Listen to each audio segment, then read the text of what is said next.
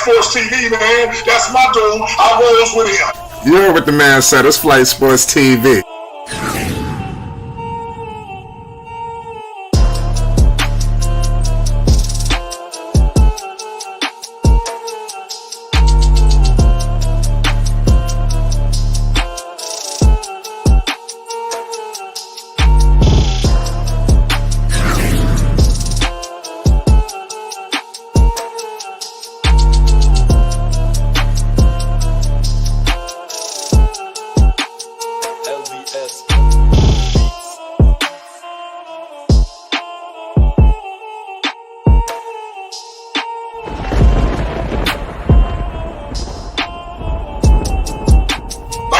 Flight Sports TV, that's where it's at.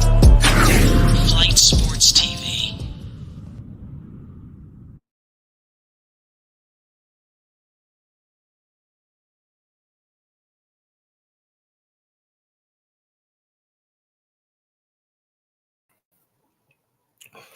What's going on, people? It's Flight Sports TV. I appreciate y'all for checking with me. I already know what it is. We back with another one of them things. Listen, we got preseason basketball to discuss with you. Charlotte Hornets play has begun. You know, this preseason is very important and pivotal for the Hornets, man. I really can't sugarcoat it for you. This is a big-time make-or-break season for Lamelo Ball and the Charlotte Hornets. I can't sugarcoat it, y'all. Charles Lee, you know, first-year head coach. We finally are going to get a chance to see what it looks like. Right now, obviously, they're going up against the New York Knicks. We're going to get into who we should be seeing taking the floor this early evening. You know, this is going to be a big-time game for Lamelo Ball and Charlotte Hornets. You finally are going to get an opportunity to see everybody, you know, together. Everybody seems to be healthy outside of Mark Williams. You know, Lamelo Ball and the Hornets know they cannot replicate the past two seasons. I don't give a damn who the hell could possibly be on the horizon for the Charlotte Hornets in the draft. They can't think about that. You know, it's win or lose for them right now. And this team in Charlotte, they are one of the teams where they can't come into the preseason lackadaisical. You know, they can't come in, oh, it's just the preseason. This team doesn't have that luxury, you know, so they have to put the pedal to the metal kind of early, if you ask me, you know. So I'm expecting Charlotte to really make some major moves in this game. We are going to get a first look at my man T-Jan's Saloon. That should be pretty solid.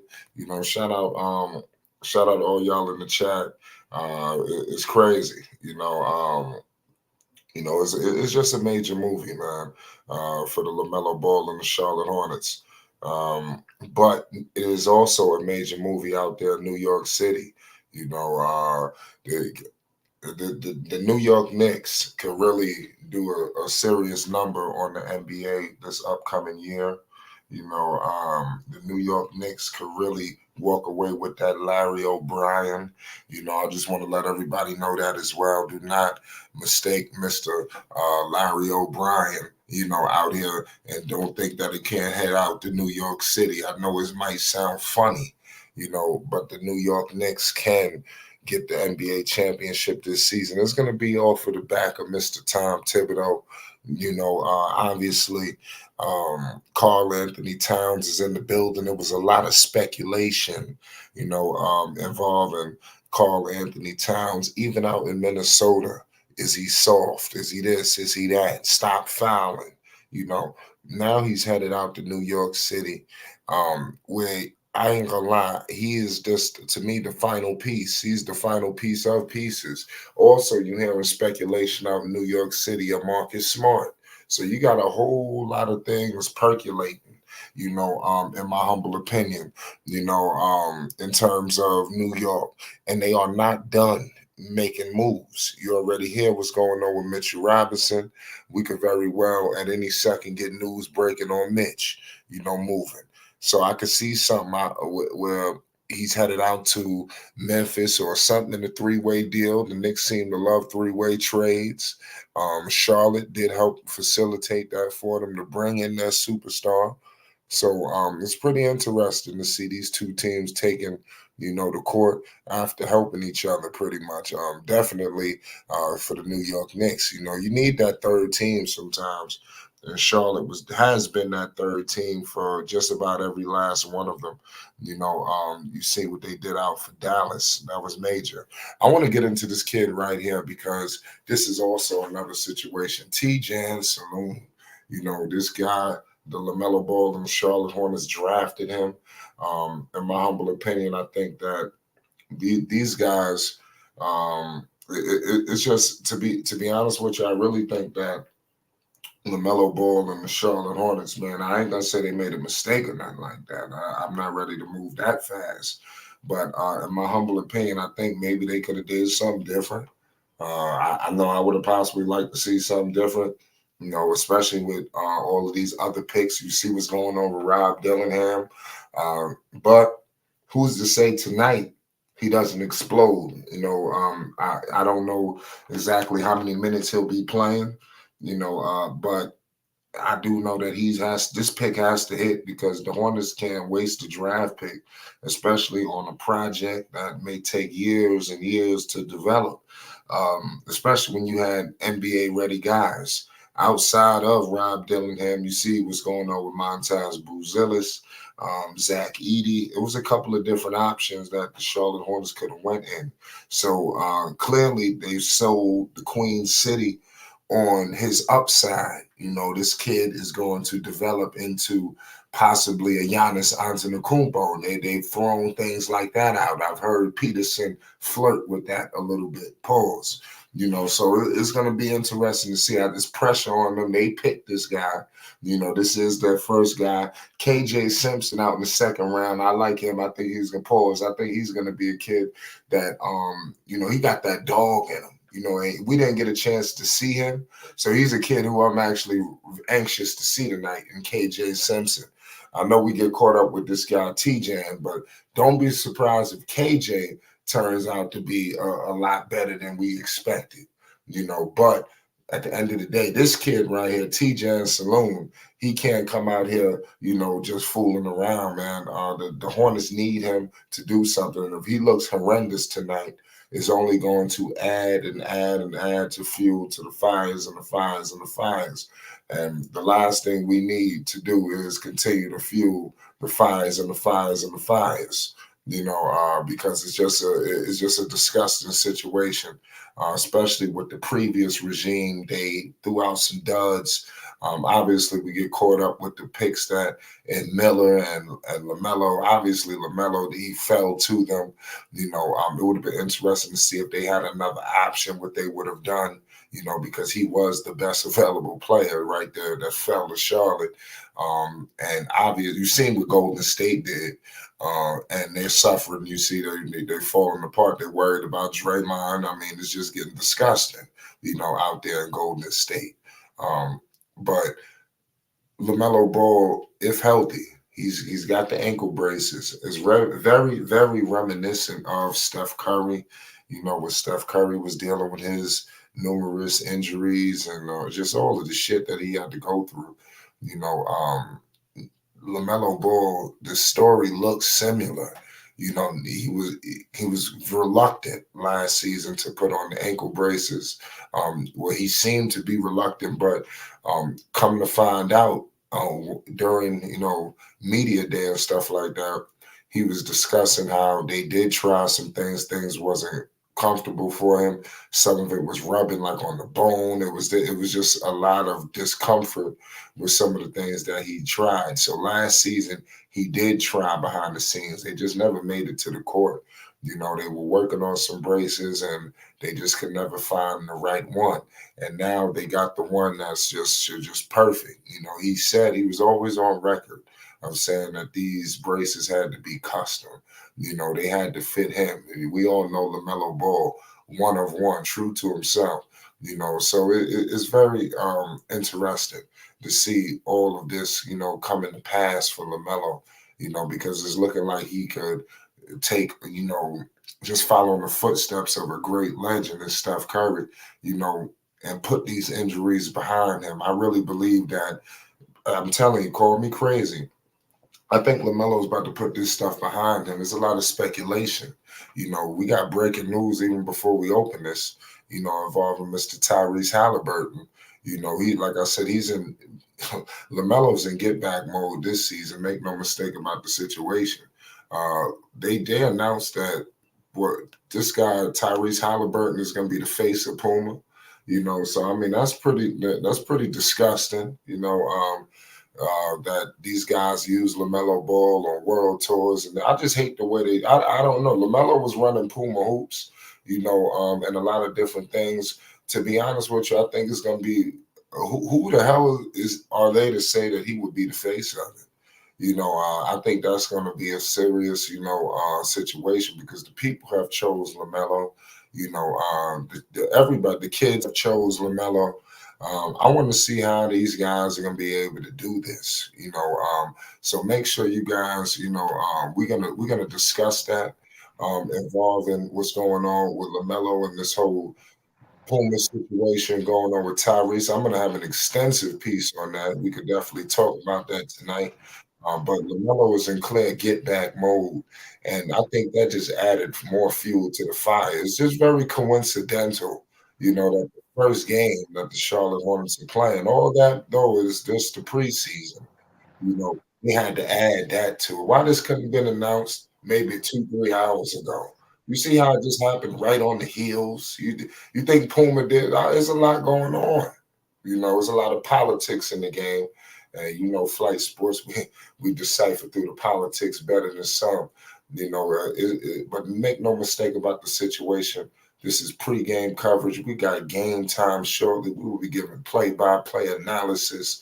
We got a special show for the people. Make sure you hit the like button. If you're new, most definitely hit the subscribe button. It's Flight Sports TV. This whole situation with LaMelo Ball, homage will be paid this season. It's been a lot of bullshit just floating around, and I think LaMelo is gonna quiet all of that down. There's been a lot of chirping, there's been a lot of barking, and it's gonna be to no avail, because LaMelo Ball is back.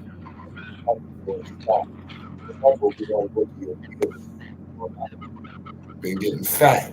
While LaMelo Ball has, went through some injuries, the team went through a little revampment. Now you see a page flipping. We're gonna see it firsthand tonight. We just getting started. I got my man All Access with me. Dex, what's the deal? It's Flight Sports TV.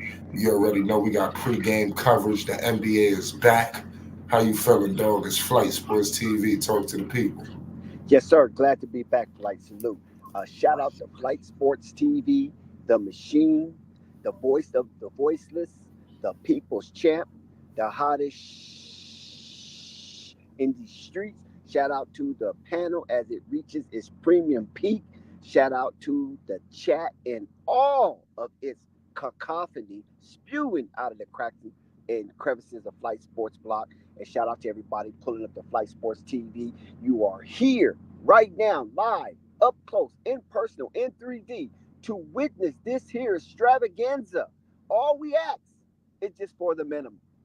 Flight, all we ask is for the minimum. Please hit that like button, hit that subscribe button. We on a journey to 10,000. Hit that notification bell so you won't miss one iota of an exuberant experience. Flight, it is on and cracking. Mellow is back. The march is on through the initial phase of NBA Fantastic TV. I'm saying the Charlotte Hornets have officially embarked on the road to recovery and eventually to get into the extended season in a comfortable slot where they can host a first round playoff game. This is tremendous. It is awesome to see that our guy, LaMelo Ball, is on the court and will face against the behemoth of the Eastern Conference and the big bullies on the block, the New York freaking Knicks.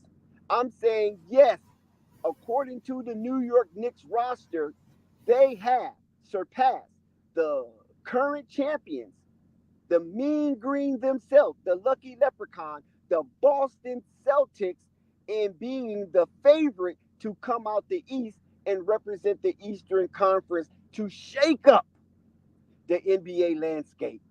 New York Knicks in the NBA Finals. That is the ultimate goal for Tommy T and his boys to be able to burst through that ceiling and get into the position where the New York Knicks represent half of the NBA and the NBA Finals, Flight. But before they get to that point, Flight, they have to take the first step, and this is the first step against the Charlotte Hornets. This will be a test to see how big, bold, and bodacious that the New York Knicks are with the new and improved New York Knicks roster by them bringing on two All Stars. Did you hear what I just said, Flight? Yeah, The New York listen. Knicks brought on I, two All Stars damn right last I heard what you season. said. Incredible. The Big Apple. You know what time it Can is. Buzz City take a bite out of Big Apple? And can Lamelo, on his road to recovery and redemption, and to quiet the naysayers that they putting all these young guys in front of him in the new NBA youth movement, can Lamelo resurface and claim his stake? Like, Right. Absolutely, Dex. Listen, you heard what the man said. We are on the heels, of preseason play. LaMelo Ball, MB1, the one of one. We will see Nick Richards. We will see, Mr. T-Jan. We will see Taj. I see Nick Richards out there. I'm looking at everybody warming up as we speak. I see B. Millie. I see Brandon Miller on the floor. I see Miles Bridges. I'm looking at T-Jam right now. I'm looking for a LaMelo Ball sighting right now. I'm looking at the shoot around. I see Daryl Curry in the building. It's that time, ladies and gentlemen. The Queen City is percolating. It's percolating. I'm waiting. I haven't seen a LaMelo Ball sighting. I'm waiting on Melo. Have you heard any news on LaMelo Ball, Dex? Will LaMelo Ball be playing tonight? Oh, I'm tripping. I see LaMelo Ball. The one of one is in attendance. The 6'7" juggernaut, from Chino Hills, is back in play. Listen, I want to talk to Dex one time. Dex, what the hell is going on? You talked about this new youth movement that the NBA is putting people ahead. It seems to be now Puma is putting somebody ahead of LaMelo. The LaMelo Ball basically revamped Puma. He basically brought Puma into the basketball space, and now it's reports that somebody else will be the face of Puma, on looking like on the basketball side. How disgusted, are you? What the hell is your thoughts on this? And how is this going to impact LaMelo this season? Dex, can you Flight, hear? I'm telling you right. Yes. Can you hear me now? Mic check. Yeah, you good. Can you hear me? Okay. Yes, Flight. I'm telling you right now, Puma is a business, right? And Puma is a global business, Flight. And so they constantly want to expand and pick up pieces as they engulf the global sports community. And so LaMelo Ball has been stable off the court. And the financial that Puma has reaped from the presence of LaMelo Ball being a part of their brand and basically the face of the brand, because we know he's a global icon when it comes to being a walking billboard for all kind of branding and expanding and heightening profile of these companies. But Flight, there's a new sheriff in town, and I'm saying this guy is an all-star. He's a face of his franchise. He's an Olympiad, and he's a gold medal winner. And when you become a gold medal winner, you become global. Automatically, you become global. And since basketball has expanded beyond the borders of the United States and some Western countries, it's become a global thing. You hear what I said? A global thing. So that means you have to advertise global athletes, winning athletes. And Puma has just embarked and snatched up a would-be Nike guy in Tyrese Halliburton. Can you believe this flight? This is freaking crazy. How in the hell can Puma try to usurp the fanfare and celebrity of LaMelo Ball as he carried into his fifth generation shoe NB was it NB.05? NB 1.05 or something to that nature? And and they bringing on Tyrese Halliburton, and they're going to offer him a massive contract because people was in suspicion when Tyrese Halliburton came to media day flight that this guy had on some loafers. What are you doing? This is not the club. This is not no business meeting on that aspect. This is a meet and greet between you, media, and fans. You supposed to be brand from head to toe, showing off all your sponsors. And he had loafers, some Louis loafers, some Gucci loafers. I don't know, Prada. Who knows? But they wasn't basketball shoes. And the suspicion arose like, what the hell is going on in the Tyrese Halliburton camp? And now we know, Flight. We get the inside scoop that Tyrese Halliburton will become the next face of Puma, and they are trying to put him out there in competitiveness with LaMelo Ball. Now, I don't know if he's going to be exactly with Puma Sports or just Puma, as LaMelo is with Puma Sports, ushered in through Rock Nation. So this is going to be Puma hoops. Pardon me, yeah, Dad. Puma Hoops. Yeah, Puma Hoops. I'm sorry, Puma Hoops, not Puma Sports. Puma Hoops. And so this is going to be something that's going to be very interesting and intriguing at the core to see if whatever LaMelo Ball have done for Puma and put them on the face of the NBA NBA players' appetite, if Tyrese Halliburton can match the output of LaMelo Ball in Puma, as LaMelo Ball represents Puma hoops. Like, Right, absolutely. So clearly, as you can see, is a lot of politics in the game.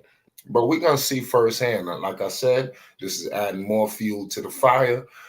Everybody will pay homage this season if LaMelo Ball is healthy. Point blank, period. Y'all better act like y'all know. Can we stop acting like he wasn't on an epic tear? Prior to all the situations with him going down, it was just a mess.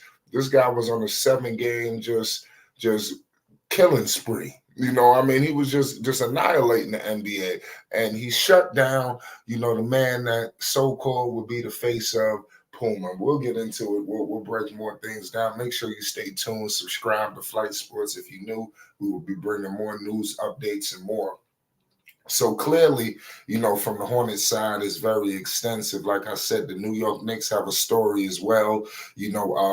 They are another team that can't come out. Well, they kind of can, but they do have new pieces that they would like to implement, and get and see what that looks like. So I'm pretty sure it will be moments during this game where, we're going to see different lineups and changes that Tibbs going to be looking to do. So I'm very interested to watch both teams because, like I said, they really could use this game. It's obviously the Hornets more than most. So it's going to be interesting to see. What are you expecting from LaMelo Ball tonight, Dex? Are you expecting him to play all the way through the fourth, or what is it, one quarter, halftime, minutes-wise? What are you expecting from LaMelo? yeah, I think he'll be on a heavy minute restriction. I think the rotation will be focused on more of the youth of the Charlotte Hornets to see who they're going to keep and who they're going to let go. I think Tijan,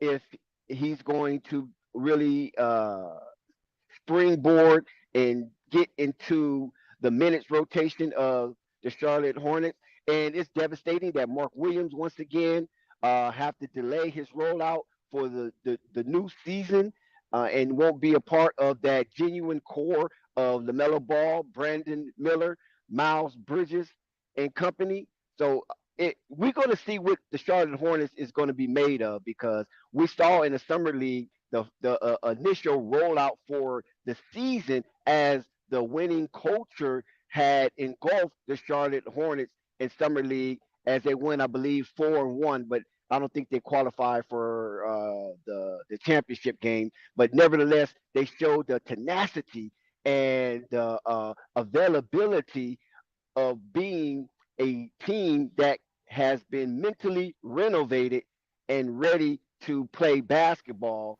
and meaningful basketball as the season unfolds. So there was a lot of grappling for position flight in that summer league, and Charlotte made up their mind by the dictation of Jeff Peterson, who he's going to keep and who he's going to reject. And so Charles Lee has his hand full as the renovation continues in Buzz City, as the Charlotte Hornets look to be amongst those that's in the top 10 when it's all said and done, when the season is over, Flight. Right. I got another question for you, Dex, before game time and tip off. You have been very critical on Mr. T-Jan Saloon. Tonight we should get another first look at the rookie. Obviously, preseason just getting underway. We seen what Rob Dillingham just did. The Hornets could have got him. He seemed to be a guy that could put the ball in the hole at an NBA level. We have yet to see what Montage looks like in the preseason. We'll be seeing him this Tuesday. Lonzo should be playing. Make sure you subscribe to Flight Sports. You don't want to miss it. We're going to be live. Listen, Dex, how much pressure is on T-Jan tonight? And what's your thoughts on, the Hornets possibly skipping down some NBA-ready guys like Zach, Edey, and some others? What's your thoughts? Well, Flight, I find it kind of disturbing to me because I'm 100% behind Jeff Peterson and Charles Lee. This is a good tandem on the executive side as well as player performance side. Basically, mean the talent resource, and it's kind of disappointing because you wanted Lamelo to be paired with another sensational. Excuse me, I won't say sensational. Let me not embellish. A potential sensational demonstrator out there on that hardwood when it comes to Lamelo and Brandon Miller, right? We know that Mark Williams have issues with his health, and like I said earlier today, it was very deflating that there's going to be a delay in his rollout this season. So when you have players like Zach Edey, the National Collegiate Player of the Year, I mean that's a given. You follow what I'm saying? Because the Charlotte is very decimated when it comes to in the paint presence and defending the rim. So when you had a big man that was available at the time and he's a National Collegiate Player of the Year, then and plus he had a nice run in the NCAA tournament during March Madness, you would assume that that would be the best talent available, right? Now, Rob Dillingham, I understand. I understand not drafting him because you have a slew of guard. It's a traffic jam at that position of attack, and Hornets need to shake some things out anyway and not add to the stoplight that is there at the guard position. So that I understand. But Montaz Buzelis, come on, man. You've seen his work. Actually, you played against him. You know, I don't know. Flight is hard. I know that Charles Lee wasn't coaching at the time, and when Brandon Miller went into the rookie, the Rise Challenge, and he went up against Matisse Buzelis, and Matty B put up one in his face. You follow what I'm saying? I mean, he it was a facial. He creamed him. Pause. He creamed the guy. He stretched out his arm in defense. Last second shot of that challenge, and Matty B pulled up and put one down his throat. And then talk ish. I'm talking about major ish after he done that and had a terrific run in that rookie challenge that I don't think is set well with Jeff Peterson. And so this could have been a byproduct of saving your athlete emotions and cuddling his mental makeup by not drafting Matisse to create a driving force for that position, small forward, two guard, because Matty B, he can play a variety of positions. And so, since you can interchange him with multi positions, it might interfere with the Brandon Miller development, which I don't really think it was. But when you're Charlotte and you're that uh, uh, skimmish and bereft of talent, then you have to continuously to incur the best talent in the draft and then allow a stringent coach like Charles Lee to work it out and create a pecking order and give everybody their lanes so you can be successful with a bunch of talent, and then you can move off or keep whatever that you feel necessary that fits in to the vision of Jeff Peterson and Charles Lee of the Charlottes going forward. Dalton Connect, D, how can you not? How can you not get Connect for? You understand what I'm saying? You need shooting. You need to stretch the floor. LaMelo shouldn't be your only deep threat. I know they're trying to incorporate Brandon Miller in that. They was trying to incorporate some of that in Mark Williams' game, but Mark Williams, as we see, is Humpty Dumpty. He keep falling and keep cracking, and he's not available. But Brandon Miller, uh, he's young enough where you can mold him. He's very pliable, where you can mold him into becoming a stretch at times. But this guy, Dalton Connect, was already that. You have to mold him. He's genuine that. You follow what I'm saying, that you're looking for. So it was very deflating to see that Charlotte had a very good draft pick and a very good draft, which was top heavy, that they skipped on some of these players that was ready made to be inserted and inputted in the Charlotte lineup. Like, Yeah, good call, Dex. We are moments away from tip off. Listen, Brandon Miller is a beast and a half. You brought up his name as well, Dex. But obviously, how much pressure is on Brandon Miller this season, in your opinion? Because everybody is crowning him as the next one, the next this, the next that. What about him? It seems like the Hornets are banking on him really taking that next shift. Do you think he could take that this season, or are we a year or two away from what people are expecting from Brandon Miller? What do you think about him I this mean, season? listen, Brandon Miller last 34 games last season, he averaged 19 points, 19.7. So you round that off to 20 points, right? And he's shooting 37% from the 3-point line, and he only played 33 minutes a game. So those minutes might increase. So if the minutes increase, then all other numbers could increase. But keep in mind that Brandon Miller did this in the absence of LaMelo Ball. He did this when Miles Bridges was working his way into shape, which I find incredible to believe that Miles Bridges sat on his hands all offseason and was not ready to play basketball. But nevertheless, a lot of people give Miles Bridges a pass on last season because he was working his way into shape. He had to get his mind right because there was a lot of things happening outside of basketball that could have collapsed his career. So Brandon Miller had an easy insertion into the limelight behind Victor Wembanyama, of course, and Chet Holmgren, because most of the eyes were on those guys since Charlotte Hornets had basically imploded with injuries and caused them to be non-recognizable during last season. So Brandon Miller's springboard from last season was a healthy, healthy dose of getting experience without any expectation or pressure on him. And I think this year would be another because, like I said before, Melo is on a recovery tour and Miles Bridges is continuing on his redemption tour. So this alleviates a lot of pressure from Brandon Miller and allow Brandon Miller to play as a sophomore in this league while Miles Bridges and LaMelo carry the heavy burden of getting the Charlotte Hornets back in shape. Now, also what helps Brandon Miller is Mr. Williams himself. This is going to be the Charlotte Hornets enforcer. He's going to be a heavy presence, vocalization, in the locker room and on the court.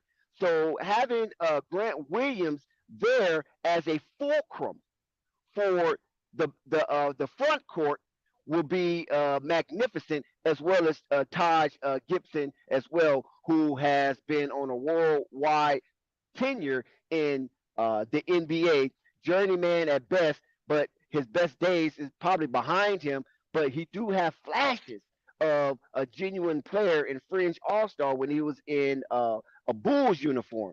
So the USC alumni, Taj Gibson, New Jersey. I think he's from New Jersey, so he got that East Coast toughness in him that will help Brandon Miller as well. Will be a supporting system for his growth and development. So I think Brandon Miller's in a really good position as a sophomore in this league by having the burden of the beast placed on Lamelo Ball and Miles Bridges' flight. Good call, Dex. I mean, we are moments away from tip off. We got national anthems going on right now as we speak. It's always an honor and a privilege to have Charlotte Hornets basketball back, especially when LaMelo Ball is at the helm. You know, it's so much hype again surrounding this season. It seems like every year, you know, we come in with optimism. And this is the best time of the year because everybody has hope. You know, everybody's 0-0, even tonight. Whoever wins or loses, you're still 0-0. You know, so it's good to just get a first look at some rotations, possibly that, you know, Charles will be possibly throwing out there. How is he going to be using LaMelo? Is he going to be using people differently? You know, is he putting people in different situations? Or are we just going to throw out the same shit we've been doing? You know, so this is another thing I'm going to be monitoring as well. So that's why there's a lot of things to look at, you know, this game, especially on the New York Knicks side. You know, the New York Knicks, they are looking to do big time things.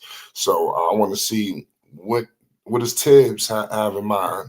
Right now, I'm looking at the floor right now. Do I see Karl Anthony Towns? I don't know if I see Jalen Brunson out there. You know, so we're gonna get a look. We're gonna get a first look at Karl Anthony Towns. I see Mikal Bridges and company. So I know they're ready to go. Mikal, you know, he an Iron Man. And there was a lot of speculation going on with the Knicks bench. You know, they starting to iron things out. They signed T.J. Warren, you know, so the New York Knicks are going to be a solid basketball team this season. From the starters to the bench, they really got a nice rotation, a serious playoff threat rotation, and is led by Mr. Tom Thibodeau. You know, Tom Thibodeau is going to snatch a lot of people jugular veins out. Pause. Dex, I know you got something to say. What's your thoughts on the New York Knicks led by Mr. Tom Thibodeau? Yeah, listen, Flight, this is one of the best things for Karl Anthony Towns. He just come off of the media run with Club Shay Shay, and he talked about his immaturity in his first tenure with Tommy T, and he said he has now a more profound respect for Tom Thibodeau due to the fact that he understands now, and plus his maturation has caught up to his aspiration of being in a winning situation, even though Minnesota was on the cusp of getting over the hump. It just happened to be interrupted by Luka Doncic and Kyrie and company. But the Minnesota Timberwolves experience for Karl Anthony Towns really have him ready for what we've about ready to see. It was a preeminent affair for Karl Anthony Towns to go through the ups and downs in Minnesota with Anthony Edwards and Rudy Gobert and Mike Conley and company to really set him into what's important in his life outside of basketball, right? His girl, he's over. His mom died, and people in his family have died due to COVID, which ravished his mentality. You know, now he's Hold on, Dex. I'm going to cut you off. We got starting lineups for the New York Knicks. We got Jalen Brunson, Mikal Bridges, OG Anunoby, Josh Hart, and Karl Anthony Towns. So the New York Knicks are charting out their roster, and the Charlotte Hornets, we're about to get starting lineups on them. It's going down. Tommy T and Karl Anthony Towns discussing some things before they take the floor. The Karl Anthony Towns New York City era has begun. The Charlotte Hornets will start Lamelo Ball, Brandon Miller, Josh Green, Miles Bridges, and Nick Richards as center. So that's who seems to be the fix for this whole Mark Williams situation. Let's see how solid Nick Richards could be at that 5. I thought that he might possibly have been better at the 4, but maybe it's time for Nick to take that next step. I like Nick Richards. I think he could definitely step into place. Here comes Brandon Miller. He walked into the court with that swagger. He better know there's some defenders out there that he don't know who playing. OG out there on the other side. Mikal out there on the other side. So the last thing you need is a guy like Miller to start cooking. The Knicks got these so-called defenders, right? What if these guys light their ass up? They come into the floor with a lot of swagger. Yeah, no doubt. You know what I'm saying? New York is definitely in the building. I see Maurice Cheeks over there on the Knicks bench. So that right there also showed that some grittiness and how to get the job done from the point of attack position for the New York Knicks. And I think it's just a helpful thing for Jalen Brunson to have that kind of mindset and experience on the bench for the New York Knicks. Absolutely, Dex. We about tipped off. We are underway. All access. Listen, Lamelo Ball, MB1, the 1 of 1. He guarded by Mikal Bridges. This should be an interesting night. Lamelo Ball he's surveying the landscape. Mikal all on him. They give it to Brandon Miller. Walk in 3 ball. He missed it. Rebounded by OG Anunoby. New York City. We back with it. Jalen Brunson crossing half court. MB1 picking up Jalen Brunson. They kick it out to Mikal. Mikal Bridges kicks it to OG. Oh, blocked by Lamelo. Lamelo just blocked OG. Lamelo just saved the possession. And it was a turn. Lamelo just saved the goddamn possession that led to a turn. Oh, my goodness. Lamelo Ball is out here. Man, he making defensive plays. It wasn't all talk. Lamelo get the stop on OG. He just saved the goddamn possession. Oh, my goodness. Lamelo all the way to the cup. He turned defense into offense with a block, and he goes in with a score. Lamelo was on the board. 2-zip. Hornets. Here comes Jalen Brunson. Picked up by Gordon. Yes, Karl Anthony Towns. Oh, Karl Anthony Towns. Step back 3 ball. Missed it. Rebounded by Brandon Miller. B. Millie crossing half court. Kicked it to Green. Throws it out to Nick Richards. Nick Richards all in the paint. Picked up by Cat. Oh, Cat forced the turnover. You got to keep your eyes open, Nick Richards. Oh, here come Karl Anthony Towns all the way to the cup. Yeah. Mikal Bridges, he missed a wide open 3 ball. Here comes Lamelo Ball crossing half court, picked up by Josh Hart. Lamelo Ball shaking and baking all the way to the cup. He kicks it out to Miles Bridges. Miles Bridges, corner 3, cash, money, 5-zip. 5-zip. The Hornets are up. They moving with a frenetic pace. I like the pace right now. Here come Brunson. Brunson shaking and baking. He kicks it out to Cat. Big Cat surveying the landscape. He kicks it out to Josh Hart. Josh Hart picked up by Miles Bridges. Mikal has it. Mikal got the ball, screen and roll with Big Cat. Mikal Bridges missed the floater. God damn it. Here comes Lamelo Ball. Lamelo has it. Lamelo kicks it out to Nick Richards. Back to Lamelo. Top of the key 3. He goes in the mid-range. Lamelo with a floater into the cup. He missed it. Rebounded by Karl Anthony Towns. Josh Hart crossing half court. He kicks it out to Mikal Bridges. Mikal all the way to the cup. Up and under. Good. It's 2-5. The Knicks are down 3. It's 2-5. 9:50 to go in the first quarter. Here comes Brandon Miller. B. Millie crossing half court, met by Mikal. Mikal Bridges playing good defense. Here goes Miles Bridges. Here comes Green. Green has the ball all the way to the cup, and he missed a wide open layup. Here comes Jalen Brunson. Jalen Brunson picked up by Nick Richards. Jalen Brunson walks into a 3. Cash money. We got a tie game right now in the Queen City. It's 5 up, 9:20 to go.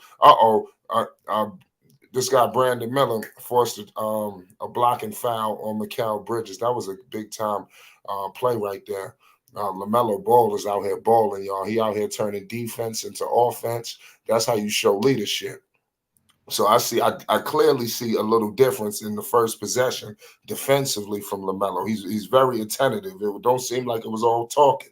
Here comes a screen and roll with Nick Richards and Lamelo. Lamelo floater. He missed it. Rebounded by Josh Hart. He kicks it out to Jalen Brunson. Jalen Brunson, 2 on. He's good play. Brunson kicks it out to Karl Anthony Towns from 50. Big cat with the big three. Splash. It's 8-5. Karl Anthony Towns. He ain't playing no games. It's 8-5 right now. 9 minutes to go in the first quarter. Lamelo Ball. Oh, Lamelo. He got the ball back, picked up by Mikal Bridges, too. Mikal Bridges is on Lamelo. He ain't going for it. Oh, Lamelo, 3-ball. Cash. Lamelo about to cook this dude, Mikal Bridges. I'm telling you. Yes! They better get a switch. They better get a switch. It's 8-8. It's 8-8. Here comes Brunson. Brunson has the ball. They kick it out. Oh, good play. Oh man, that's a damn, that was a foul. Here comes my man Brandon Miller. Brandon Miller has it picked up by OG. Lamelo has it. Screen and roll with Nick Richards. Lamelo from deep. He missed it. Good play. Give it back to Lamelo. Lamelo gives it out to Miller. Back to Lamelo. Josh Hart picking up Lamelo ball. Good play. Lamelo kicks it out to Brandon Miller to Nick Richards. Nick Richards damn near loses it, but he saves it. Lamelo gets it. Oh, big good defense by the New York Knicks. They forced a turnover on the Charlotte Hornets. You know, so that's a major play right there. It's 8-8. 8:02 to go in the first quarter. OG Anunoby is out there. Mikal Bridges is on LaMelo Ball. So that seems to be the matchup. I wonder if they're going to get a switch on that because LaMelo seems to be having his way, you know, with Mikal Bridges. Oh, here comes Big Cat. Big Cat all the way to the cup, and he scores it. They can't do nothing with Karl Anthony Towns. Are they silly? You know, here comes, Brandon Miller. Oh, they kick it out to Miles Bridges, top of the key 3-ball. He missed it. I thought we was going to get some things to the paint, Miles. So we're waiting for Miles to take it inside. Pause. You know, it's 7:45 in the first quarter. You know, it's a good frenetic pace. It's up and down basketball. It's what we come to see at the Spectrum Center. Buzz City's alive and well, and they got to be careful on that shot clock violation. They got to be a little more scrupulous with their play. Yeah. Absolutely. LaMelo Ball kicks it out to Nick Richards. Nick Richards has it. They give it to Miles Bridges. Miles Bridges all the way to the cup. He missed it. He caught in traffic. Here comes Jalen Brunson. Oh, he putting the moves on Green. He kick it out to Josh Hart. Josh Hart kicks it to Big Cat. Big Cat all the way to the cup, and he missed it.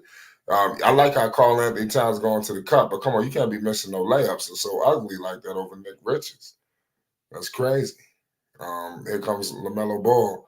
LaMelo, he kick it out to Green. Green, big time 3-ball by Josh Green. You need a guy like Green. He come from a winning situation. That's solid. Here comes Jalen Brunson across in half court, picked up by LaMelo Ball.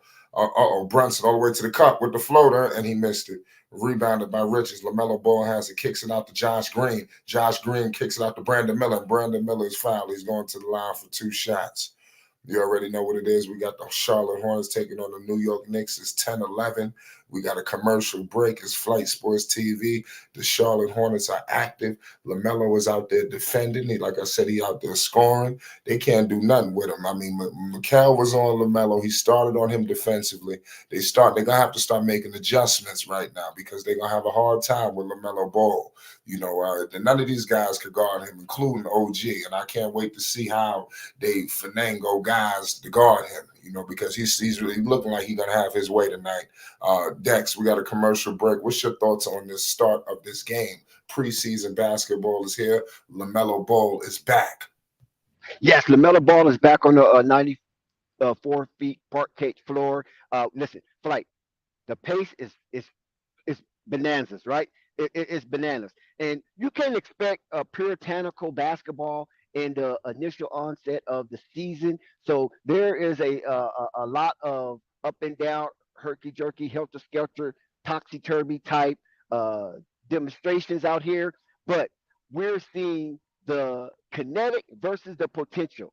There is a lot of kinetic energy out here for the New York Knicks and the hosting team, the Charlotte Hornets. LaMelo Ball kicking the ball out there. They got players running on the wing. Now, I like this, but can they sustain this? Will this be the actual pace for the Charlotte Hornets come this season? Because if that's the case, if they can keep up this kind of rapid pace, this rapidity will develop and result into multiple wins this season, especially catching teams coming off of that the back-to-back night and things of that nature. So we're going to see if the Charlotte Hornets players can win the war of attrition and be able to stabilize themselves coming down the stretch and keep up this kind of pace, because this kind of pace makes big men irrelevant. Flight. Yes, absolutely, man. It's very exciting right now, ladies and gentlemen. I'm here to let you know this game is very exciting. Make sure you don't touch that dial. If you're moving and grooving, Flight Sports TV, we will give you play-by-play analysis all throughout the season involving the Charlotte Hornets. Hell, even the New York Knicks, New York City, what's going on. So nonetheless, man, it's going to be a major movie this upcoming year. And I'm just very excited to get a little appetizer, of Charlotte Hornets basketball. You see Lamelo back. He went down to injuries. It was very depressing. Lamelo Ball has the ankle braces. Look like they're showing it right now as we're coming back from commercial break. Yeah, those braces are locked in. Lamelo Ball is playing in the NBO threes, it looked like. At least that's what he was warming up in. Those are not the newest sneakers. He playing in the NBO threes. Those are not the NBO fours that he's wearing. See, there's a lot of shuffling going on with Puma as well. I think it could be some things going on because I don't want to talk too much with this Puma situation. We're getting into it. Miller's at the line. The Charlotte Hornets basketball is back. 6:46 to go. Here come the New York Knicks. Jalen Brunson has the ball picked up by Green. Brunson coming up on half court. Green all over him, harassing him. Kicks it to Mikal. Micic is in the game, so Lamelo is taking an early seat. It's 6:30 to go. Big Cat posting up Taj Gibbs. Come on, this is barbecue chicken. He kicked it to OG, found OG back door. OG can't do nothing in the paint. Good defense. Taj Gibson. And who was that? Miller and Taj Gibson. They shut down OG in the paint. Good pickup. See, with Big Cat in New York, as I'm looking at him right now, and I like Karl Anthony Towns, but I want to see him continue to go to the paint. He went to the paint 2 times, and he missed both layups, but he made the 3 that he says. So it's something that we're gonna need a little bit more out of him in New York. He needs some nastiness. Pause. You got to go to that cup.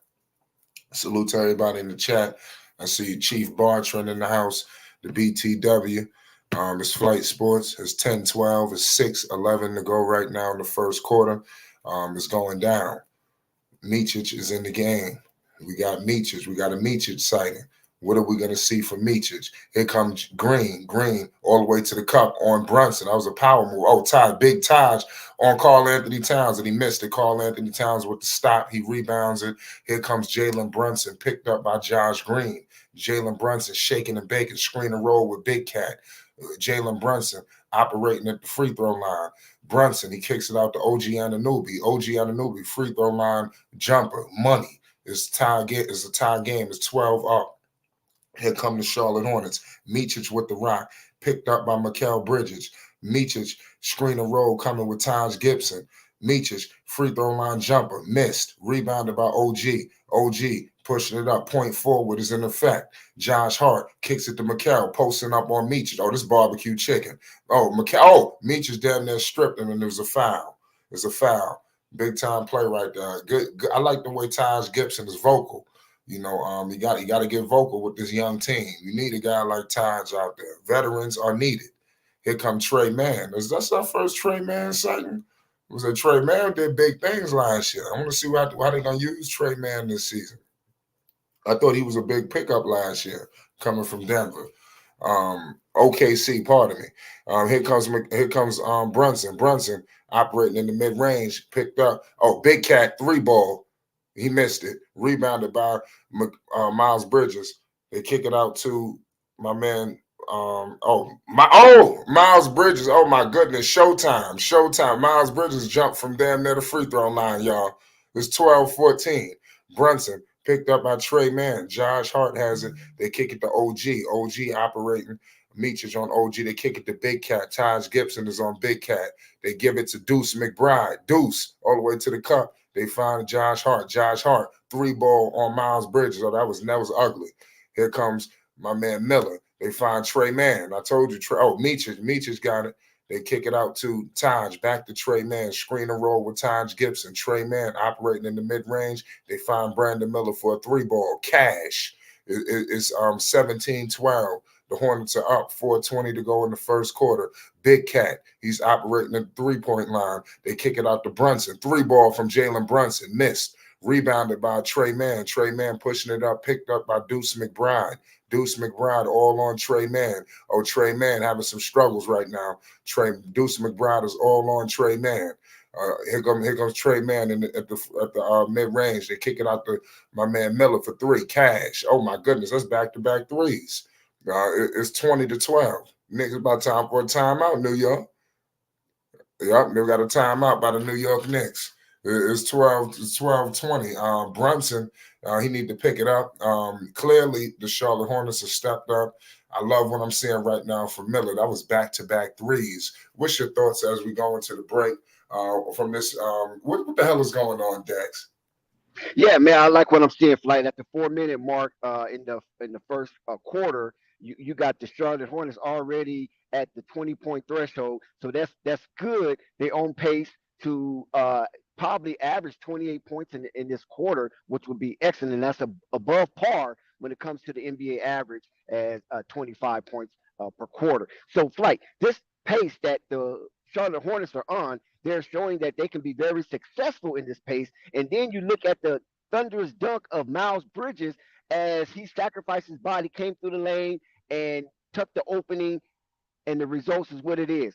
We talked about earlier, Flight, Brandon Miller, the assertion and ascension of Brandon Miller being a floor spacer. If this can't continue, this is going to be really harmful for the NBA when they come into Buzz City if Brandon Miller can be a consistent force beyond the distance. So right now we're looking at it. I like the way Charles Lee have his troops out there scrambling, coming out of their foxholes, being very defensive and attacking preeminently.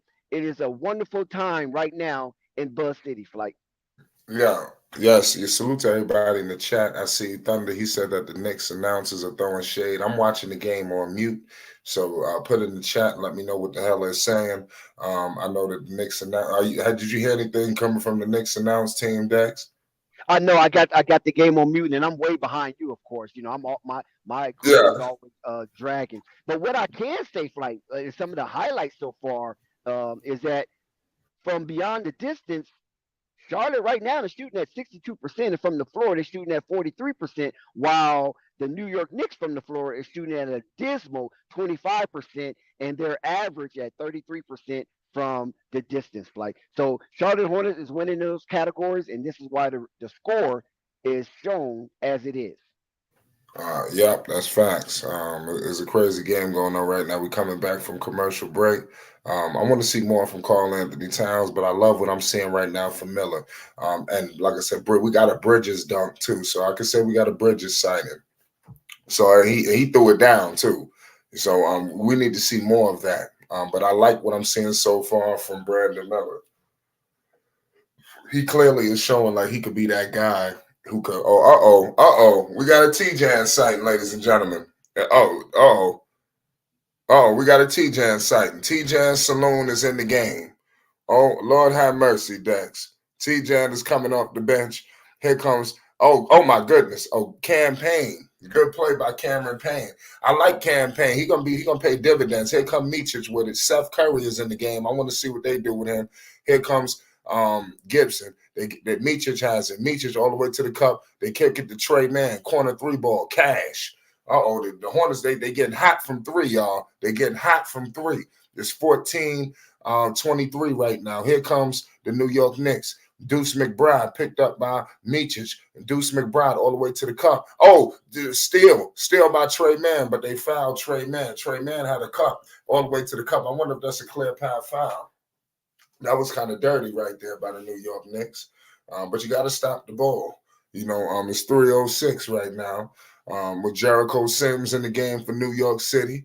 Shaman in the game. They said we ain't have no bench. They said we ain't have no bench. Precious Achua in the game. They said we ain't had no bench. Here comes the Charlotte Hornets. Seth Curry is in the game. He's inbounding. Seth Curry look like he's gonna kick it to Meechich. They look like they tell him to kick it to TJ. They don't want to give TJ the ball. Meechich got it. Meechich has the ball. They kick it out to Taj Gibson. Taj got the ball. They kick it out to Trey Mann. Trey Mann, step back three ball. Cash. Woo! I told you Trey Mann was a problem. And they got him coming off the bench. That was a big play. 26-14. Campaign tried to hit him right back. Jericho Sims with the big time rebound. Landry Shaman, top of the key three. Cash. It's 17-26. 2:30 to go in the first quarter. They're going back and forth. Trey Mann with the ball. Oh, TJ got it. We got a TJ. Oh, he looked lost, Dax. Screen and roll. I'm not surprised. Meechers got it. Damn, the Charlotte Hornets just turned it over. Oh, big time play right there from Precious Achua. Banger. Precious with the big time play off the turnover. Meechers has it. Meechers crossing half court. Screen and roll with TJ. They don't give it to TJ and they give it to Taj. Get big time play by Taj Gibson. It's 28-19. The Hornets are up. And Taj Gibson is smiling and laughing. They treated TJ like LeAngelo Ball on the. I hope not. I hope not. Look like it might be a little worse. From what I just see, there's only 2 possessions. Let's see what happens. But they're not involving him in the play. It looked like he just out there. Here comes Seth. They're giving it to Taj Gibson. Oh my goodness, the veteran. They said Taj was just gonna be sitting around. Taj Gibson with the big time screen and roll. That was a big play. Oh, Taj Gibson. Oh, he couldn't get the stop. Taj Gibson got a lot left in the tank. Pause. Yeah, he laughing, having fun. Yeah, word. Yeah, Taj Gibson. He gonna be productive out there for the Hornets. He gonna get some minutes. He gonna be in the rotation. Taj Gibson out there. Oh, TJ. Oh man, TJ. He too late on the screen. TJ got to go get the. TJ has something to do with that damn turnover because Meechich wanted him to come up and set the screen, and he looked like he didn't know when you set the screen. So what'd you say? He's not ready.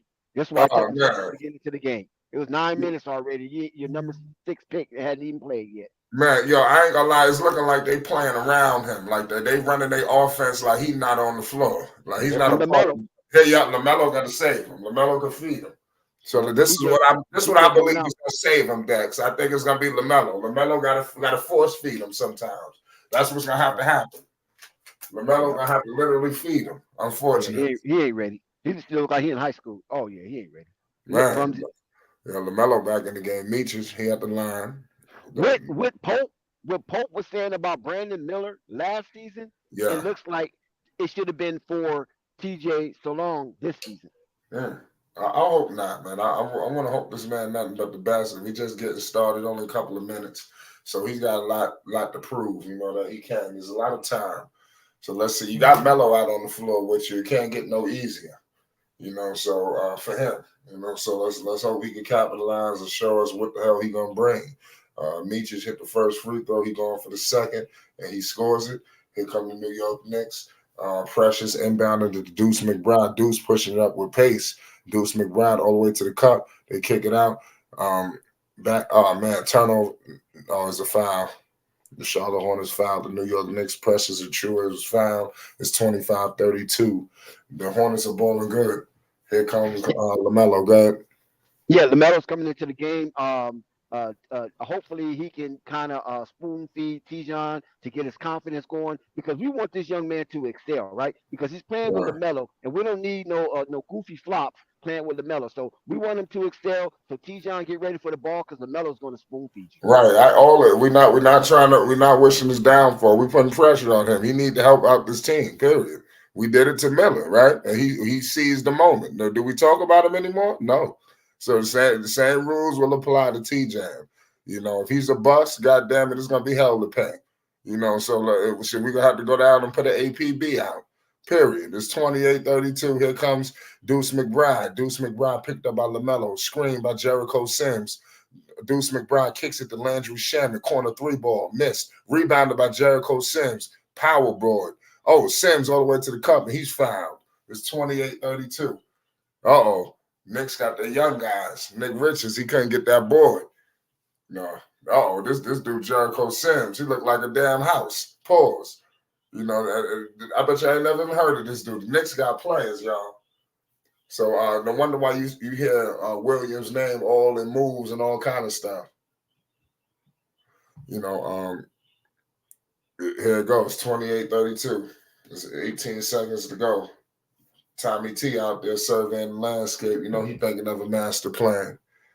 Listen, if you're a Hornets fan, make sure you subscribe. If you're an NBA fan, if you're excited, you know, make sure you hit the like button. The NBA season is fastly approaching. Preseason coverage is here. Hornets basketball is back. It's 29-32.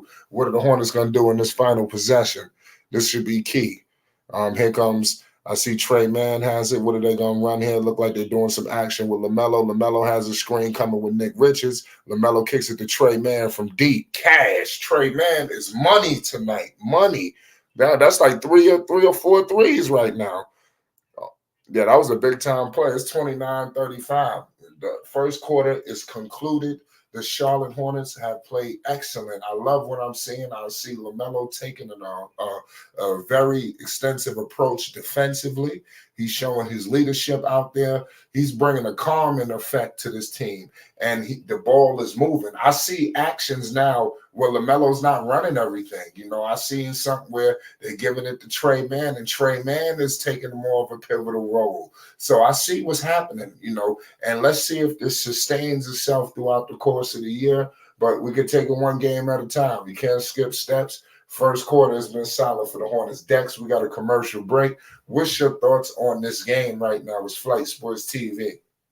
Like I said, I can't reiterate it enough that I appreciate how Coach Charles Lee have inserted in these young men during their initial rollout in summer league about being winners and not being looking at as a deficit but an asset.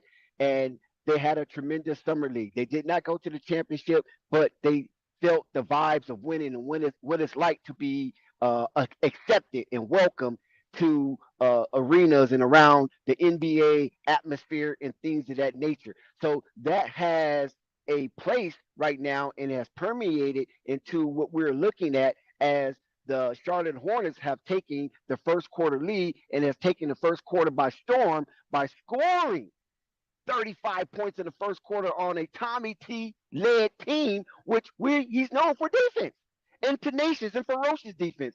And the Charlotte Hornets have accepted the bumps and bruises. They have absorbed all the fouls and the hard hits and went to the line, shot very well from the free throw line, and shot very well from beyond the distance. This is the Charlotte Hornets version of basketball we want to see demonstrated night in and night out, Flight. Yeah, now let's just see if they can sustain this. I think that's all that's key right now for the Charlotte Hornets. Like I said, we are in the middle of a commercial break. I love what the coaching staff is implementing. You know, they've been very solid, you know, so it's key. You know, I love what I'm seeing, you know, from the Charlotte Hornets. Let's see if they could keep this going. We coming back, starting the second quarter. It's going down. It's Flight Sports. You already know what it is. Yeah, the Charlotte Hornets are shooting very well from the field. They're shooting over 50% from the field, Flight, and they're definitely shooting over 70% from the distance, and they're 3 or 4 from the free throw line, 75%. So there's a lot of good statistical stats that's going in Charlotte Hornets' way, and we want to see this continue. Can they replicate what they did in the first quarter?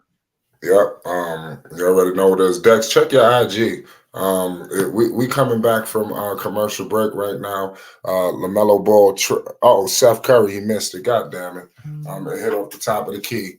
It's 29-35 right now. Second quarter is back in effect. You already know what it is. It's going down. It's Flight Sports TV. Trey Mann is cooking. I love what I'm seeing from Trey Mann. Here comes my man. I keep forgetting his name. Campaign. You know, Campaign. He been down there journeyman right now, but I like what he's doing for New York so far. Here comes LaMelo Ball, mid range, and they got a foul. Salute to everybody in the chat. I see Thunder in here active. You know, the Knicks commentators, you know, they get a little big-headed sometimes. You know, you got Mike Breen, you got, you know, Walt Clyde and them over there. Here go TJ, and we got to get the business, man. TJ Saloon, he better do something, goddammit. Period. You know, they did not waste this draft pick for shit. Period. It just don't make no sense. There's 11-12 to go right now. LaMelo Ball is cooking. Let's go. I like what I'm seeing from Charles. Believe it or not, when the Hornets are winning, the only thing that the haters gonna be able to say is Miller's team now. But who gives a shit who team it is? We know what's going on. That's what the haters gonna say. Deuce McBride with a big time play. It's 33-35. Bottom line is the Hornets got to get to the playoffs. I don't give a damn at all. It's at all costs. LaMelo's crossing half court, met by Deuce. They kick it out to Green. Green has a T-John is on the board, Flight. Oh, he's on the board officially. T-Jan all the way to the cup. Yep, he's on the board. Oh, my goodness. T-Jan is on the board. There you go.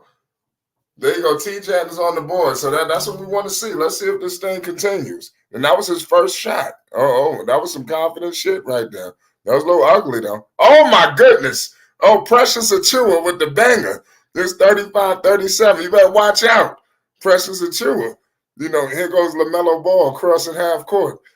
Screen and roll with Nick. Oh, LaMelo Ball, 3-ball. Oh, he missed it. That's vintage LaMelo right there.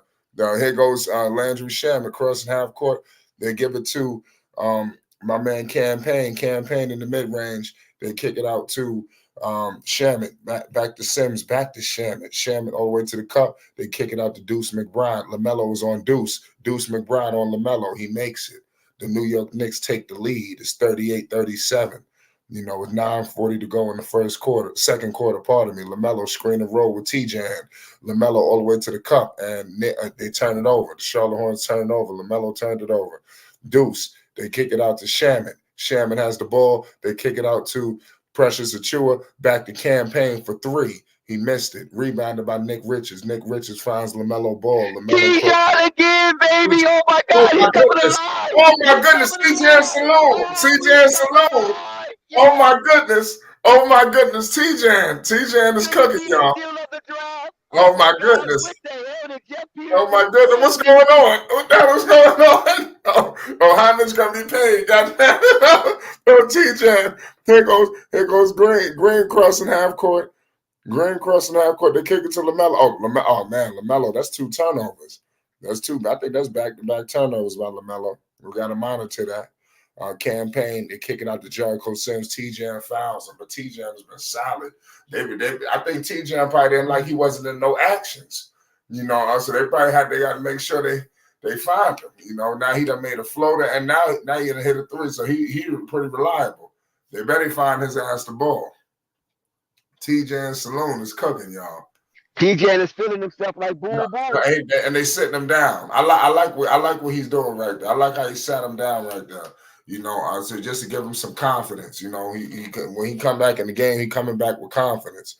Precious Achua, was that a 3? Precious just hit a 3. It's 41-40. Knicks take the lead. Miles Bridges has a screen with Nick Richards. They kick it out to Brandon Miller. Oh, Brandon Miller missed a 3. He was looking for a foul. It's 8:20 to go in the second quarter. The Charlotte Hornets, they down by 1, but they playing solid. Let's see what they do in this possession right here. I like what we seen from T-Jan, y'all. T-Jan was cooking. They go, big time play. They missed it. New York Knicks missed it. Landry Shamet all the way to the cup. A mid-range jumper, money. It's 43-40. The Charlotte Hornets is going to take a timeout right here, to slow down this momentum. Dex, man, we got a T-Jan sighting. Here at Flight Sports, we pay homage. What are you seeing so far in them first 2 possessions, that he was successful on? Flight, I'm talking Charlotte Hornets, New York Knicks. We got New York Knicks in the building, and you got PS, and I'm not talking Terror Squad. I'm talking T-Jan Salone, and he is magnificent right now. He is playing with confidence. He stepped into that assist from LaMelo Ball and hit a deep 3-pointer, and he shot it with all of his gut. Listen, I don't know. Is it a real French invasion in the NBA? We got to see. T.J. Salone has paid his worth in gold. Yeah, man. T.J. Salone is cooking, man. It's unbelievable right now, man. It's Flight Sports TV. I just want to see more from him. That's all I want to see. I'm not going to jump the gun, but I'm very excited. What if this guy T. John did, you know, uh, just develop to his ultimate potential? What if he is going to be a real serious weapon this season, Dex? How pivotal will that be for the Charlotte Hornets? Yeah, well, I don't want to stretch the yarn just yet, but this is preseason. A lot of guys come in here, they work on they try to exploit what they worked on the off season. So it ain't much directional or situational basketball that's taken serious because these are really not meaningful minutes. But for Tijon at the number 6 pick and the Charlotte Hornet and Jeff Peterson getting some critique based on that pick with a side eye looking over at the Charlotte Hornets organization saying, man, is this reminiscent of Michael Jordan with these high picks? What's going on? But I like what I'm seeing with Tijon. As we said earlier, that Lamelo Ball would do the best he could to spoon feed him and get him in rhythm like he have other teammates in the past. And we're going to see the ascension of Tijon if he keeps his game and his focus on the hardwood flight. Yeah, yes, absolutely. We're coming back from commercial break. I love what I'm seeing. I don't know if we're going to see more New York Knicks. It's going to be interesting to see his rotations. How many minutes is Cat going to play? Brunson, and the list goes on. They're a veteran-led team. Same there for the Hornets. What are they going to do with some of their veterans? Obviously Lamelo. He's dealt with some injuries. Is he going to play the course of the whole entire game? That's going to be interesting. Here goes Kemba Walker. We got a Kemba Walker site, ladies and gentlemen. Kemba. I'm pretty sure Dex is going to talk about the importance of Kemba. During halftime. I mean, he's looking magnificent right now. Pause. He looking like he got his body in shape. He look like he's taking this very seriously. We all know that he wants to be a head coach, so he got to take the steps. And it's always good when you bring in legends, from your organization to teach the new guys. We back with it. Campaign picked up by Green, screen roll with Jericho Sims. They kick it to Deuce McBride. Nietzsche trying to chase Deuce around. Deuce McBride. They look like we got a foul right there. Was it a turnover by the New York Knicks? The Knicks turned it over. I think it was a moving screen now on Jericho Sims. So we do have a TJ sighting, y'all. He's on fire, point blank period. We're going to pay our respects now. You know this. This is Flight Sports TV. We ain't silly, here goes Miller. Miller, damn. Yeah. Green couldn't hit the three. Rebounded by Taj. Taj Gibson, the veteran. Money. They can't deal with Taj Gibson down there. They can't deal with Taj down there. They're gonna need a whole lot of help. I mean that's veteran moves he putting on them. That's just fundamentals, pump fakes. I mean, it ain't nothing special. He just mastered the fundamentals. That's something that these players today don't do. It's not all of them. Here goes Bridges all the way to the cup. He scores it. It's 44-43, 6:50 to go in the second quarter. Here goes Deuce McBride, picked up by Josh Green. Deuce shaking and baking. Screen and roll coming with Jericho Sims. Deuce McBride kicks it to Precious Achua. They give it to Landry Shamet. Meechich is all on Shamet. Deuce McBride, screen and roll with Jericho Sims. Oh, that's a moving screen. Come on, ref. The campaign. Oh, near turnover. It looked like they letting Precious shoot threes this season. Precious all the way at the 3-point line and shit. I mean, so I expect him to be in the paint, but they got Jericho Sims down there, and they letting Precious shoot threes. So that's a little different this season from the New York Knicks. It's interesting because I'm seeing how they're going to be doing things without Mitchell Robinson, and that seems to be an answer. And now they got Towns. I just hope they don't continue to replicate, all these different big guys so Towns don't have to play center. I mean, at some point, he need to take his ass down there and be the big man. All this playing the four shit ain't going to fly in New York, I'm telling you. He better get out there and be mean, rude, and nasty. Here we go. Here goes Karl-Anthony Towns. He's shooting a 3-ball. He missed it. See, that's going to cause a problem in New York City. I'm telling you. He's shooting all these goddamn threes. Here goes. He missed it. Deuce McBride missed the 3. So the Knicks right now is 43-44, 6:04 to go in the second quarter. Reinforcements is coming in for the Knicks. The Knicks playing their starters. Big Cat, the whole starting lineup is out there for the New York Knicks. Everybody who's starting is out there. Here goes Bridges. Bridges kicks it out to JB. Jalen Brunson has the ball. Screen and roll coming with Big Cat. Jalen Brunson, free mid-range jumper, money. Oh, Brunson, he going to turn it on. We all know this. It's 45-44. He going to catch you by surprise when you don't even know that he was on the floor. You look up there, he got 30. Like, where this happened? Like that's some Brunson shit. But it's 45-44.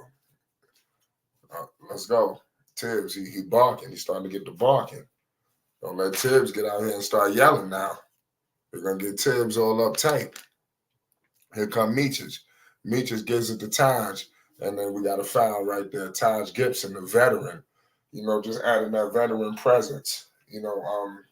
I hope some of these younger big guys like Nick Richards, Mark Williams, I hope they learn a thing or two from a guy like Taj Gibson. I hope he's just not out there for nothing. This guy Taj Gibson could teach these guys really something. This was a good pickup for the Charlotte Hornets, bringing in a veteran in Taj. That was hot. Oh man, Taj again making noise in the spectrum. Buzz City is buzzing. The old head has arisen from the dead. Yep. It's 5:41 to go in the second quarter. It's 45 up. Let's see if the Hornets can take the lead at the line. Here goes Taj Gibson. And he missed it. We got a tie game. Here goes OG Anunoby. They kick it out to Jalen Brunson, picked up by Brandon Miller. Screen and roll coming with Josh Hart. Brunson in the mid-range. Brunson looking around, kicks it out to Big Cat. Meechich is on Big Cat, his barbecue chicken. Big Cat picked up by Miller. They had sent all the help. OG Anunoby. What the hell just happened? Was that a turnover? It looked like Miles Bridges just fouled OG. You got to stop the play. OG looked like he was going to have a wide open layup. Salute to Isaiah Curry, everybody in the chat. Charlotte Hornets coverage is here. You already know what it is. Here goes OG Anunoby. They kick it out to Karl Anthony Towns, back to Brunson, picked up by Brandon Miller. Screen and roll coming with Josh Hart. Brunson, 3-ball, missed, rebounded by Meechich. Meechich coming up, he playing point, crossing half court, picked up by OG Anunoby. Screen and roll coming with Taj.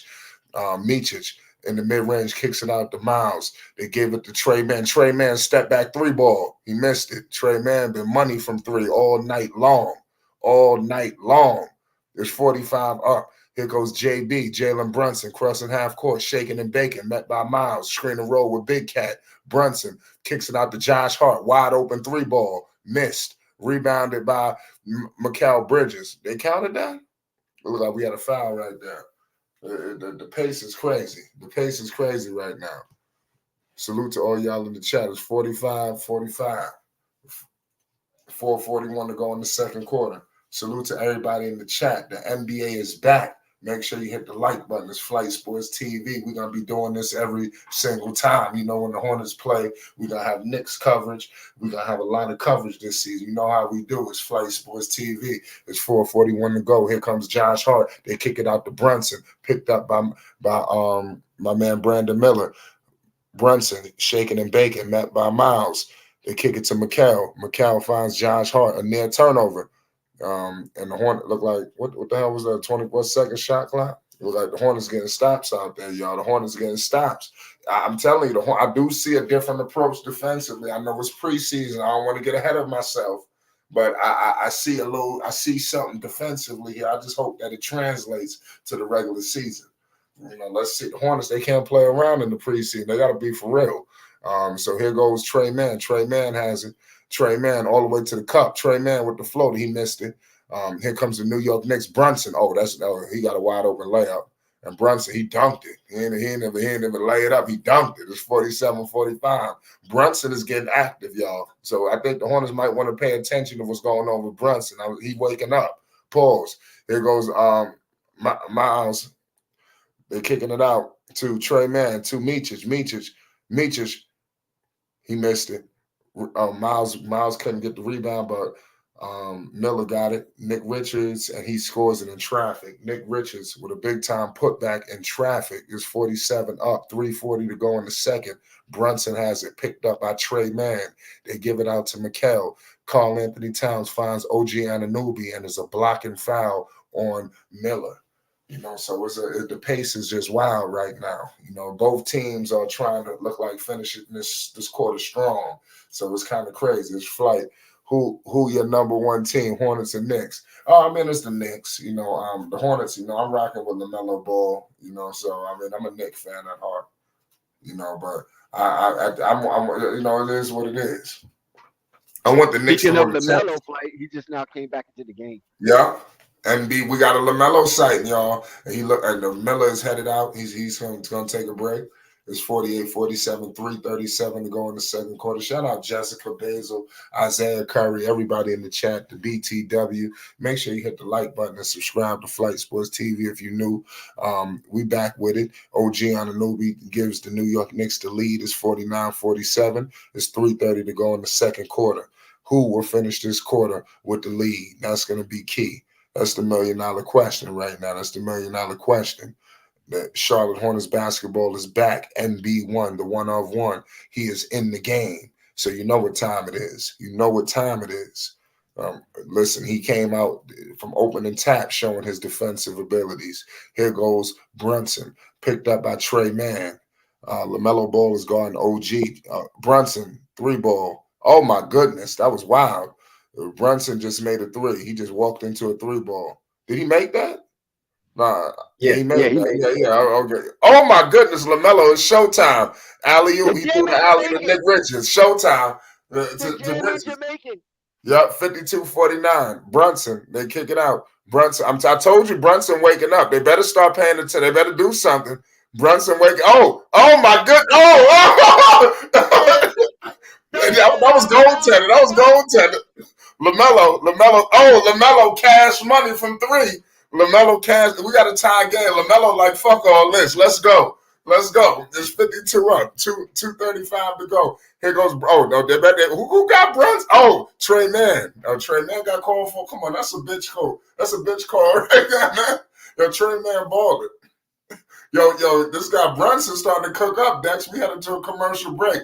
That was a crazy exchange. Talk to us.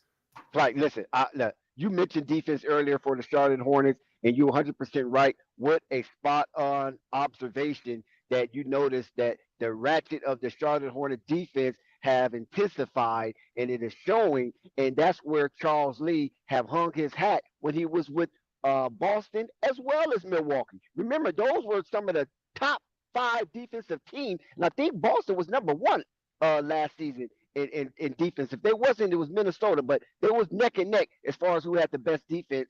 But there was the number 1 defense in their respective conference for sure. So Charles Lee has brought that kind of play down to Charlotte at a demonstrative level. And like I said, we're seeing a new improved Charlotte Hornets who is trying to will themselves to a victory and start a new incursion of a winning culture down here in the Queen City Flight. Yes. New York Knicks is deep. What'd you say? New York is deep. They're deeper than I expected. Yeah, what you mean by that? The New York Knicks to be this deep. Oh, yeah, the squad. On the bench, they said the Knicks ain't have no bench. Flight, they might have a tremendous season, Flight. I'm telling you. They might have a tremendous season. They might only lose 20 games. Yeah, but I'm along with Karl Anthony Towns the way he just want to shoot all these threes. I think that's gonna cause a problem, because I don't think he want to get in the paint. No. That's what they got him for. Remember, I said earlier that Karl Anthony Towns had came out of his immature state to a mature state, and now he understands the significance of a tough Tommy T style offense and defense. So that was already regulated and negotiated before he even came to New York. Are you going to push me this way, or are you going to direct me this way? Tommy T said, wherever it makes you comfortable. You're a multi-time all-star. You're not a young kid anymore. You're not chewing bubble gum. You have fixed yourself in this league as one of the top big men, especially the number one shooting big man. So this is what the New York Knicks need, and this is what Karl Anthony Towns is going to bring. Now the other stuff, the rebounds, the getting in the paint during crunch time, yeah, that will come, but it won't come massively, and it won't come often. It will come sporadically when it's needed, and when it's situational. Karl Anthony Towns will be the center. He will be playing in the blocks in the restricted area because he can dominate that aspect as well. But what the New York Knicks need to excel and to extend themselves to have a very very good season, he has to be able to be dominant and sustainable from the distance flight. Yes, yes, absolutely. Shout out Thunder. Very, very funny. I hear you right, man. That's very funny. It's going down right now, man. Here goes Big Cat doing big things. He's headed to the free throw line. It's 52 out. It's 2:36 to go in the second quarter.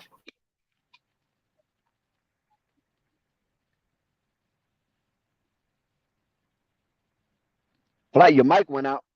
Nah, I'm here. I'm here. It's 53-52, 2:36 to go. Karl Anthony Towns headed for a second free throw. Big play right there. It's And you know what? 54-52. And another thing is that we're watching Lamelo work his way back into shape. It might not be a botanical demonstration. I'm quite sure the purists might be a little cynical about this initial sighting of Lamelo Ball demonstration because he has a little more turnovers than we expected. But he's working his way into shape, and he's trying to get that speed play where everything is just reactional and instinctive. Like, Yep, absolutely, man. It's a crazy game right now. It's 2:28 to go. LaMelo Ball hits the first free throw. They looking to tie it up. So they've been going back and forth throughout the whole course of this game. Brandon Miller is coming back in the game, look like green as well. Salute to all y'all in the chat right now. LaMelo has the ankle braces on, and he is balling well. It don't seem to be a hindrance. It's not nothing seems to be, holding him back. negatively affecting him. Yes. Yeah, nothing. I don't see anything. I don't see And nothing. I also appreciate how Lamelo Ball has taken the charge and being the curator of the offense by this fast directing this fast play and things of that nature and going to the rack with those braces on. He's not shying away from contact and he's not shying away from being aggressive in this game. Like, Nope, not at all. Here goes Miles. Miles Bridges posts up. They sent the double. They kick it to Nick Richards, and he Nicky scores. baby, Nicky I like baby. Nick Richards, man. Nick Richards, he's a good player. I think this guy he gonna do something this year. The Hornets back up, so they playing well, and the Knicks got their players out there. Whether they going hard or what they do, they starters are on the floor. So this is gonna be their starting lineup from all accounts. The Hornets are playing pretty well against them, so give them credit. It's 1:48 to go in the second quarter. It's a crazy game going on right now. Karl Anthony Towns, he's at the free throw line. Both teams are looking to close this quarter out strong, so it's going to be interesting to see which team does. It's 55-56. It's going down right now. 1:48 to go. Let's see what's going on with Big Cat. He missed the second free throw. Crazy. Here goes LaMelo Ball. LaMelo has it. LaMelo crossing half court. LaMelo surveying the landscape. Picked up by Mikel. Picked up by OG. They sending multiple looks at LaMelo. And they get the stop. Here goes the New York Knicks. Josh Hart has it. Josh Hart kicks it to Karl Anthony Towns. Karl Anthony Towns nearly loses it. And looked like they got a foul there on Miller. Miller looked like he picked up the foul. Karl Anthony Towns going back to the line. They're in the bonus. So the Knicks, they look like they're about to clean up at the line. It's 55-56. Let's see what the Hornets do to finish this quarter. They keep sending Karl Anthony Towns to the line. So they got to be careful about that all season long. Mikel is out there. The Knicks, man, they're going to have a good season, man. I think it's going to be impossible for them not to. I think they 9 times out of 10 when they play a team, they're going to have the better team. So This is gonna be the first time in a while. Here goes Lamelo, picked up by Mikal. He giving Mikal everything he can handle. Pause. That's what I'm saying. Mikal having a hard time with Lamelo. Here goes look like some confusion here. Brandon Miller. And there was OG. Nikki Baby, yes, the aggression has been rewarded. Nikki Baby on the offensive rebound, he has been rewarded with his aggression. Flight, what you think about Nick Richards, the Jammin' Jamaican, baby? No, I like Nick Richards. I think he's solid. I think the Knicks, they wanted him in the trade. There was rumors that the Knicks was interested in Nick Richards. So you start to see why. And they're gonna need him to step up, especially with guys dealing with injuries, you know. Oh, Big Cat, he missed the three. For a guy that would shoot all these threes, he only made one. Oh, Lamelo from deep. Oh, he missed it. But so he's supposed to be the best shooting big man. He only made 1 3. I mean, at some point, when do we start going to the paint? That's what I want to see. You know, I want to see him in the paint. It's 59-58. Miller from deep, Cash. Millie, Big Millie. No, Miller is cooking. A Miller Millie, is a cooking. Millie, a Millie, a Millie, a Millie, a Millie, a Millie, a Millie, a Millie. He cooking from the 3-point line right now. He giving them everything they can handle. It's 59-61. Here goes Brunson. What was that? And one? The Hornets keep fouling. So they really messing up right now. They need to get disciplined. You know, so there's still a lot of young mistakes. Like, I think that was a fly. This guy didn't even touch him. Nick Richards ain't even touch him. What kind of shit was that? Yeah, you're gonna get those type of calls. Like they call phantom fouls. That's what they call phantom fouls. Yeah, And it's when you're Brunson. playing a lot of defense, yeah, the referees kind of anticipate that you're fouling them. Yeah, And especially depending on who the hell it is.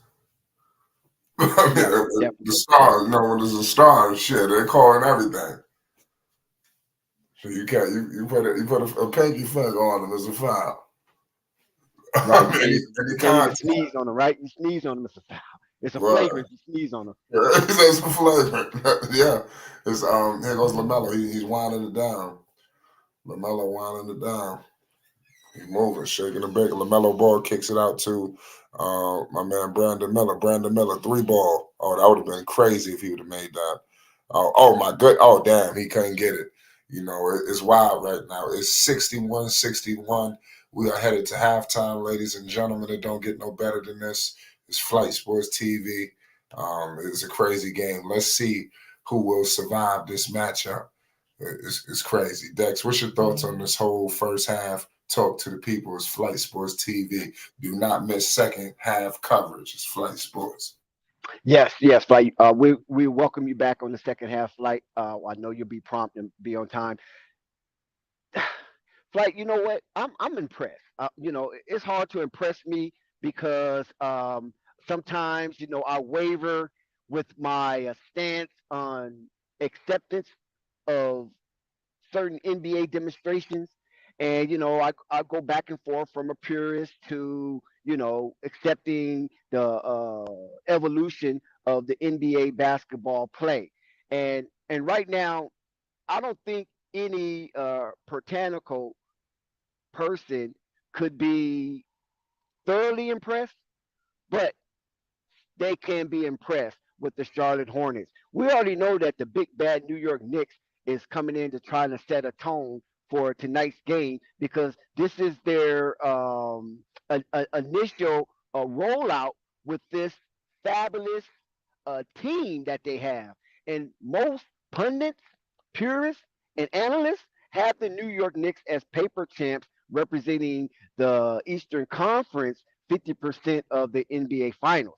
But the game has to be played, and injuries, suspensions, and all kind of things could fall in the way. Now, some New York extremists have New York winning 62 games or between 59 and 62 games. Now, that could be a little extreme into today's modern NBA where a lot of players do not play the full 82 games. But right now, regardless of what happens in the second half, Regardless of what happens in the second half, the Charlotte Hornets have shown that they are marching in to this here season ready to play real and physical NBA basketball. Flight had mentioned earlier about the defensive intensity that has been very noticeable for the Charlotte Hornets. For crying out loud, you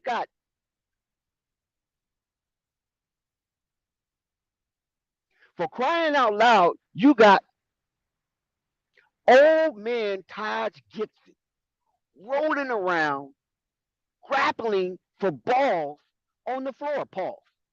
And at this tenure and stage of his career, that's almost suicide to do this because you can get an injury that you might not recover from. So, whatever kind of prep rally that Charles Lee and Jeff Peterson have espoused during the pregame workup is fantastic, and it has resonated, and it has seeped into the bones of these Charlotte players. And another thing, chat, and shout out to everybody in the chat. So, listen, hit that like button. I don't like the pause. I can run on like a deer. I don't like the pause. But I feel disrespected if you're not hitting that like button and you're not subscribing to Flight Sports TV and you're not hitting that notification bell so you won't miss one iota of an exuberant experience. It's incumbent on us to give it to you, and we're offering it to you. So take it. It's free. And throughout the season, we will have some Cash App giveaways. So stay tuned to Flight Sports TV as the season unravel and the race through the gauntlet to the championship trophy will be step by step here at Flight Sports TV. So the Charlotte Hornets have nestled a 61-point half against a Tommy T led New York Knicks bruising bullies of the block team. And that is a telltale sign also when you start to shepherdize the tell of the tape. And when we go down here and shepherdize the tell of the tape, we're going to look at to see what the hell has been going on, right? Because one thing that we do know is that the Charlotte Hornets have shot tremendously well from beyond the arc, and the New York Knicks was pretty pedestrian. But then with the expedition of Jalen Brunson launching from the distance, have improved the percentage of the New York Knicks shooting from beyond the arc. Now, also is that Charlotte Hornets are playing very diligent on offense. They're shooting at a high percentage as a team, and you can see the way Charles Lee have divided the offense and the offensive duties and responsibilities between his two main guards on the court. When Lamelo is out there chaperoning the offense and curating at his best, it's more of a rapid pace. The rapidity is at an all-time high, and the guys are running up and down the court like track stars. And it's not helter skelter; it's by design. This is what Charles Lee is bringing. He's bringing that by design because this enhances LaMelo Ball skills and it makes it easier to be able to secure easy and cheap shots for a lot of the players, right? And it's not much of a thought pattern going into when you're running up and down the court like a gazelle, but it's not helter skelter. It's by design. The mindset of Charles Lee is just immaculate, right? And then you come down to some of the empirical play of Nietzsche when he runs the offense. You can see that the offense slows down a little bit, and more plays are directly selected for individual players to be able to get their shot off and to get in rhythm if they not a tremendous up and down the court player when these guys come into the game. So you see both sides of Chris Lee brain working, the left hemisphere and the right hemisphere, as he splits the duties of LaMelo Ball and Michik, and each one of them have a particular design offense that has been set for them in their skill sets. So that right in itself shows that the Charlotte Hornets can be multi-dimensional on offense, and we know and we see what happens when they're on defense. Now for the New York Knicks, they come in. It's the Charlotte Hornets, Bud City, the young sister of Atlanta, and they come in, want to have a good time, play the preseason game, and go home. But once they saw the Charlotte Hornets being intensified, it only made Jalen Brunson be intensified because naturally this Napoleon is very intensified. So him setting the tone for the New York Knicks to play strong basketball and meet the energy of the Charlotte Hornets is all but said and done. So the game is not over, but regardless of what happens in the second half, ladies and gentlemen, I'm very impressed on the initial rollout for the varsity team in this here game and giving the home crowd something to cheer about. It's 0-0 for the first half. Going into the second half, we're going to see adjustments from both teams, and we're going to see who have 1 point more than the other team in the second half. So right now, I'm very impressed of what I'm looking at with the Charlotte Hornets. I like Taj Gibson moving around on that court. I love the way the Mellow Ball is not being shy or timid with these accessories on his lower extremities. He's going into the paint. He's driving. He's pulling up. He's doing everything that we know and come to love about LaMelo Ball with this extra baggage on his body. Thank goodness that Rick Snall and Gabe Plumpton and the medical staff, as well as the executive staff, have came to an agreement to have customized braces for LaMelo Ball, which I think in past when they suggested that LaMelo Ball wear the ankle bracelets, they just wanted to offer what was available and didn't want to go into the minutia of getting something that'd make this superstar, this $260 million man, comfortable out there in the hardwood. So it was kind of a neglect on the regalia of LaMelo Ball customs made ankle bracelets for the old regime, but now the new regime know that this investment is very, very integral. And for LaMelo Ball to be out there in their court and to have not only Charlotte Hornets faithful and loyalists, Buzz City finest backing LaMelo and the Charlotte Hornets, but the NBA in general. Because LaMelo is one of the fan favorites of the NBA, regardless if you are a homer for the Charlotte Hornets. So now we're seeing LaMelo Ball exercising some of his better judgment and pursuing to be a multi All Star. I think we should give LaMelo the thumbs up for not being a prima donna and egotistical maniac by shunning and shoving off the recommendation of the organization as a whole. So big ups to LaMelo Ball, team player. You know what I'm saying?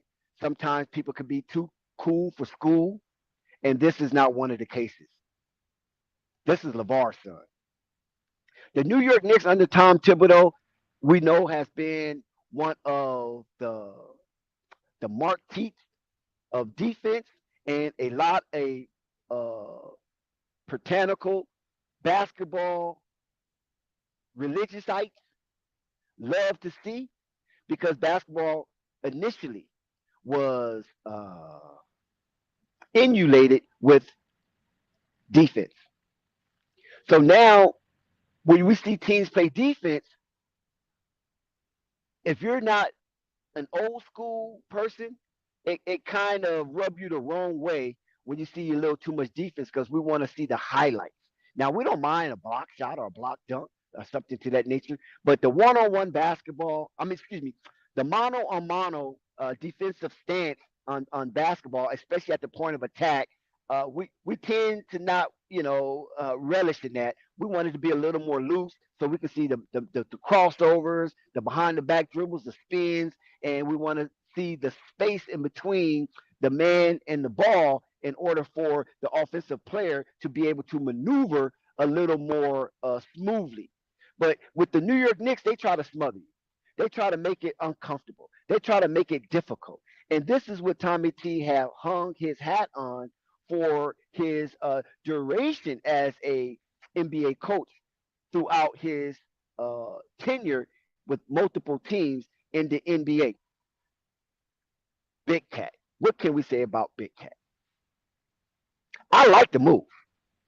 I definitely like the move that the New York Knicks went out and got a floor spacer. And not only did they get a floor spacer, they got a 7-foot floor spacer. Not only did they get a 7-foot floor spacer, they got a 7-foot floor spacer that can shoot at a reputable clip from the distance. And he's multidimensional. Karl Anthony Towns, a.k.a. Big Cat, is a 3-level scorer. And to couple that, he's a multi-perennial all-star. Did you hear what I just said? The man is a multi-perennial all-star. So he's going to put up numbers. Now, the direction and the situation in which he put up numbers in the past seemed to be inflated, right? It seemed to come with empty calories. But in the last 3 years, this team has been a part of play-in, playoff scenarios. And last season, they went all the way to the Western Conference Finals and met their demise by a strong Luka and a razzle-dazzle Kyrie Irving. And a little bit of sizzle with Derek Lively. So now he has embarked on a new journey, a new challenge with a familiar face in Tom Thibodeau. And both of them have hashed out their disagreements, their indifference, and the things that brought them apart instead of bringing them together. And now Big Cat has matured to the level where he can accept some of the harshness and critiques of a Tom Thibodeau, and he's willing to listen and implement into his game what is best for him moving forward with his career with the New York Knicks. As we're embarking back on the second half of the game, Lamelo Ball in double figures, 10 Yeah, points. we back with it, Dax. Have a couple of turnovers. I'm back with you, all access. We with it. We coming back from the halftime, pardon me. Salute to all y'all in the chat. Salute to all y'all. Shout out Malaya, Thunder, everybody that's in here. We got a crazy game going on right now involving the New York Knicks. 61 up. Let me change my telecast here. You already know what it is. Let's see what the Hornets are going to do. Lamelo Ball has been cooking, y'all. You know, that was almost a crazy alley-oop. He was about to pull a Zion Lonzo on him. You know, that was some crazy shit. Too bad it was a foul by Precious Achua. Salute to everybody in the chat. It's Flight Sports TV. You already know what it is. There's a crazy game going on right now. Crazy. You got the Charlotte Hornets taking on the New York Knicks. LaMelo Ball is back. Big time free throws from Brandon Miller. It's 61-63, 11:35 to go. Here goes Campaign. It looks like the Knicks starter's probably going to sit down for the rest of the game. Campaign gives it to Deuce McBride. Deuce McBride shaking and baking, kicks it to Campaign from deep. Campaign missed it. Rebounded by Brandon Miller. Brandon Miller crossing half court, met by Deuce McBride. They kick it out to Nick Richards. Nick Richards gives it out to Miller. LaMelo Ball from 50. He missed it. Rebounded by Jericho Sims. Here comes Campaign. Campaign found Precious Achua. Miles Bridges is on Precious, and they got a 3 in the key by Precious. So it was a turnover by the New York Knicks. The Charlotte Hornets Like, get the ball back. can we get a Josh Green sighting? I mean, there's an APB out on Josh Green. You know Oh, what I'm saying? damn. I mean, come on. Already? Yes. Now. He's on the Uh, milk carton right now. well, Come let's on, see. can we get a sighting? Let's see. We're going to need him. Here we go. Josh Green has it. Josh Green with it. He all the way to the cup with a float, and he scored it. Uh-oh, there you go. You keep Right talking on him up. time. Yeah, That's right right, on right on time. time. Yeah. We got to talk him up. It's 61-65, 10:35 to go. Here goes Deuce McBride. Deuce has it. They kick it up to Sims, back to Deuce. Deuce McBride. Turnover. LaMelo Ball. He get the turnover. He kicks it out to my goodness. Miles Bridges turns it over, looking for Brandon Miller. Here goes Precious Achua. And we got a kick ball. So I think they wanted that. They wanted to kick the ball. The Knicks had numbers right there. Shammy was about to get a wide open 3. So they had to stop the ball. I like what's going on with Charles Lee. He's standing up. He's vocal. He's going to have to. Because Tom Thibodeau, he's going to be standing up all night long barking. So he's going to challenge the coach on the other side. You better stand up and do some work. Here goes, Deuce McBride. He gets his shit blocked. Here goes Miller. Miller shaking and baking. Kicks it to LaMelo. Wide open. LaMelo. Cash. Yes, baby. Not from here. 67-61. Look like the Knicks getting a timeout. Yeah, they made the Knicks call the early timeout. The Charlotte Hornets is cooking.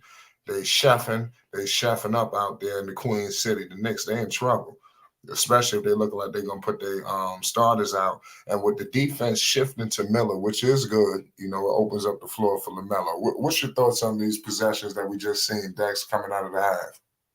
Well, I love it because LaMelo was playing off ball and Brandon Miller was doing some playmaking. But listen, Miles Bridges he gotta stop that bullshit. You know what I mean? This is what I don't like about Miles, and this is why people in Buzz City is upset with me for critiquing Miles and being a little cynical coming into this season. That sometimes he just, becomes aloof.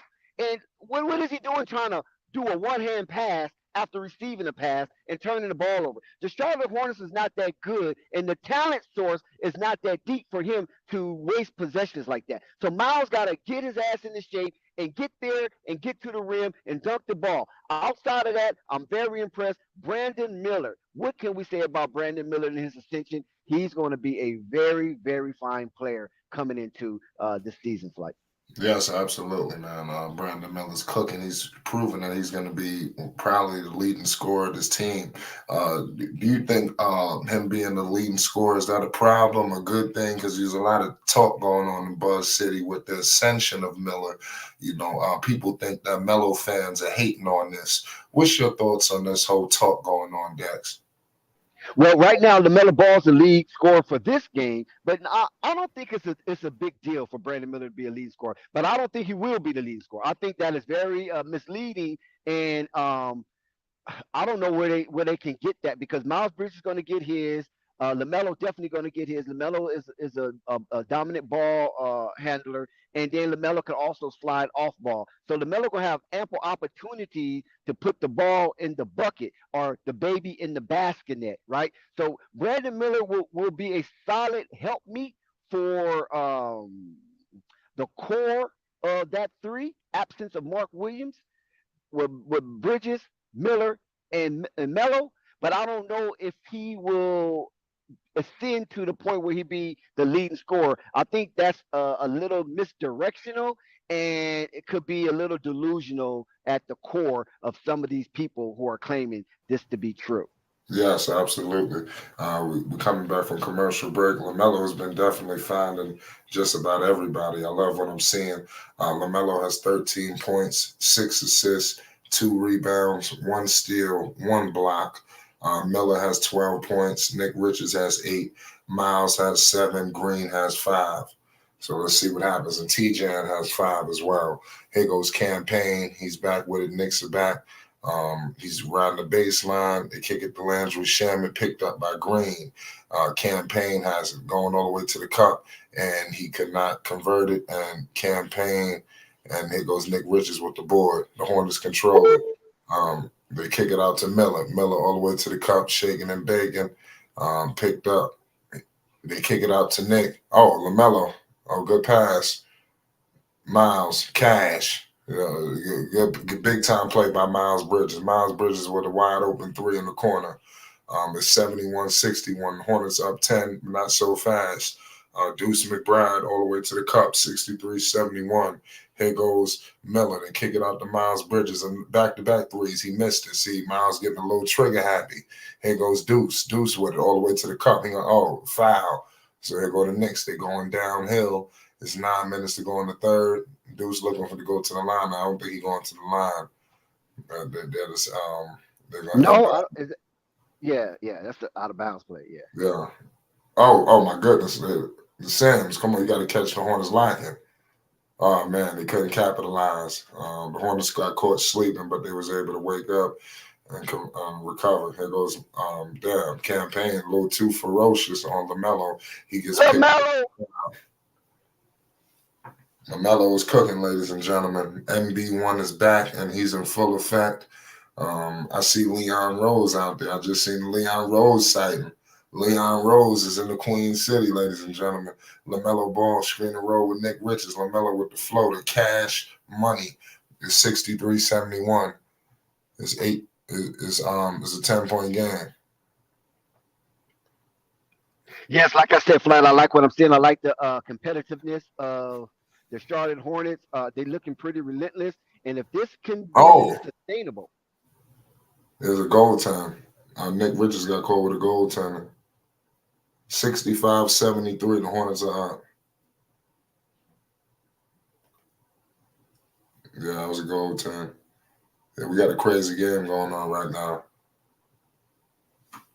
Let's see what happens. Here goes Brandon Miller. Brandon Miller picked up by Shannon. They kick it out to LaMelo. LaMelo has it picked up by Deuce McBride. Screen the road coming with Miles Bridges. LaMelo, step back three ball. Cash. It's 76-65. No, not from here. 8 minutes to go in the third. Here goes Sims. Sims, they kick it out. Picked up. Oh, they're moving the ball. Oh, my goodness. Here goes campaign for three. He couldn't convert it.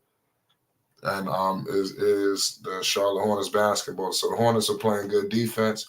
This game is going as kind of how I expected it. I expected the Knicks starters to sit down early. And the Hornets being the team that they are, they don't have that luxury. So these guys got to play a little bit more. Maybe in the fourth quarter. Listen, Flight, we don't want to hear all that dry New York Knicks stuff. I know you want the New York Knicks to win, but it's only preseason. But will LaMelo get a triple-double? Is he headed for a triple-double, Flight? It's triple-double watch. You heard what Dex just said. We are officially on LaMelo Ball triple-double watch. Did LaMelo just get that rebound? He sure did. That's 65-76. Here you go. Deuce McBride picking up. Oh, LaMelo shaking and baking. LaMelo finds Nick Richards. They kick it out. Yeah, Miles Bridges. I don't like this. See, this is what I was talking about. And see, a lot of delusional Hornets fans be like, Miles Bridges. No, Miles Bridges is playing like shit. Yeah. This is not what the Charlotte Hornets need from Miles Bridges. A bunch of jumpers. They got LaMelo out there for that. They got Brandon Miller out there for that. They got Josh Green out there for that. What the hell Miles Bridges doing shooting a bunch of jumpers? You got Trey Mann for that. Got Trey Mann for that, exactly. You got everything. Yeah, you take your ass to the paint. You got everything. Take your ass to the paint. And then TJ, you got TJ hitting threes. You got to give him that. He a rookie. You don't expect him to bang 24/7. TS is in the building, Flight, and I'm not talking terror squad. TS is in the building. Landry Shaman. Hey, man. LS is in the building, man. Landry Shaman. Landry Shaman is cooking, man. It's 68-77. Here goes LaMelo Ball.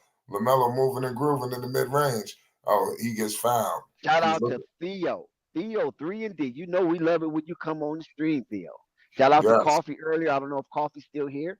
Oh, shout out to Coffee. If we missed Coffee, shout out to Coffee. Salute to all y'all in the chat. You know what it is. LaMelo Ball. The Hornets are back. The New York Knicks are here. The NBA season is fastly approaching. It don't get no more exciting than this. There's so many different storylines. Listen, I can't wait to break it down this season with all the people. You already know what it is. All access is in the building. Here goes Trey Mann. We was just talking about Trey Man. He in the mid-range, kicks it to Lamelo from deep. Oh, missed it. Rebounded by the New York Knicks. Jericho Sims. He's fouled by Green. So the Salute Hornets. to Jessica. Hi, Jessica.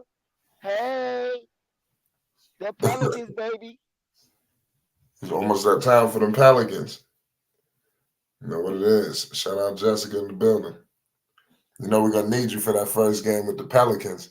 I think it's against the Bulls, if I'm not mistaken. Y'all better buckle up. It's Flight Sports.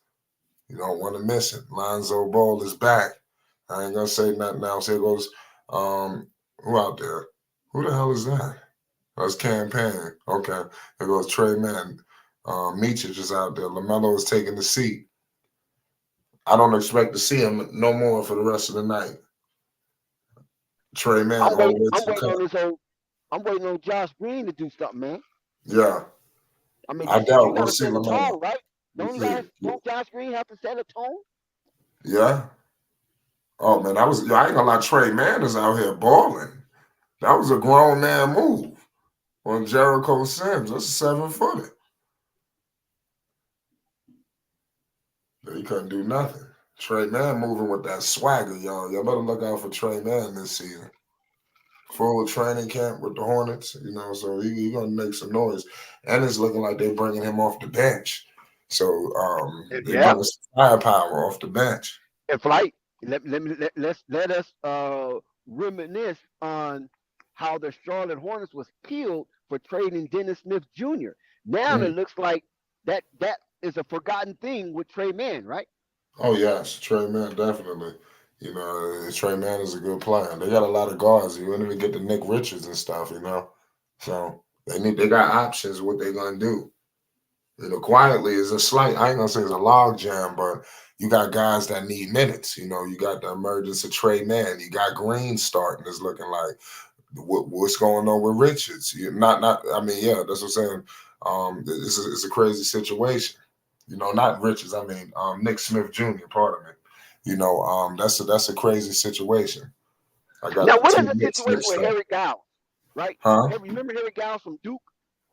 He was from Duke. I think it was from Duke University, right? Harry Giles, That name and sounds familiar. he was. I think it was the first round pick, but the Charlotte Hornets had acquired him. But Oh, look out. Sims with the dunk, guy. yeah, he had acquired. They had acquired him, and I don't know what's going on with that situation right there. Are they holding him to move him, or Well, is he have to get his work his way into shape to be a part of this Charlotte Hornets team? that's a good question. Meechers hit a mid-range jumper. So Meechers, that's what I'm saying. They got Meechers, Deck. So that's what I'm saying. They quietly have a log jam. Deuce is on the loose. Deuce is on the loose. Deuce. Now he gonna pay dividends for the New York Knicks. They said they ain't had no bench. Remember they said that. I remember. Here goes Salon. What's Salon gonna do? Uh-oh. Oh, good. Oh, he turned it over. Oh, no, he didn't. Mabate turned it over. Here goes Precious. Precious finds Landry Shaman back to Precious Achua. Precious posting up. He operating on the three-point line. Deuce McBride has it picked up by Trey Man. He got the switch. Salon is on Deuce. Deuce smelling barbecue chicken. Deuce McBride, he couldn't make the mid-range jumper. Salon with the rebound. Here goes Meechich. Meechich has the Rockies crossing half-court screen and roll with Salon. Meechich shaking and baking, kicks it out to Trey Man. Trey Man has it. Picked up by Precious Achua. Trey Man moving and grooving. Shamit steals it. Shamit crossing half court. Shamit step into a three. Cash is 76-80. Charlotte Hornets call that timeout early. You already know what it is. It's a crazy game. Who's going to win this preseason matchup? I like the talent that's on the floor for both teams, no matter what the hell is going on. Both teams got something to prove. Dex, what's your thoughts on this game so far? The pace is crazy. It's looking like we're going down to the wire. This is just preseason, goddammit. Yes, I think that Charles Lee didn't like what he was seeing. Too much deuce on the loose and time out for Charlotte Hornets. It just seemed like the offense was not congealing and too many players hanging out at the arc. I noticed that T. John Salon, that's all he do is hang out at the arc. Is this by design or this is where he's comfortable, the space that he feels that he can excel? he got a lot of height, and it looks like he has some kind of athleticism. He kind of remind me, if he's not on the art, he reminds me of a Jackson Hayes. You know what I mean? Just out there, right? Just find your way. Just find an open space, hold it there, and let the offense develop. And if they come to you, they come to you, right? And you just go ahead and dunk the ball. So this is the kind of feel I'm getting from TJ. And so being at a number 6 pick, I think he has to bring a little more to the game and just being just in open space and hoping that he gets the ball in order for him to maneuver. I think more directional offense should be headed his way to be able to get him comfortable to where he wants to be the most, where he can excel and help the team. Like, Yes, most definitely, man. It's a crazy situation, man. We're still in the midst of halftime. We're coming off of halftime. We're in the midst of a commercial break. The Charlotte Hornets is cooking. Lamelo Ball has been balling. It's been crazy. Trey Mann is cooking. There's a lot of bright spots as we headed into the season. There's a lot of players that I'm going to be looking at. Obviously, Lamelo is the guy here, the face of the franchise. Miller, the list goes on. But guys like Trey Mann, Green, Salon, Nick Smith Jr. I want to see the development of how their season goes as well. What does it evolve into? Nick Richards, you got to throw him in there. So it's going to be interesting. You know what you're going to get from Melo. You know what you're going to get from Miller. I want to hope we know what we're going to get from Miles. But it's going to be interesting. And like I said, it's crazy. Thunder says TJ has shooting potential, so he's definitely not Jackson. Jackson Hayes been shooting threes too. I mean, lately. Now he didn't do it when he first came in the league, but he has been, shooting three ball. But we'll see. I think this guy Salon got, like, they banking on his upside, his potential. It might take him two more years to be what they think. All around, just do everything. There goes Meechich with it. Meechich got it.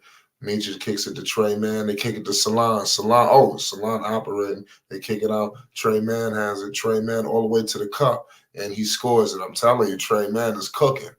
They're going to have to do something about Trey Mann. It's 76-82. 3:40 to go in the third. Here goes Deuce McBride. They kick it out to my man, Campaign. I keep getting his name mixed up.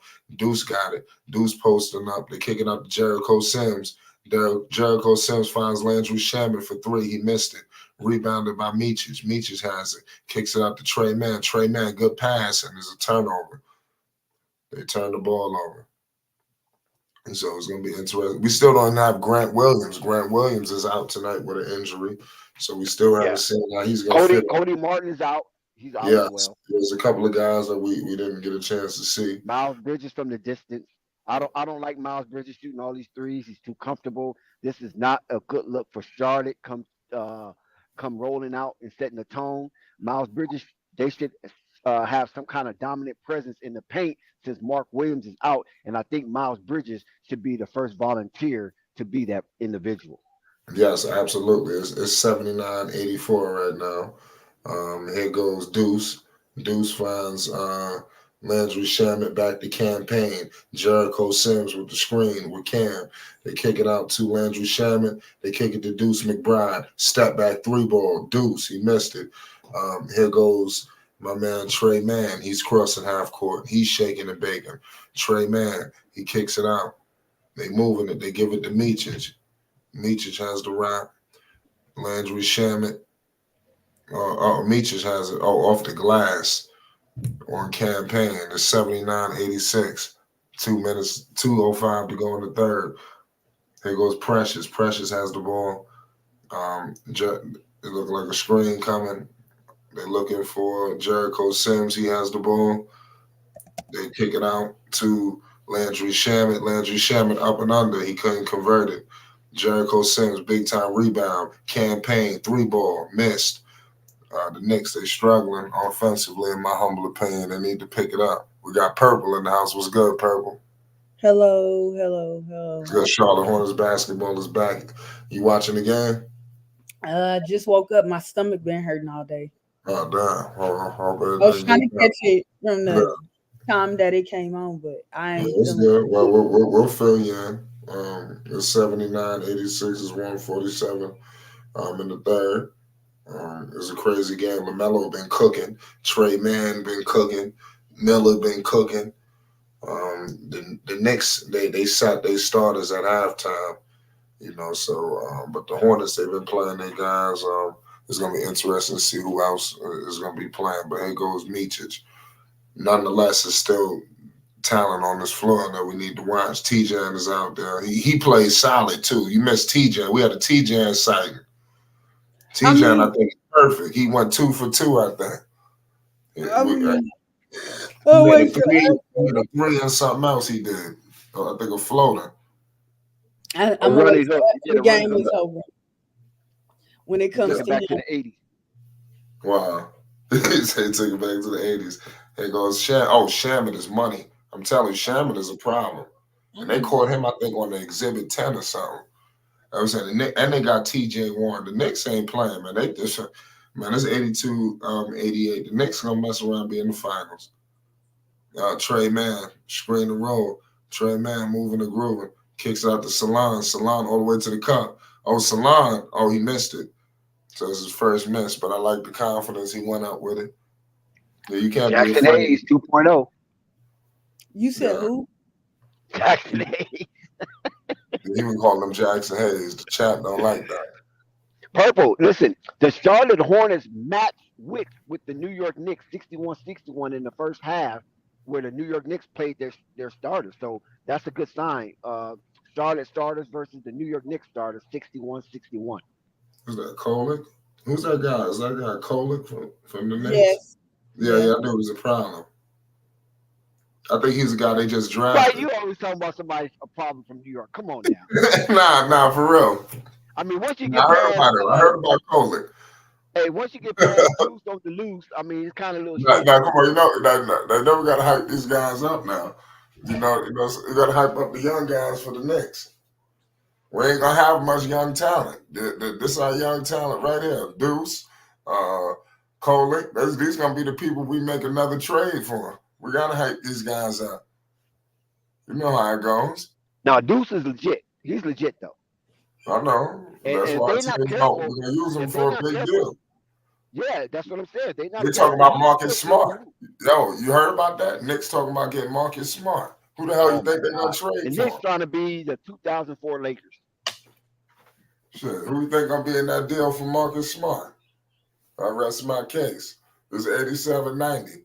It's Flight Sports TV. You already know what it is. My man Micic got it picked up by Kolick. Micic shaking and baking. He kicks it out. Back to Micic. Micic all the way to the cup, and he couldn't convert it. The New York Knicks have it, and we headed to the fourth quarter.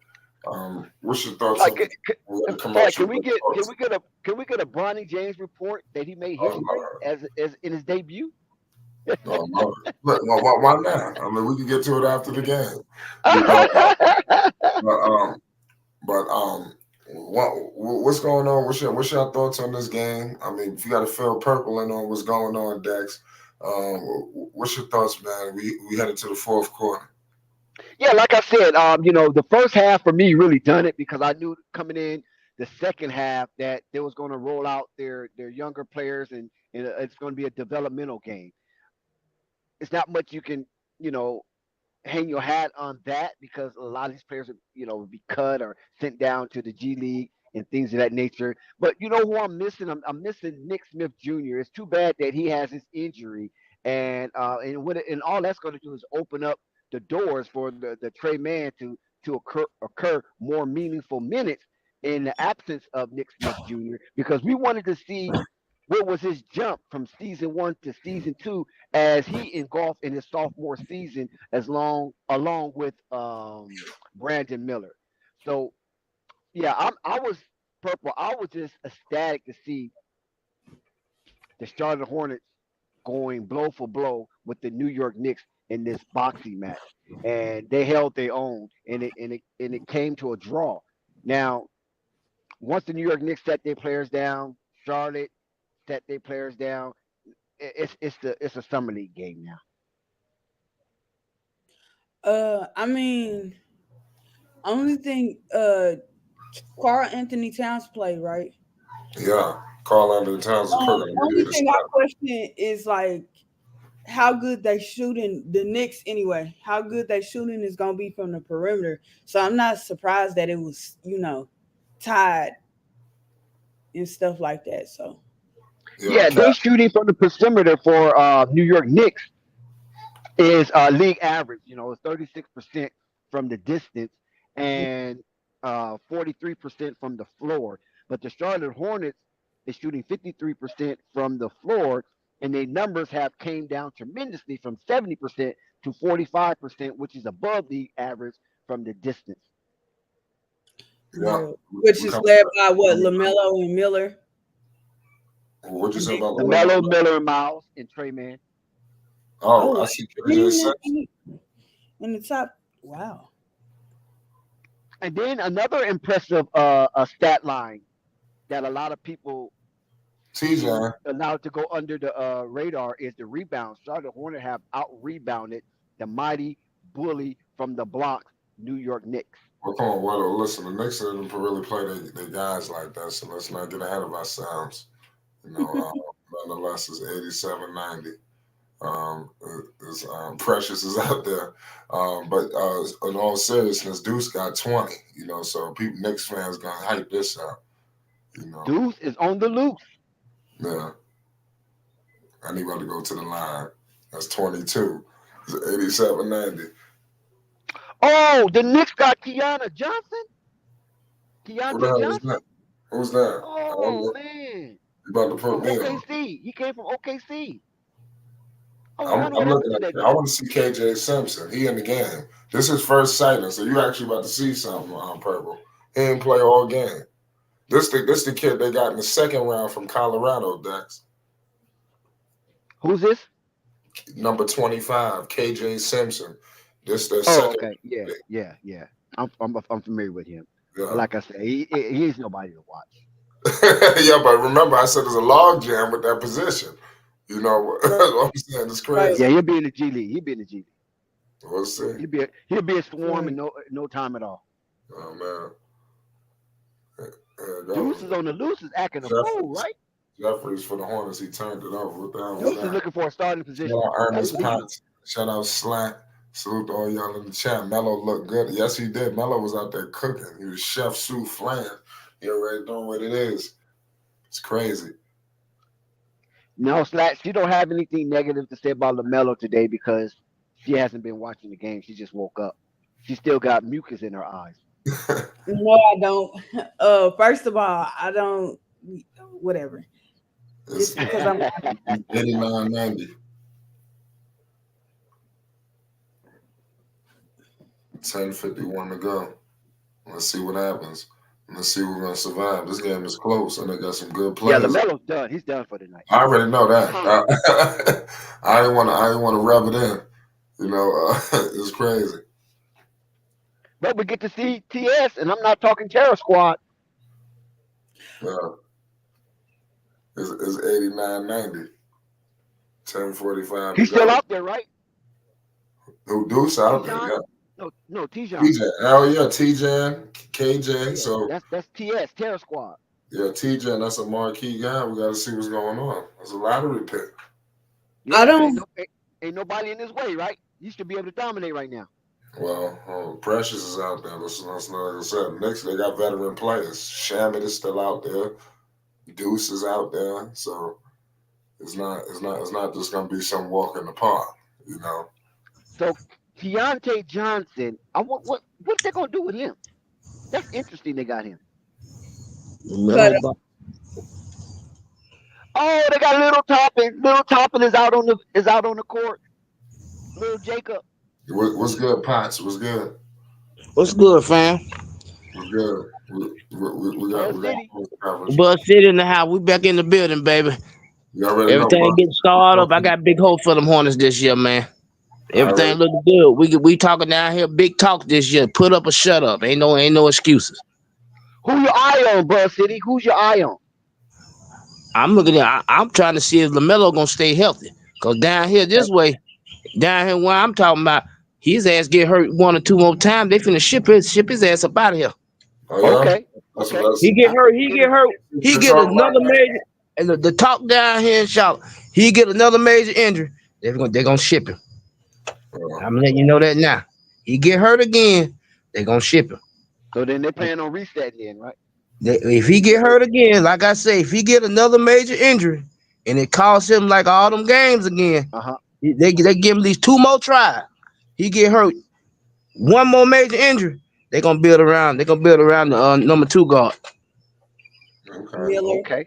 Miller. Yep, they're gonna be. Listen to me now. This is the word of the shop. Lamelo get hurt 1 more good time and miss all them games again. They're gonna build around Miller. And you know what? I don't think there's nothing wrong with that either. That's the talk down this way now. Organization, right? You have to save the organization. That's right. I'm telling you now. He get hurt again, they're gonna ship him. Okay. So basically, my eyes on him to stay healthy. Okay. If he stay healthy, he gonna be fine. But he get hurt again, they're gonna ship him now. They're gonna shop him, and they're gonna build around Miller. Oh, it won't be hard to move him. No doubt about that. It won't be hard to move him. Oh no, he want to go. I believe he want to go back home anyhow. Oh, that can't work. They think they He got. trying to get back to California some way or another. Whether it's northern or southern, huh? Yeah, it don't matter. As long as we back to the West Coast. Oh, no wonder Curry been acting the way he been acting. Phoenix ain't nothing too far from LA. You know that, right? That's right. That's what I'm saying. Anywhere back to coastal California, he good. That's the talk. Block, right? They're gonna ship his ass back home. I see Henry Giles III. He's out there, flight number 20. He's out there. He's in uniform. So I got a commercial break. Well, how you feel about that acquisition, Buzz City, Henry Giles III? Man, he ain't making the team. So you act like you know who that is? Yeah. Oh, wow. He going to the G League. Henry Giles? Yes. He going to the G League. What? He a reserve if somebody is he gonna be a reserve if Lamelo or somebody get hurt. They're gonna shop him, they're gonna send him down. Okay. That's interesting right there. Yo, they shopping around Nick Richards though. That's who they shopping around. You keep talking about what they doing in the future. Right now, I'm hearing Nick Richards. What's good with that? They stupid. They need to keep that young boy. They stupid to get rid of him. I'll keep him. He a good asset. Good rotation player. He go somewhere else, he gonna shine. They might need to trade Mark Williams. What if he gets That's who they need to get rid of. Are you done with Mark Williams, Buzz City? Look here, I'll keep that young. I'll keep the other one. What if Mark Williams get hurt one more good time? They gonna shop both of them. They gonna send both of their ass in the package. That's crazy. I'm dead serious, man. Look at they talking shit down here in shop. They tired of this injury shit going on, man. With the key players that they done drafted and getting this money to. Now the new organization talking about their ass keep getting hurt. They gonna shop their ass. I'm telling you what's the word down here in shop. What they talking about? People getting hurt this year. Their ass getting shopped. They shopping them. Cause look at Cody. How many times he been hurt since he got his new deal? How many games? That's one of Borrego boys, man. He what a few more of them Borrego boys still left. He one of them. Who, Richards? You talking about Martin. Yeah. Well, Martin gonna be there because the Clipper coasted. You know what I'm saying, when he first came in anyway. Yeah, but I think he could play. I think he gonna be able to do well. He good on defense, man. He a good defensive. He only good on defense, man. No, he can shoot. No, he cannot. No, he can't. He don't stretch the flow like it's supposed to be. He hit three. Now I think his brothers shoot better, but now his brother now they've been a different talk. Yeah, but his brother been in winning situations. I mean, that's what I'm saying. But now he going to play. But the brother always been better than the one we got. No, I don't know. I don't know if that was the assessment when they let him go. People were saying they had the better one. Okay. But I ain't gonna lie, we still got TJ. Oh, TJ for 3. Oh, he missed it. TJ came out tonight. He had 2 early ones. But, hey, you know something? I'm gonna go ahead and say this shit, y'all. Them goddamn Knicks goddamn lineup looking good, boy, with Cat on that motherfucker. And I'm the championship. Dallas fucked up. Got rid of that. I would have paid Jalen Brunson. Dallas ain't going no damn well. They fucked up and got rid of Jalen Brunson. I would never got rid of him. Period. I would kept moving. Man, look here. I would let Klay Thompson ass stay where he's at. Kyrie Irving ass stay where his ass at. I would have kept Jalen Brunson for the future and younger. Kyrie, them injuries and shit, man. I would have never got rid of Jalen Brunson. Look how he done went down and turned the Knicks around by himself. By himself, done turned that whole damn program around. Not only did he turn the program around with his play, he turned the program around with the. He brought that New York toughness back, like how New York used to be tough in the 90s. He brought that swag back to New York. He the only motherfucker brought that old school swag back to New York. New York been soft ever since Sprewell and them boys there, man. Now he come back. He come back with that damn swag. He bringing back that old 90s swag back from them damn New York Knicks, man. I'm telling you. I like Jalen Brunson. Shit, I take his ass right now. He come shot it right now. I bet. I'm telling you, he come shot it right now. Right now. I sent 3 first rounds for that motherfucker head right now. Who are these players that Charlotte Hornet got? Who the hell is Washington? Listen, bro. Listen to me. Goddamn Jalen Brunson bring that goddamn toughness, man. Shit, that's what the fuck we need in Charlotte. We need a motherfucker with that toughness and that swag. They ain't gonna put up with no shit, man. All that fancy play. Man, we looking soft as a motherfucker with a bunch of young boys out there. With nobody with no motherfucker with no damn balls, man.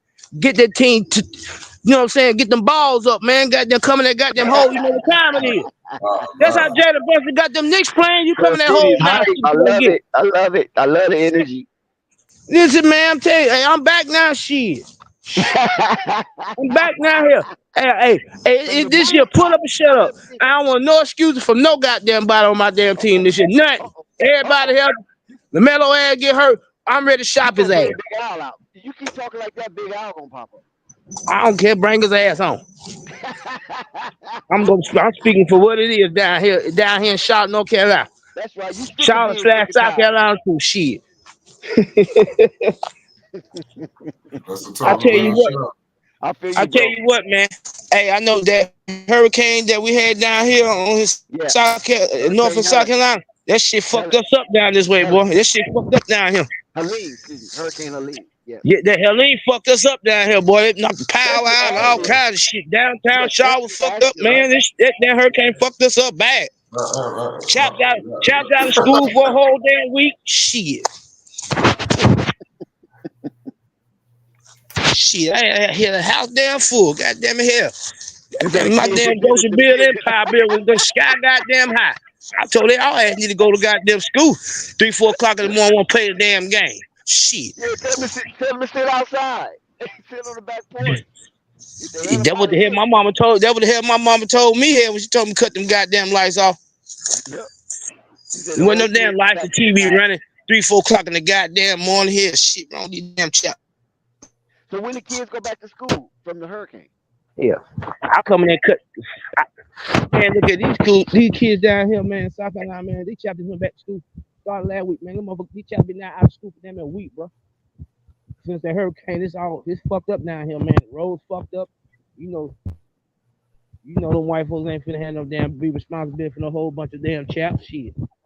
Here, the wind was so strong. Yeah, that Helene. Yeah, Helene was very devastating. And then they got another one coming behind Helene. Yeah. But we ain't getting none of that though. We ain't getting none of that. We got a little bit of rain. In Florida, huh? Yeah, that's deeper in Florida.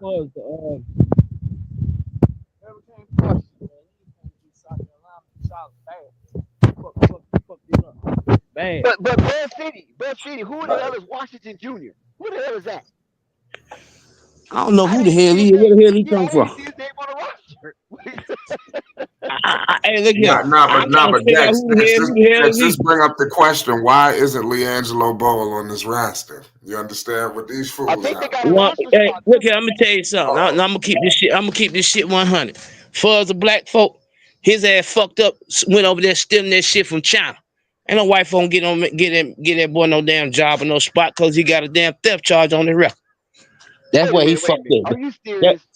You think man, because look here, man. Look, look, he stole look, in look. another country? That's the reason why his ass ain't in the damn league. He went over there, got caught stealing, and they want to make an example out his ass to shut his daddy's mouth But up. that was 7 years ago.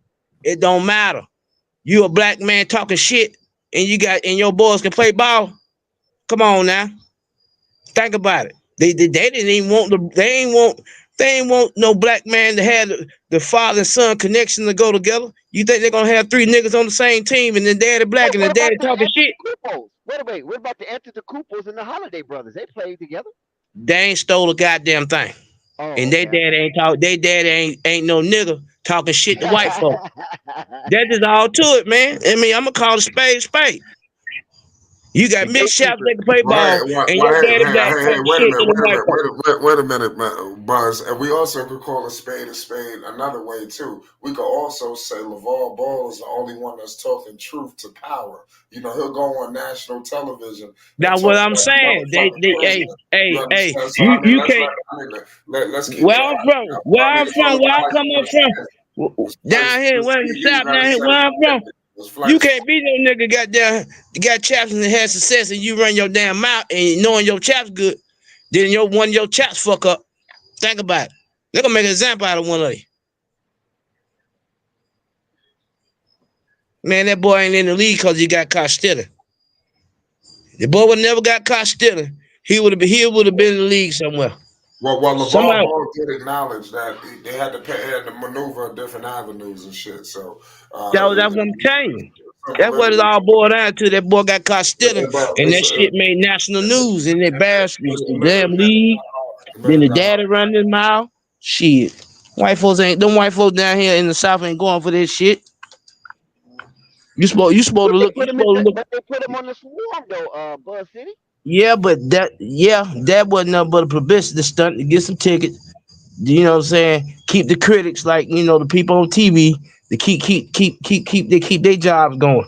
But at the end of the day, The Knicks have taken that boy wasn't going. He wasn't going no further than G League. Oh, okay. I'm telling you, he wasn't going no further than G League just because he got caught stealing. If he never got caught stealing, somebody would have gave him a shot. You got two brothers. You got two brothers on the same team, and your daddy black come to Charlotte down here in the South talking big shit. These redneck crackers down here ain't going for that shit. I'm gonna tell you the truth, man. I'm telling you how it is down that way, man. So you saying it's a sundown state? You damn right it is. Don't let the capitalism fool you. We all of us are right now talking come up in the era of racism. We can pin it out and point it out like a spot. You know what I'm saying?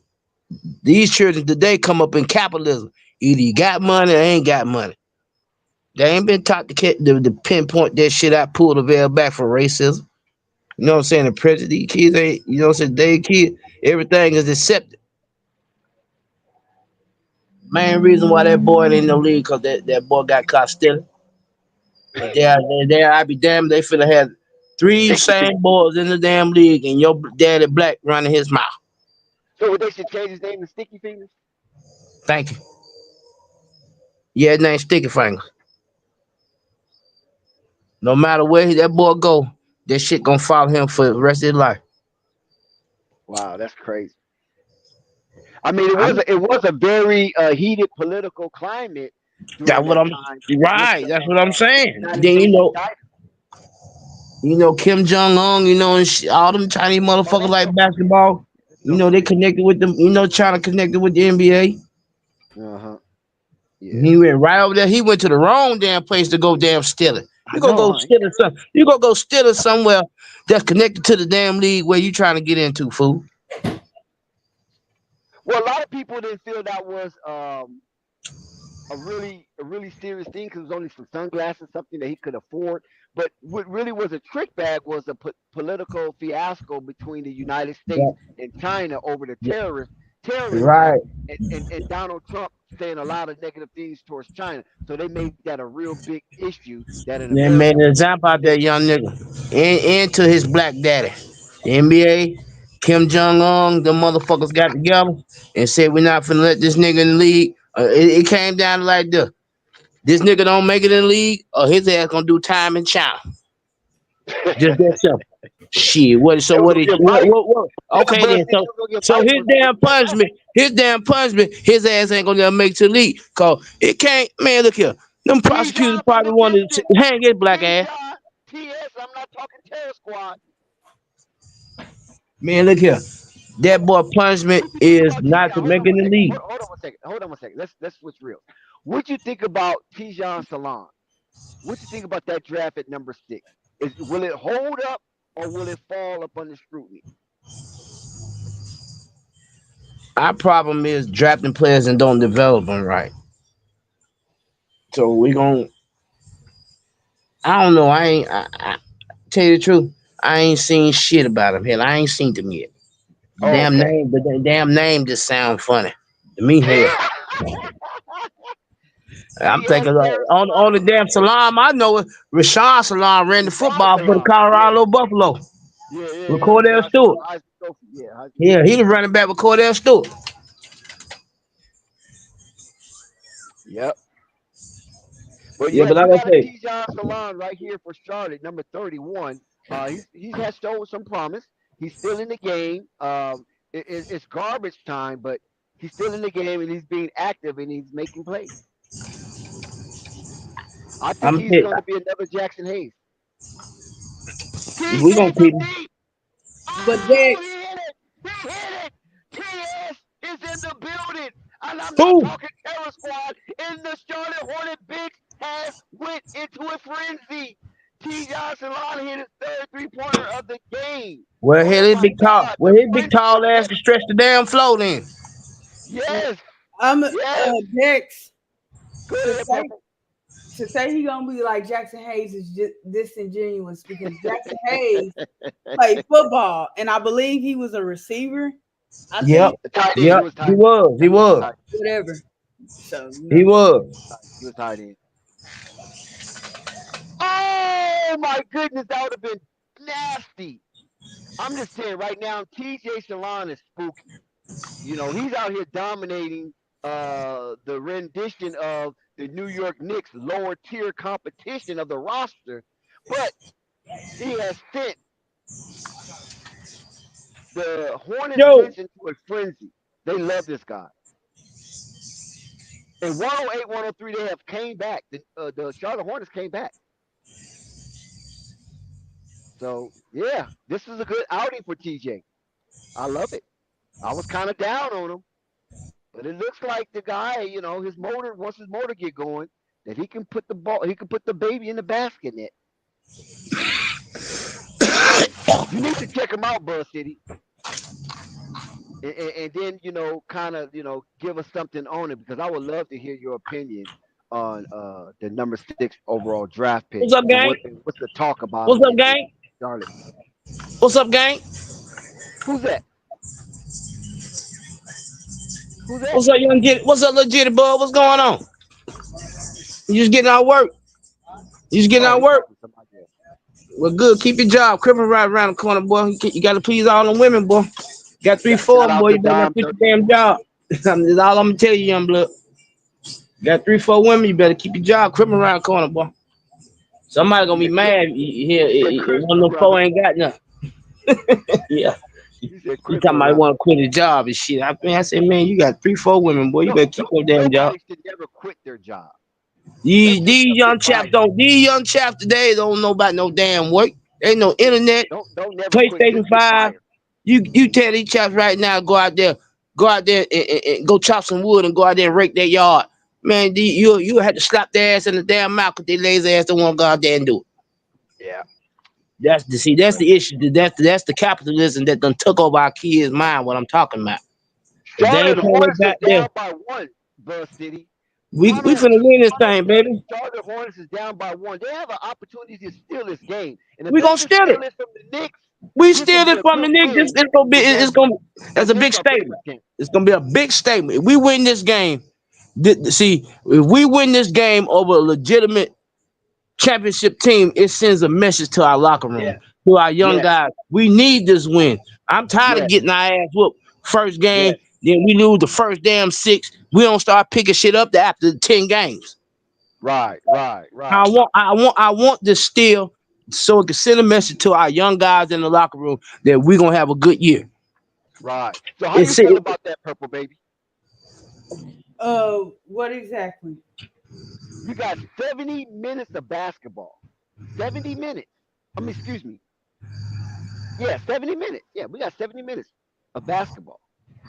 So you think, and the Charlotte Hornets down by 1, with the spectacular play from the second half from TS, and I'm not talking Terror Squad, I'm talking TJ Salon. You think this would be a moral victory for the Charlotte Hornets with TJ Salon in double figures, 3 from 4 from the arc, if they could steal this game from the big bad bullies of the that's right, of the Northwest? East. Yeah. I mean, it's preseason. We'll see what they do in the season with them. But you know, Purple Baby, you know how Charlotte is. We always, to me, I'm saying, yes, it's preseason, but we know we ain't I used to said winning 70. shit. I mean 70 seconds. Excuse me. I'm We, going to we- my part. we ain't used to 70 winning seconds. shit. And to me, even though it's preseason, the way we've been losing this shit with these young fellas, to me, it'll send a message and give our young guys confidence to keep The up. Charlotte is scrambling on defense. Oh no! Campaign. It's a heartbreaking 3-pointer. The Charlotte Hornets was scrambling on defense and making a big disruption to New York, and then a 3. Oh, Tijon for the tie. Oh, What? back up the rim. Goddamn T. Get Johnson back. on. Let's go. Hey, Let's go, baby. let's Yes. go, baby. That's what Okay. I'm talking We about, down by baby. 2. Let's go, We can steal Charlotte. this goddamn game, y'all. 30 I'm telling seconds. you. We 30 gonna steal seconds. it. Let's go. We gonna Defense. steal it, y'all. Defense, baby. We Defense. finna Oh, steal the it. referee called a foul. Look at man, That I'm was a telling you, bum man, call.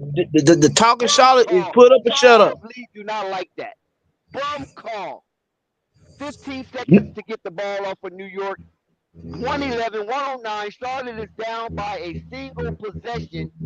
30 seconds and counting, and here we go. Fast clock engaged. Charlotte Hornets is on defense. They've been playing defense all night. Can they get a stop? Can we get a final stop? It's up, and it's off. Charlotte Hornets get the stop.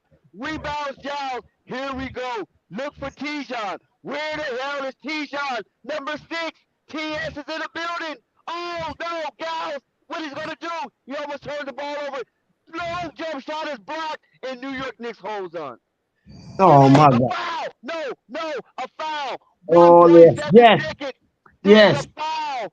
yes. Washington Jr. got fouled in a 3-point attempt, and Woo! he can make the Charlotte Hornets go up by 1 if he hits I all of those told you, free baby. throws. Hey, the talking Charlotte, no playing. They talking about Washington 17 this Jr. year. No Who the playing hell this is year. Washington Jr.?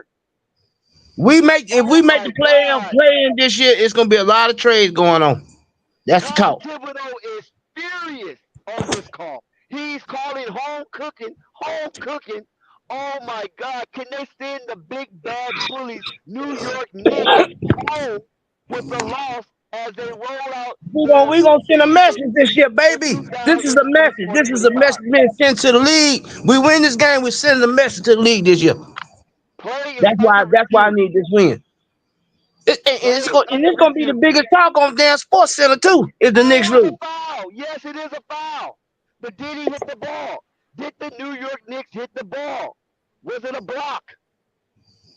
It's definitely a foul because he fouled Washington Jr. on the follow through. Nah, that's a foul. It's a foul. Oh my God, 1.7 seconds. And there's a potentiality that Washington Jr. will shoot 3 to put the Charlotte Hornets up and potentially win their inaugural victory for the 2024-25 preseason training camp season. picking up on a good start. This is mad crazy. This gonna be the big talk on ESPN that the Hornets beat the Knicks and they just acquired Cat. That's gonna be the talk. That's gonna be the talk all damn thing. How New York get out. You forget today is Sunday. It's football day. They're not gonna talk about this. Yeah, you're right about that. But you know, like people that following basketball, it's gonna be a big talk about it for the basketball heads though. Well, ain't nobody expecting my damn Hornets to beat no damn Knicks. Precious Chua has been called for a shooting foul Oh on my God. Washington Jr. from the distance, and he has an opportunity to shoot 3 to win the game. And the referees have took off the headphones, and they're going to render a decision if the foul stands or will the call be reversed. 1.7 seconds is on the clock. They has yet to change the time, and nobody's signaling game over. And here we go with the call.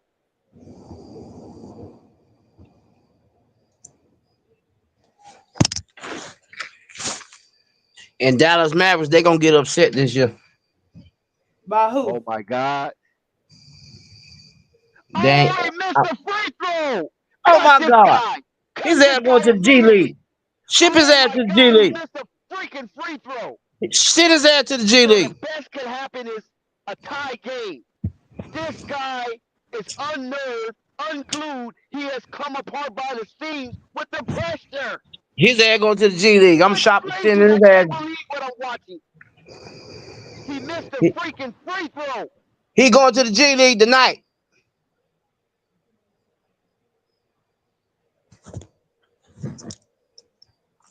He missed the second free throw. The Knicks gonna win. His ass fired. His second free throw. His contract cut. His contract cut up. No way you give up the game for free. Oh my God. Nobody's guarding you. How the hell you miss a free throw? His ass going to the G League tonight. Are befuddled. They cannot believe this dude just fucked off the game. Charles Lee calls a timeout. It's over. The New York Knicks looks like they will come out of this Buzz City high with a victory after being rewarded 3 free throws and a potentiality to take the lead in the last seconds of the game. This fool missed the free throw. Washington Jr. cut him immediately, get him to the G League, let him work his way back up. His ass fired. I'm firing his ass. Don't even come back to shout. You cannot do this at this level. He fired. All the hard work that the Charlotte Hornets put in tonight to beat the damn Knicks. He did a magnificent job to get the Hornets in position to win over the big bad bully New York Knicks paper champs. And this guy, Washington Jr., just squandered a perfect opportunity in coaching debut by Charles Lee. His ass fired as of the night. Oh my God. This is bad disrespect. I'm talking nasty disrespect. He's done. I know he's done. And he's wearing PJ Washington old uniform. I know he's done. He fired. Hey, he might well go ahead and clean his lockout as soon as he going to the back. Yeah, he's done. Hey, and you can look at his expression on his face. He know his ass fired. Yeah, he know he's done. Well, he was just a preseason contract. He wasn't on the main roster. That's what I say. He's done. You can see it on his face. Charles Lee knows he's done. You can't. He know he's done. You can't squander an opportunity for the Charlotte, who rolling out this magnificent defense and tremendous competitive nature, and you have an opportunity at home after getting a call. Right. Then you get the home call. You get the home call and you lose the game. I can see if you was away, but you get the damn home call to win the game. His ass got to go. It's over. It's all too. I don't even want to see him no more. Get rid of him, Sharp. He fired. And I asked you, Buzz City. I said, who was this Washington Jr. guy? I just knew something was going to happen that was going to be pivotal. I ain't even respond to him. Hell, you see what happened? All the hard work of Lamelo Ball, T.J. Salon, Brandon Miller, and Miles Bridges putting up against this big bad bully team like New York Knicks, and then you get the opportunity to be hero. To beat them. Go to zero. Now, what's the message gonna be sent in the locker room? Here we go again. Wow, what a game. I Here we mean, go again. we know that the Charlotte Hornets match the intensity and basketball fervor with the New York Knicks, 61-61 at the half, right? And then the second Right. half, they put in their lower, lesser competitive portion of the roster, and they held their grits against the New York Knicks as a deep team. And then all of a sudden, you get a call with 1.7 seconds, You shoot the get the 3-point home shot. call. You get the home call. Man, that's what's pissed off about. You get Yeah, the home favorite call at the end to give you a chance to win the game with 1 second on the clock, and you fuck it up. Come on, yeah. cuz. Who the hell is Washington Jr.? My Wherever he God, come I from, can't he believe better this. go back to he need to go to play back to the YMCA. Not only did you miss the first, okay, your nerves there, you missed the first. I forgive you because you do have an opportunity to tie it and extend Right. it to 5 minutes of play, right? That's right. That's right. But you missed the second one to tie it. You basically just gave away the game. You shooed away all of the hard work, diligent effort of coaching from Charles Lee and the players responding to that coaching, and you come out on a deficit end. How that's going to work with the players that, man, I put in all this hard work and we still lost. So what's putting in this hard work for? I don't I see the just results said I want. it's gonna send a bad message in that locker room saying, "Oh shit, here we go again." Even though it was a preseason game, but this win and the first win, and we ain't won no first game in years like this with the new roster and the new lineup. It would have sent a message to the young fellas, man. Now the will and the confidence gonna be fucked up. We finna lose the next 4 damn game. Yeah, that's devastating, man. I do not like that at all. Oh my And I know God. the And certain normally, game, and listen, Bud certain City, honestly, I'm a fair guy. And I like to be PC on criticizing and excoriating athletes. right, But man, I couldn't hold back because it's unbelievable. You don't screw this up on national TV, man. Don't forget this is a right, national TV game. exactly. Like I say, even though it's a preseason game and it's football season, if we would have stole this game, it would have been a big talk around the NBA circle. You know what I mean? Yep. So let's go back. Landry Shamet was a high point performer for the New York Knicks with 16 points. And on the Charlotte end of the spectrum, no pun intended, was Lamelo Ball with 18 points. But that's not surprising that Lamelo Ball have 18. But what Right, is surprising to me, right, on both ends, Deuce on the loose, McBride with 22 points. That's very surprising to me. Deuce on the loose, uh, uh, basically stole the show for the New York Knicks. But on the Charlotte end, I love what I saw from TJ Salon. yep. That he played 22 minutes, 11 points, shot 50% from the field, and He's efficient. 60% from the 3-point line. That's efficiency. Oh my God. Trey Mann, 75% from the 3-point line. He's a And good and addition. and TJ put up 5 3-pointers. So I appreciate that. LaMelo Ball shot 40% barely over league average. Brandon Miller shot 42%, which is superior. And Miles Bridges shot 40%, barely over league average as well. But I don't like Miles Bridges comfortable shooting 3-pointers. I feel that No Miles man, me Bridges neither. To should me, be he's a pushing slasher himself. going to the Yeah, hole, punching and dunking on yeah, people. He had three But balls trying that step back Jane Harden shit he trying to do. That ain't his game. He need to cut that yeah. shit out. Get on back to the but hole and here's punch the like he thing. supposed to. Here's the thing. They don't have anybody on the floor in that front court, especially once Mark Williams comes back, that can stretch the floor like he can. So he has to, or it creates like it shrinks the floor in terms of defenders going towards Lamelo and Miller. That's why me, like you say, to me, Mark Williams clog up the floor Huh. more than the other dude, the backup. Nick Richards. Nick Richards. Nick Richards don't be in the way. Mark Williams' ass be in the way. Yeah. Hold on one second. Let me recognize stay up. Yeah, Dex, he missed all 3 free throws. Yeah, that was devastating and deflating at the same time. Stay up.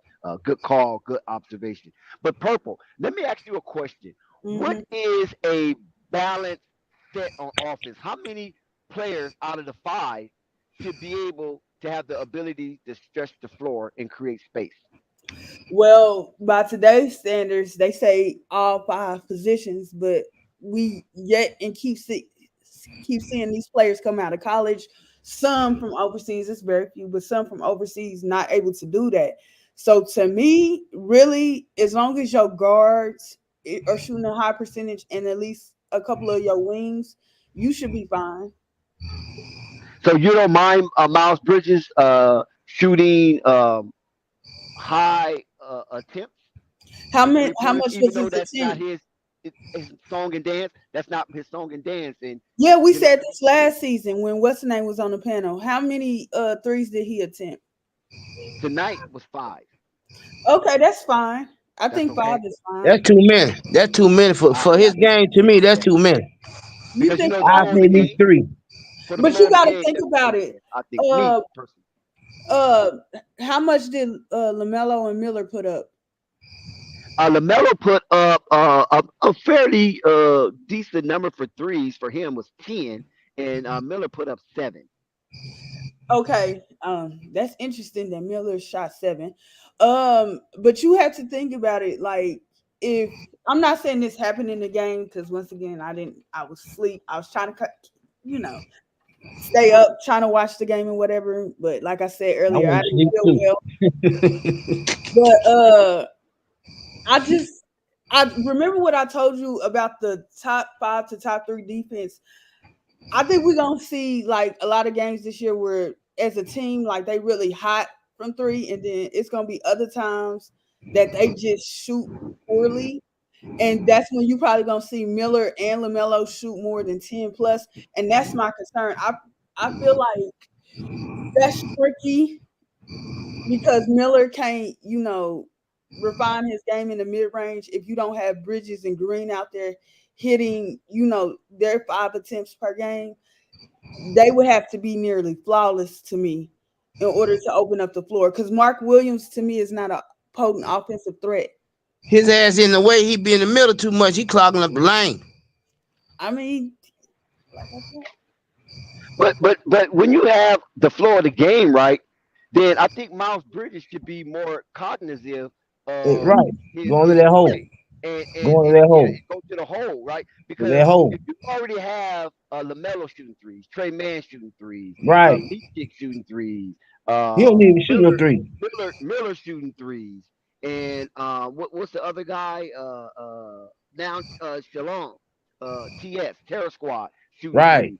Then Miles Bridges should pick his poison and say, okay, Right. if But everybody's shooting here's the beyond the thing arc, about let me be a threat in this space. In But that here's mid range. Let's go to the hole. here's the thing about Tijon. Tijon to me ain't got a lick of offense. Now the defense, I think, is where he's going to make his money. So are you calling him Jackson Hayes? No, Dex, come You on said a now. lick of offense. He's got more talent than Jackson Hayes defensively and a better ability to rebound. So Who the hell is Jackson Hayes? New Orleans, he used to play for the New Orleans Pelicans. He was their center. Okay. Afro. Okay. I'm trying. I'm like you. Hell, I had went to sleep and woke up too, catching this stuff at the damn end. Now I'm gonna tell you who we should. I'm gonna tell you who we should have kept. We should have kept there Malik Monk. No. Malik Monk needed a change of scenery, and you got to remember Malik Monk when he left the Charlotte Hornets, his pit stop was in L.A. So that's where he got his mind right. When he went over to L.A. because they have expectations to go deep into the playoffs, even though that really wasn't the case. But nevertheless, his mind got right when he got to L.A. Man, I'm he tell got you around what. professional players, AD, LeBron, and company. And then they shipped him over to Sacramento, and that's where he really started to get his mind and his talent and his athletic talent together, and now he's a balanced player. And shout out to Malik Monk. And Malik Monk, depending on what part of the equator that your lexicon is from. He needed a change of scenery. That's all. James Borrego had a squad, but he didn't know what to damn do with it. Shout out to Big Relly. Shout He out to had a Thunder. squad, but he didn't know what to do with it. I would have been got rid of Scary Terry and them boys. Yeah, but I mean, that's behind us right now. This is what we're working with, and and it has the potentiality to grow in something really great and awesome for our eyes. Now, like I said, I appreciate what Terror Squad did today, because he started out a little sluggish, but then his game started to come along once the pace sped up, and we could see why he was picked at number 6, because this guy could be explosive, and he's definitely a crowd favorite. And he needs to work on his post game. But here's my personal opinion about it. When it comes to Tijon, to me, as long as you can shore up his defense and his ability to rebound, Miles Bridges, especially since he cannot stretch the floor, he might be a better offensive option than Tijon right now. But I don't think his offense is more impactful than Tijon would be as a defender, if that makes sense. So they about to tie. I feel like Tijon should be starting, but that's just me. You got a point there. You got a point.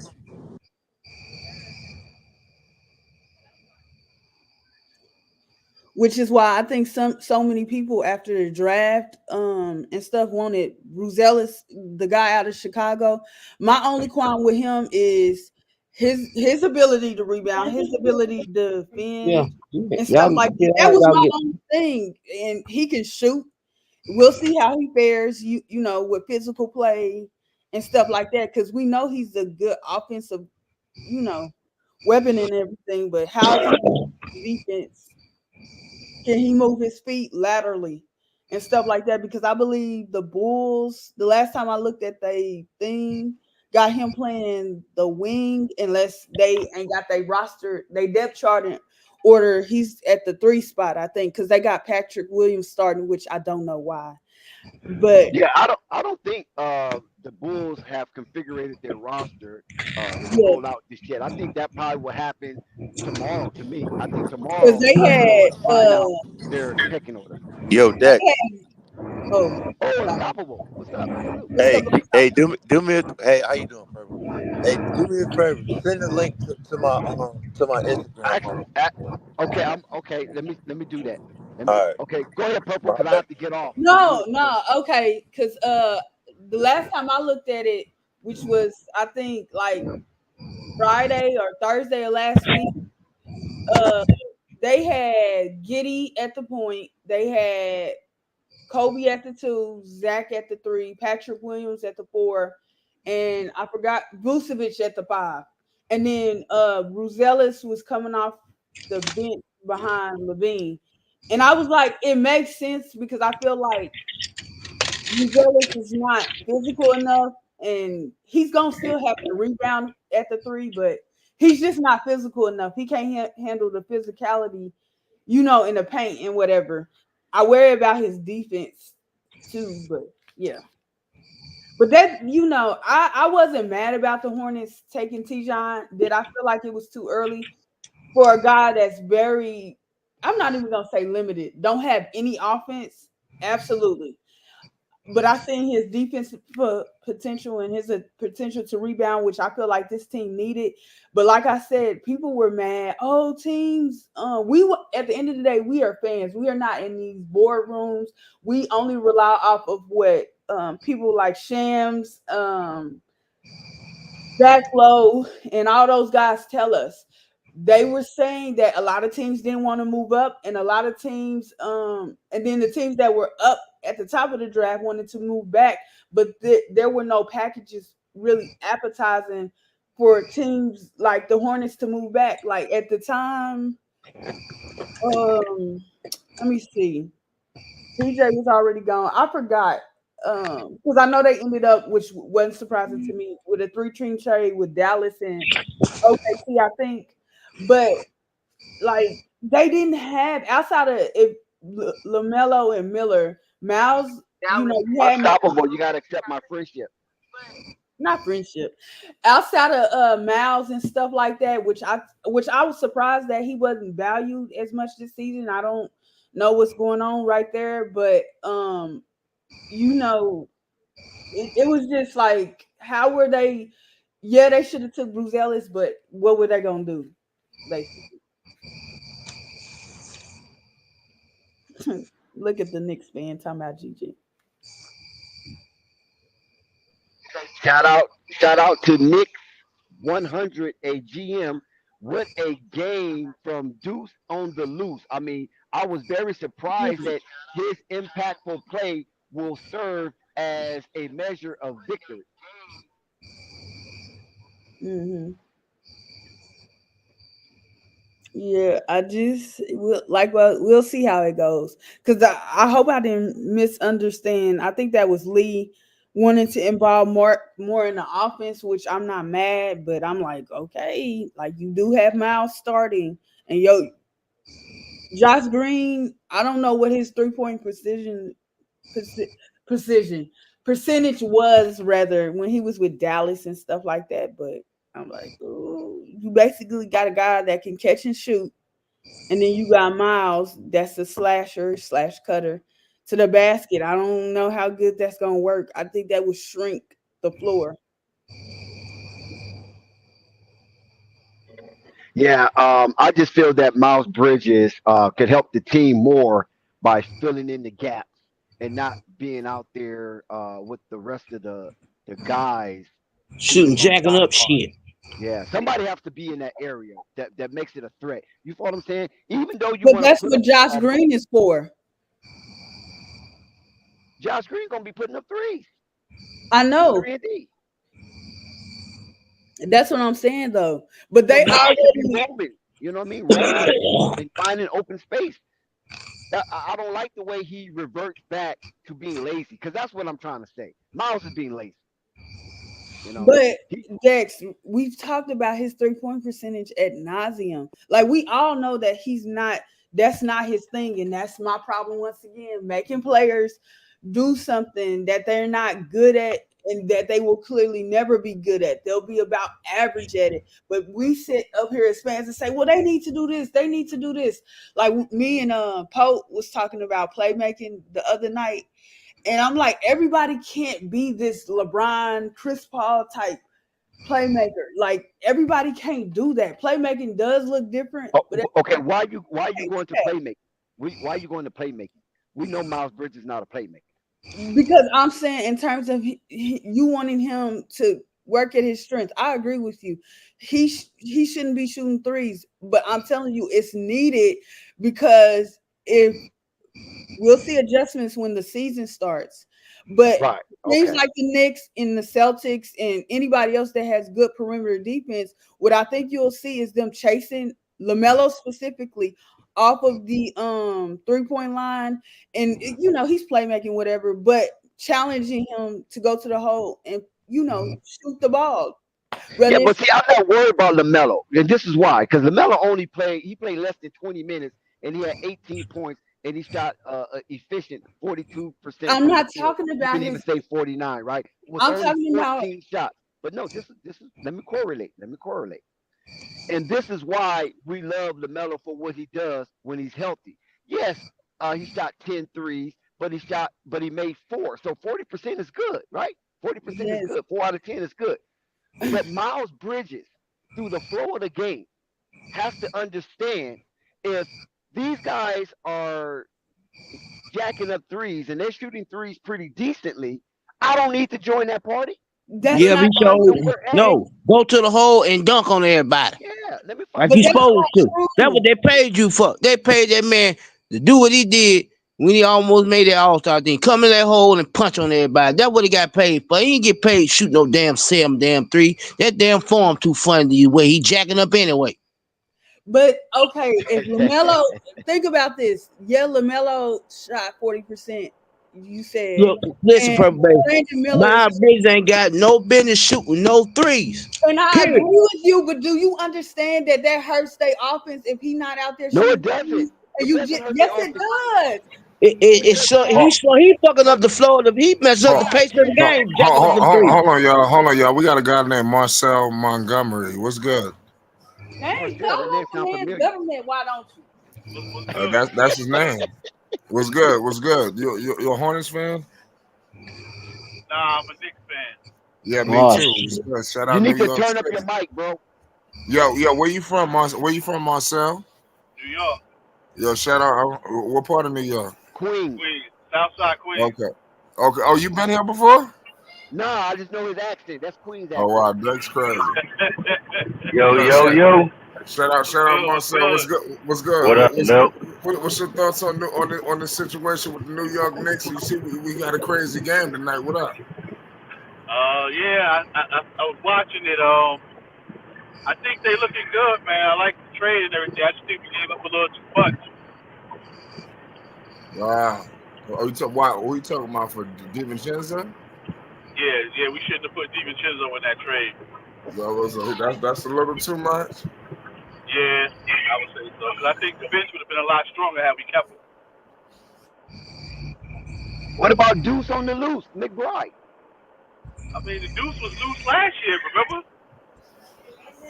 Yeah, you're right. You got a point. Yeah, the Deuce was running loose last year. It just wasn't enough to get us past the second round. So, I don't know. We'll see what happens this year. Yeah, trust management. Yeah, they're gonna be good. This your first time being on the channel? Yeah. Bull just how'd you find the channel? Bull. Unstoppable. Oh, okay. Oh, shout out Unstoppable. Yeah. Yo. That's my bro right there. Yeah, shout out Unstoppable, man. What's good? You seen the game Unstoppable? I didn't get a chance to look at the game today. I ain't get my code yet. The way the Deuce was loose today, you would have thought that was his team, the way he was taking them shots. You ain't lying. He was impressive. He was very impressive. He definitely was. This is what I want to ask you, Queens. Shamet. How do you feel about Shamet, and could he be sustainable with 16 points coming off the bench? Maybe not 16, but let's say 11, because of the minutes he played will probably shorten during the season when the starters are getting all their minutes. But how do you feel about Shamet being a part of the new look New York Knicks, big bullies on the block? Who that question was for? That was for you, Queen. Oh, okay. Oh, I thought you said Queen. I thought you were talking to the lady that's on the chat with us. I like it. You know, like I said, I like all of the moves that we made this whole season. I hope Shamet do make the roster, because I know right now what they're doing is everybody was on a tryout basis other than the starters, and obviously Deuce or whatever. But I actually like Shamet. I think he actually could be the replacement for DiVincenzo. No, I don't think you want that. No? Mm-mm. Why not? Shamet been bouncing around for a reason. He ain't been hitting his what they paying him for, his threes. Oh wow, okay. Yeah. Okay. If you watched him play, I gotta agree with you, because I really didn't watch much of him other than when he played against the Knicks. Right. And but this could be a soft landing spot for him, because it's not much required out of him. You know, when he was with the Washingtons and those teams, it was a lot required from them. They expected more of him. But now with the New York Knicks that are heavy laden in the top 5 of their competition pecking order or hierarchy, I think Shamet can be a really helpful player asset-wise coming off the bench and playing, 15 to 18 minutes a game. I agree with that 100%. Yeah. Because that's why the Clippers moved him, because baby, they was up there like, you just out here like can't make a free throw, can't hit a layup. Yeah, we're gonna get you out of here. I don't know what happened in Memphis. Why he ain't in Memphis no more. But you know what? Just to add to that, if you're playing with James Harden, Kawhi Leonard, and Paul George, you're not going to see the ball that often, so it's hard to get into a rhythm. He wasn't there with when James Harden was on the team. I think he been away from the Clippers for like 2 seasons now, maybe 3. Oh, okay. Because He's playing with Paul George and Kawhi. Yeah, they traded him to Memphis, I believe. Who was their point guard then? I forgot, but I know Scammon ain't For been. Memphis, it was Tyus, right? Yeah, but I don't think Tyus was there last year. Was he? Oh, Marcus Smart last year. Marcus Smart. Yeah. Let me see something. So we was about the point guard for the Clippers when he was over there. Who was their point guard? I'm about to see if I can. Maybe Reggie Jackson. Oh Lord Jesus! Oh, how do I find? Let me do this because I think maybe Reggie Jackson for the Clippers. Yeah, it had to be because I don't think Russell Westbrook was there either. Matter of fact, I don't think he was. But but now, but like I said, now since he's at a soft landing spot for the Knicks, deep down on their talent chart, there's not much expectation. So he might be a little more comfortable with this New York Knicks team. Yeah, I agree with that. All you gotta do is stand in the corner and wait, and just hit a shot when they beat you. That's light work right there. Right, almost like the Reggie Bullock. Remember when Reggie Bullock was a Knick? How he was shopped around, but when he got to the Knicks, he did it right there with Derrick Rose because all he had to do is wait and shoot the clip. Right. And he never played with a point guard like Jalen Brunson that could create for him either. So that's another thing to take into consideration. Good point. Yep, good point. Yep. I just know that this New York Knicks team is deep. They're deeper than I expected because you just so focused on the upper echelon of their competition with Brunson, Hart, Anunoby, and then they inserted Bridges and now Towns. This is crazy. When do you see 2 All-Stars come to a team that's on the cusp of representing the Eastern Conference and being 50% of the NBA Finals? You rarely ever see that in the history of the NBA 77 years of existence, that you see 2 All-Stars come to already a functional playoff team that can get them over the hump. This is going to be a crazy season, and I'm going to enjoy seeing the New York Knicks run through the gauntlet of the Eastern Conference and trying to take down the Boston Celtics of the world, who has been reigning supreme for the Eastern Conference, and see how they interchange with the Milwaukee Bucks. I got it was Patrick Beverly. So on the team, it was Patrick Beverly. Oh my God. Avery Bradley. Danilo Gallinari was on this team. Shai Gilgeous was on this team. Montrez was on this team. Tobias was on this team. So that was that Lou Williams. Yeah, that was that scrappy Clipper team that gave Golden State a little tough run in the early portion. Yeah, and then he played. Then he played year 2. That's when Paul George came, and Kawhi Leonard is somewhere.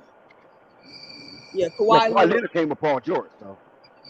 Yeah, that's why I said it's been a minute since he been there, but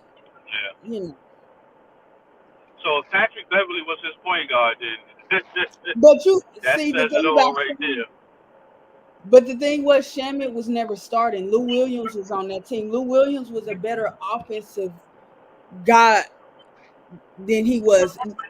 Shamet has always been a catch and shoot guy. You're right about that. So it's just that it's tough out here when you pay guys to hit threes. Right, purple. What do you feel from top to bottom from the New York Knicks roster? Do you feel that they are paper champs, or do you feel that they can get into the grit and grind coming out of their foxholes, challenge for the supremacy of the Eastern Conference? I think they could put up a tougher challenge to Boston than Indiana could ever do, and Don't we'll forget see about when we Philly. get there. Don't forget about Philly. Philly is Boston well. looks soft, man. Boston looks soft. What about Philly? Philly ain't doing Philly? nothing. Oh my God, Philly no. ain't Philly, going nowhere. as Oh long my Embiid God! still It's the playing doing that Cincinnati dumb for the shit. city of brotherly love. I cannot believe this. Long as Philly with Embiid a should think he liberty. can shoot threes and jump around and think he a damn goddamn ass ain't going nowhere. but Don't that's do that. not Don't do that. Embiid's fault. Wait, Buzz City. Don't you do that. I can't let you escape. He running around here thinking he shoot Embiid, threes. Big as he Embiid. is, trying to damn think he need to get his Buzz. ass in that paint. No, Buzz. Big as Don't he do is, that. and dunk on But everything that moves. Buzz, you but cannot restrict Embiid because Embiid, prior to him getting hurt, he would have won back-to-back MVPs of the NBA. He got hello. hurt down the stretch, Yeah, and but they got. yeah, they wouldn't win no fuck. I don't. You can't say You know that. what? With all due respect, homeboy, you just said the magic word. Every time Embiid name come up, the word hurt, injury, or healthy comes up. You Come just on, said the right? magic word. You say Right. the magic word. So I think Embiid. Or Embiid I have bubble mean, guts, or he get bubble guts. I think that Embiid Philly goes as far as Embiid's health is. I like Maxey, but I don't think he's See a that? solid number two. And they got an older Paul George. What shots will he make when it Right. matters? What did he do So in the no. playoffs last year is my question. Went home, Yeah. Right. I'm talking about got Paul hurt. George, though. And with that being said, what's crazy is Philly will still be within the top 5 to top 6, but they just not like it's not it. Wow, the I disrespect done told you. Long as of Embiid think brotherly he's love. shooting I cannot threes and believe what all I'm that shit hearing. playing around, they ain't going I nowhere. can't But believe it's what I'm hearing. I I, agree with that, too. when you look at Philly's roster, do you realize that they have Caleb starting at the 4? They're going to get killed in B's, and I don't wish that a player gets hurt, but he's going to get hurt. Do you know how much stress that is on his body and stuff like that to be the only guy above, if he's 7 feet, I think, and being in there rebounding? Do you know how tough it's going to be for him this year? Philly But is the He gonna but the get hurt offense, again. You right. You right, but the Purple Bay. He offensive gonna have to get hurt again. but listen, the offensive weapons that Philly have got this season, and some of the more stable journeymen that they picked up, I just don't see you guys wiping Philly off the map so early on without watching them play and see the chemistry evolve into something they of a have. championship nature. Let me explain this to you, Dex. They have a no defense plan, Kelly Oubre, that is a sporadic shooter. When he's on, he's on. When he's not, he's not. He don't play defense. They got Caleb. You know, he's gonna come back down to reality. So whatever he does while he in Philly, he does, and they setting him up. He gonna get demolished playing the 4. Um, who else? Kelly. They got Mr. Make It or Miss It, Paul George. And then, like I said, I Eric like Gordon. They got uh Eric Gordon. yeah, oh, it's Do dirt. they still have JT Thor up there? Or did they let JT Thor walk? Philly never had JT Thor. Or wasn't Philly? They didn't get JT Thor? Uh-uh. Oh, they It had Kai was Jones. They had Kai Jones, yeah. So what you think? Is Kai Jones, is he gonna break through this season? man, Yep. I don't care what. Yep. Watch. Duke is mid and he's still starting, so I don't know. Everybody that needs Charlotte Hornets have a breakout. Woo!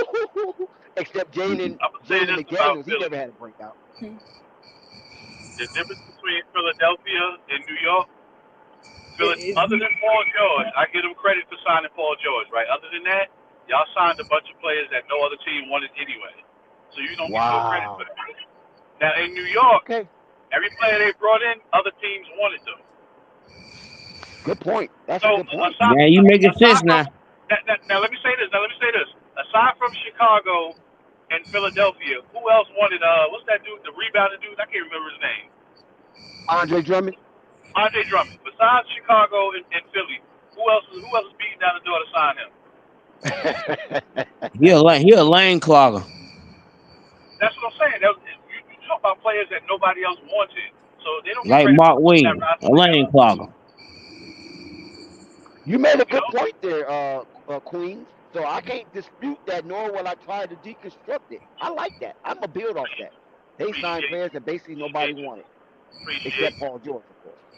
Yeah. Except Paul George. They went out and signed him and took him from LA. So I give him credit for that signing. Paul George, yeah, he's still a good player, but my point is his health and Embiid's health is what's going to kill that team altogether. Thunder makes a good point. Philly has always been elite in the regular season. Most of the issues is playoff. And Thunder, you hit the hammer on the nail, bullseye. Right. Philly always seem to collapse when it comes playoff time for some reason or another. Yep, that's what I'm saying. They'll be, as long as Embiid stays healthy during the regular season, they'll be okay. But if he's not, then we'll see them drop in the standings. Ever since Kawhi Leonard hit that shot on them, they ain't been right. That is all to it. They got rid of Jimmy. Right? Jimmy Butler brought that fire. Jimmy Butler put that fire up on the Embiid. They should never got rid of him. He the one made Embiid get his ass in that paint, play ball the right way. Ben Simmons didn't like Jimmy Butler. That's why they traded him. That's why he played like a big ass chap. That's why Phil ain't going nowhere. Big ass chap. And that's why we ain't seen nothing from Ben Simmons in a while because he's soft. Yeah. You need a dog like Jimmy on your team. Outside of his rookie season. But I just think that you guys are being very dismissal of Philly. And I don't think you guys should early on deduce them to just regular season competition and then fall off the precipice when it comes time for the playoffs. Think about it like this, Dex. You got not Philly. You got Boston and New York in tier 1. That gap is so wide after that the next tier you got Milwaukee, Philly, maybe Orlando and Cleveland, and then the gap closer. Indiana, don't forget. No. I believe my team shot better than Indiana. With healthy wise, it probably could be. That's what I'm saying. Without Mark Williams, it's gonna be a long shot and a tall. Man, Mark Williams is better than Miles Turner. We're not about to do that. Yeah, but he's out though. Mark Williams is out. They still a better team, even with Mark Williams not on the floor. Okay. I told you, what's his name? Rich. He run the flow better with Lamelo now. Dick Richards, the German Jamaican. Yes. He run the flow better. Let me see something right quick. Because I just feel Philly is going to be a little more relevant in the hierarchy in the Eastern Conference. I don't think that Liberty Bell was cracked for nothing. Okay? I think that's a significant sign that Philly is coming to make some noise. Man, no, they ain't, man. They ain't going no further than the Eastern Conference. They're going to make a lot of noise. I don't believe every time one of their players get injured, they're going to make a whole lot of noise. So you said Philly going to make their noise in Cancun? Yep. So, Dex, I'm looking at the standings from last year. So we all know Boston won 64 games. New York won 150. I think they'll add 7 to 8 onto that this year. Then Milwaukee won 49, Cleveland won 48, Orlando won 47, Indiana won 47, and Philly won 47 because Embiid got hurt. I forgot how many games was left. I think it was like 20-something maybe. And he got hurt. So you telling me if I think what's name is going to win 57 games, that would mean everybody else is going to win. What you talking about winning 57 games, first of all? 57 New York. And I think Boston will still be at 60, around there. I don't see nobody else coming close.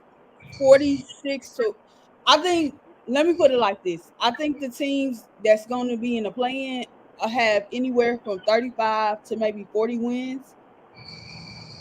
That's similar to last season, right? What was the worst team that made the play-in last season? Was it the Bulls? Atlanta. Oh, Atlanta had 38 and 46. Oh, they had 36 wins? 36. No, 38. No, 36 and 46. Okay, 36. Yeah. Yeah, that's what I'm saying. So that's why I said Milwaukee, Cleveland, Orlando, and Philly is all in that tier. And then that next tier, you can put Indiana in that second tier if you want to. I don't think they will be in that second tier this year. The last tier is Indiana, Charlotte, Atlanta. If you want to put Chicago, I don't think Chicago's in that tier. Chicago, I think Chicago will be better than most people expect. Miami. Nah. But hey, Dex, I wanted to say this to you right quick. I ain't get time to touch on it. I agree with you. I think everybody's sleeping on 76. I think they're Oh gonna my be real God. good. And why? And why? Give your explanation. Because They ain't going I give you nowhere. two. Bro, I give come you, on, No, you let him go. trolling, bro. Let him go. Let him go. come on, man. You know how it is. Two, I give you two reasons. One, because they got Paul George, and two, I think this season Embiid gonna be the healthiest he ever been because he got him a nice little solid backup. Drummond can get him some good rest, and then and if B can take a step back, and PG 13 can take over. I mean PG, 'cause he ain't 13 no more. Number 13, Man, he PG want can that take over. MVP rank, man. He ain't gonna step back He for no already got Paul But that you George. got don't MVP. forget you got Tyrese Maxey who has made his ascension Well, and yeah, has you became know, an all-star himself. yeah, Tyrese. Yeah, of course you got Tyrese Maxey too, but I just think because Philly whole thing was Embiid never could stay healthy, but they never had a solid big, and when they did, they didn't bring him back, which was Andre Drummond. So I think Philly gonna if Embiid can stay healthy, which I think he will. So that's gonna be a scary team to face. What? No, it's not. Do you know how small they are? Who? Philly. Philly, they ain't got enough ass. Okay. Yeah, What that Embiid mean? can cover all that. Right. What Look that here, mean? he still gonna run around here think he a damn god playing center. I mean, that's the modern day HBN, the stress big shit. That's right. Yeah. Jokic do the same thing. But here's that Embiid and Jokic got a different skill set. Here, Jokic come from Europe, so that's a different skill set. I mean, he's still a stress big. He ain't trying to bang in the paint like that. Here, Jokic wouldn't last back in the '90s neither. Yeah, All right. I mean, eat it for lunch too. I think he would, but He won't be we hyped like he brought up now. He'd be He Sam just be Perkins in the he'll be a Luke Longley or somebody. 90s. I'm for real. If he go back in the Sam day Perkins. when the real seven playing, man, I'm boy would have ate his ass up for lunch. I mean, they would. I mean, I agree Anthony with that. Davis too. Anthony Davis would have got towed up too. He sure I would don't have. Cause know about they Anthony was Davis. I physical don't know. back then. Now That's what I'm Anthony saying. Davis don't like being.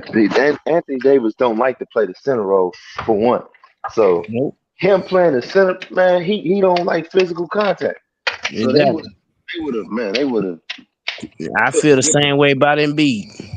you know. I don't know. I disagree with you on No, that I one, though. disagree I on think Embiid. I think Embiid don't Embiid. mind about Man, contact. you Yeah, you get a center. They got the same strength and the same skill set. Shit, Embiid won't win. where you gonna find that at? That's gonna be the number one draft. Where you gonna find that at? The skill set of Embiid Look, in all the the big. centers that Embiid There's cooking on nothing here coming in the into East Conference ain't no there's dang on nothing center. coming into the NBA with Embiid skills. Nothing. Yeah. And those that do have the similar skill set to him, they don't play Sure don't. And why is that? because they don't fit in today's league. Then how is there gonna be a similar skill set then with Embiid if they don't fit? And Because you Embiid looking at is a his one-time if MVP. you take his 3 point thing away and you tell Embiid, and this goes for Jokic too, just to play in the post, they are really exceptional. When you look at I would say only person that kind of plays within the post is like Adams, but I think that's more due to his ability to rebound really well and set screens. But when you look at what's old dude that just got drafted, Edie, and you hear how people talking about how slow his feet is and how athletic he is, he's somebody that I would put on Jokic and Embiid, even with clinging to a certain extent. But But they Embiid have footwork. play, You know that, right? Because he grew up huh? playing soccer. So Embiid grew up playing soccer. So he has footwork. So that makes a difference. Right, That's an advantage playing in basketball. Big exactly. advantage. But when If I'm you're a saying damn soccer Ed, player, oh yeah, you're gonna be good in basketball. for Edie to get and it's not Edie's fault, and this is what I keep saying about college. I don't understand if y'all want these stretched bigs, why aren't these guys been taught, not just in college, but in high school or in AAU, to stretch the floor? I keep seeing bigs like Mark Williams, Jalen Duran, Zach Edey, Singing, guys that they'll overhype their ability to stretch the floor. It's okay for these guys to take deep twos, but for our other like positions, like our guards and our wings, it's an issue. It's a low percentage shot. It's a bad shot, but it's okay for them to do it, or be out at the 3-point line and they don't know how to play at the post. Look how people do Mitchell Robinson, although he's hurt all the time. How they treat him. They don't want these guys to be playing in the post. They want them to be on the perimeter. Okay, but who you see coming down the pike that has Embiid skills? That's my point. I just told you, Edey and Klingon, but they don't want them to have Embiid skills. When you say they don't have Embiid skills, what are you saying? As far as Embiid is a 3-level scorer, efficient 3-level scorer. If you take his 3-point shot away, no, you can't take it away. That's part of his skill set. You can't take anything away. Those other guys have to add to theirs. You can't deduce Joel Embiid to try to compare him to modern day big men. They're not modern day big men, though, Dex. What are you talking about? You just Embiid had to learn how to become the 3-point shooter that he is today. No, listen, with that. Purple, they are modern day big men because we're in 2024, 2025, and they're playing. So they're modern day. They're his constituents, right? Yes or no? But I'm saying, you saying it's a part of their skill set. That's something that Embiid and Jokic had to learn. Okay, so give these guys. I'm saying in terms of playing in the post and defending the post. Oh no, Embiid is dominant. He's dominating. Yeah, I agree with that. And I agree with you. That's why I get upset when people. I like Bam. I like what's the name, Sabonis and stuff like that. But it irritates my soul when people be like, "Oh no," because Embiid's never. Sabonis can play. Yeah, he can shoot I threes agree too. that Sabonis can play, but Sabonis He comes Charlotte right now. Sabonis don't like to be in the post. Shit. Sabonis don't like to play. Sabonis comes Charlotte right now. In the paint and whatever. But I'm just saying, like, what I'm trying to tell you is like when Shaq be like, "Oh, I can play in today's league." I agree with him, but Shaq is also a limited player and easy to defend. How he gonna get out? That's what not Cleveland is. Edey is. In terms of he don't have the athleticism to be on the perimeter. They want today's centers to be on the perimeter. I think Jokic and Embiid have good athleticism, but I don't think they have any business being on the perimeter, guarding wing. I disagree. Guards. Exactly. You making a point, Purple, baby. Purple. How you gonna say Jokic? Oh, there go Big Al. I told you he was on this way. Big Al, you should introduce yourself. What's going on? What's going on, Dex? It's Big Al. What's going on? What's the other Charlotte cat in here? What's your name, bro? Buzz City. That's Buzz City. OG. Okay, what's going on, Buzz City? How you doing, brother? Doing good. This Big Al, man. I'm a fellow Charlotte Hornets fan. Me too. Die hard. Me too, bro. Yeah. Yeah. We hey, like I was saying tonight, even though we lost tonight, this win would have sent a strong message to our locker room. You know what I mean? Yeah, even though it's preseason, I'm looking for a message to be sent in this locker room so we can get something. Now I'm looking for us to lose the next 4-5 games now, man.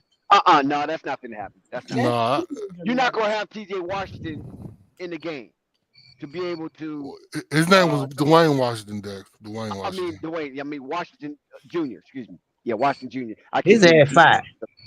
Yeah. What you think about that? Because we need to roll you out a little bit more appropriate, Big Al. So this is Big Al, a Charlotte Hornets fan. He came in very uncouth and disrespecting the whole panel. Now Big Al has acclimated himself and matriculated into Flight Sports TV, and he has been a stable contributor to Flight Sports TV. Big Al, my question to you: how did you feel about the first half when the score was 61-61? Could you dissect anything that was very glaring to you that you appreciated by the Charlotte Hornets and Charles Lee? Yeah, first of all, is my volume good, Dex? Can y'all hear me? Yes. And you clear. All right, perfect. All right, so yeah, I feel like Dex, I feel like the team was pretty solid, man. One thing that was looking good was the effort. They actually gave a fuck, you know. I gave a damn about playing defense. That's the one thing I noticed. They were hustling, taking advantage of opportunities to hustle up and, you know, get easy baskets. I mean, they're looking good because, you know, they at one point they got a lead.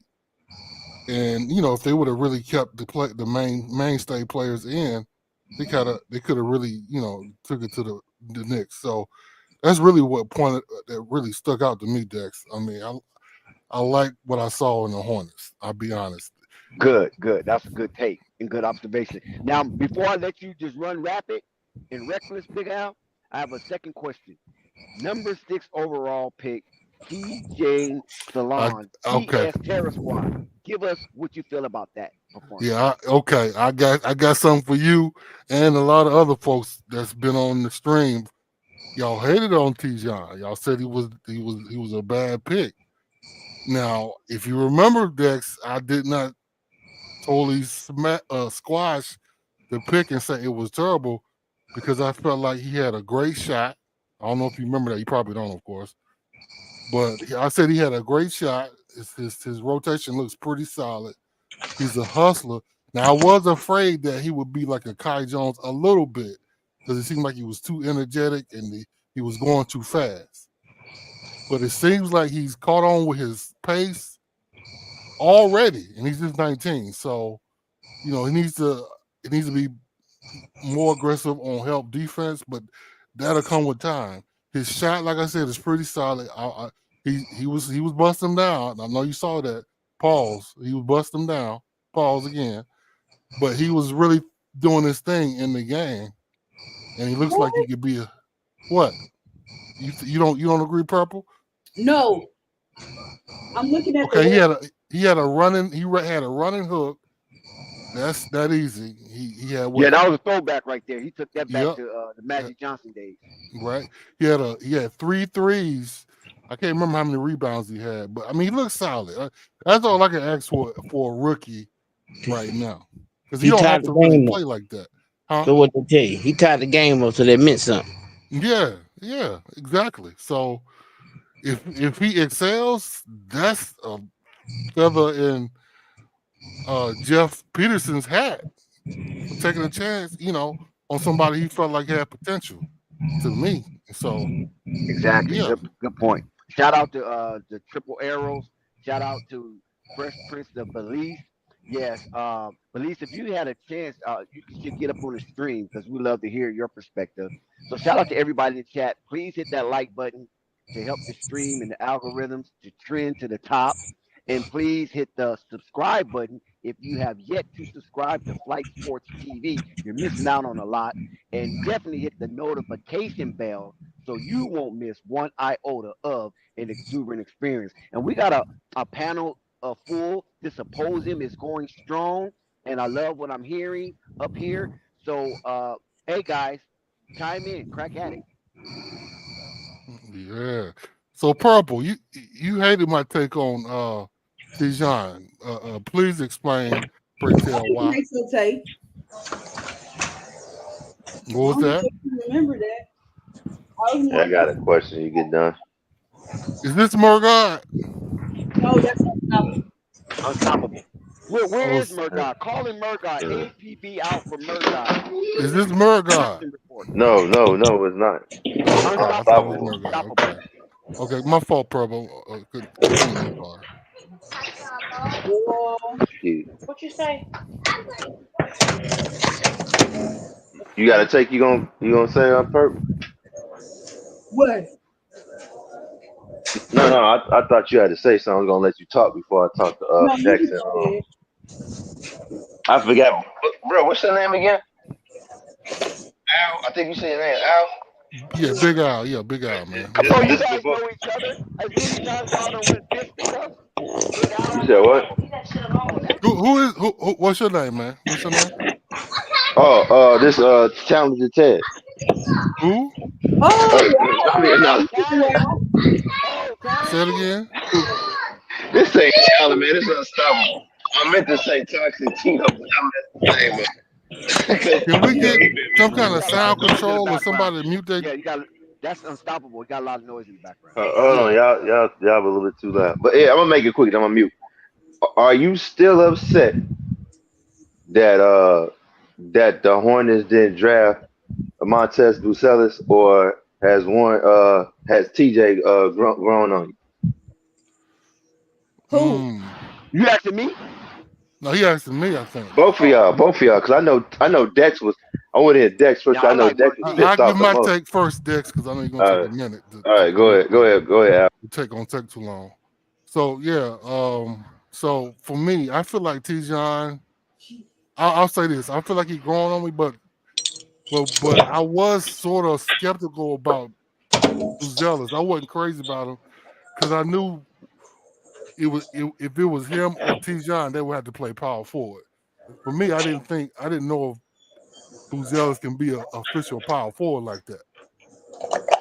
And we already got too many small forwards as it is. So I feel like Tijon sort of allowed us to have a pure power forward. But I still wasn't sure about him. So I don't know. I mean, I wanted Stephon Castle. That's who I wanted. So I mean, Tijon for me was a solid second pick, if not Buzelis. But I wasn't sure about Buzelis because of his size at power forward. I guess that's not what you wanted to hear. Yeah. I just want to know that you changed your mind. You know, as you see him play more. Okay, Dex. What about you? Well, we all know how I feel about Tijon at first, prima facie. Now, Tijon has grown on me since this game, and I saw the energy that exude from him, and he ignited the crowd, and he had the Hornets bench going to a frenzy. These are the things I want to see from a top 10 draft pick, where his comrades are on his side and want to see him succeed.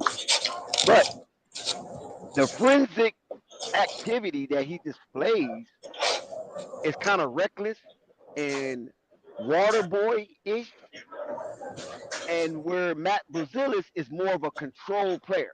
You know what I'm saying? He can get an assignment and he can execute that assignment and be very productive in doing that. And another reason why I wasn't high on Tijon, since I gave him a nickname now, TS Terror Squad, because he's a terror out there, is that I never heard of the guy. I mean, he's part of the French connection. I never heard of him. I'm gonna be honest. I'm not gonna be superficial and say like, oh yeah, I knew him. I was watching him. He was a part of Tony Parker and the Victor Wembanyama splat. I ain't know who this damn guy was over there in France. So when his name came up, I was like, who the hell is that? After all of these other guys' names was still in the draft that I was more familiar with, it made me a little skeptical. So that's why. But now I'm seeing him play, and he played a preseason game, and it's not summer league. He's looking like he's going to be a lightning rod, and I like that because you need guys on your roster in games that can galvanize the electricity of the building, and that could arise the sixth man while you're on the floor. And I love it. And this is why I gave him the nickname TS Terror Squad. Hey Dex, to piggyback on your point, so I love Tijon's energy, but like I was saying earlier, I was happy that he could control it because I wasn't sure he would be able to control it based on his play in summer league. So when he's out there now, and he seems like he's under control, even though he's an energetic player, That's good for me. That's really good. And I second what you said about knowing who he was before the draft, before he was drafted. Like again, I wanted Castle. That's who I wanted. But when they got Tijon, I was like, who is this? But as I, started watching him, the little bit of stuff I could see, I saw his shot was pretty solid. And, I love his measurements. I love his athleticism. And I felt like he had potential. But I wasn't sure, what it would turn out to be. But I guess now, he looks solid. He looks pretty good. What's your he take? looks like he fit in. Yeah, he looks like he fit in. Right. But the like thing of it is that he has to be careful not to overemphasize his energy when he's playing in the regular season, because a lot of those guys that he's going to be on the court with are more directional. They're not just out there like a banshee. So he's going to have to be able, he got purpose. Exactly. That's a perfect word. He's going to have more purpose. And they would take advantage of his lack of control. So he got to make sure that hone in and make sure that control is there. Hey, the dude that asked the question, are you still on? You still Unstoppable. Unstoppable. I guess you're not. Yeah, I'm still there. Oh, okay. Yeah, you answer your own question then, if you don't mind. What did I? Come on, if I'm happy that we got Ducelis. Well, I mean, answer the question you asked me. You asked us the question. I told y'all when they first got him that's who I really wanted Chicago to get, and I think he's going to be a good player. He's 19, and if they develop him right, he's going to be a good player for Charlotte. So, so you wanted Tijon? Yeah. Oh, but the Hornets ain't your team because you wanted Chicago to get him. Yeah, Chicago. Yeah, Chicago. Oh. Yeah. Why the hell? I'm never mess with you. Okay. Yeah. So, I mean, but okay. like I said, the thing was, a lot of people with Montes, he could do this. Montes, I do know, got hurt in the G League, because I don't want to be disrespectful. But my thing is, can Montes? I'm for sure that Montes is a really good offensive option. To me, he's athletic for a white player, and stuff like that. But I'm like, okay, I think they said he's 6'9", 6'10", whatever he's supposed to be. I don't see him being able to play the 4 spot in the NBA, and that's okay. And I'm like, okay, can he slide his feet good enough if any team, not just Chicago, against these athletic guys driving to the rim? Like, that was my only complaint. I've never said the Hornets shouldn't have took Montes and stuff like that, but I did understand people's outrage with Tijon, because he was always described, if people was keeping up with the draft like they was supposed to, instead of just waiting until July, I think it is, or June, whatever, and then trying to do a lot of quick research, they would have known. Like, Tijon had always been described and was said to be taken in the lottery off of his defensive potential, and that he had a lot of room to work on his offensive ability. He was always a good, solid defensive piece. That's what he was for his team out in France. They was running the offense through him.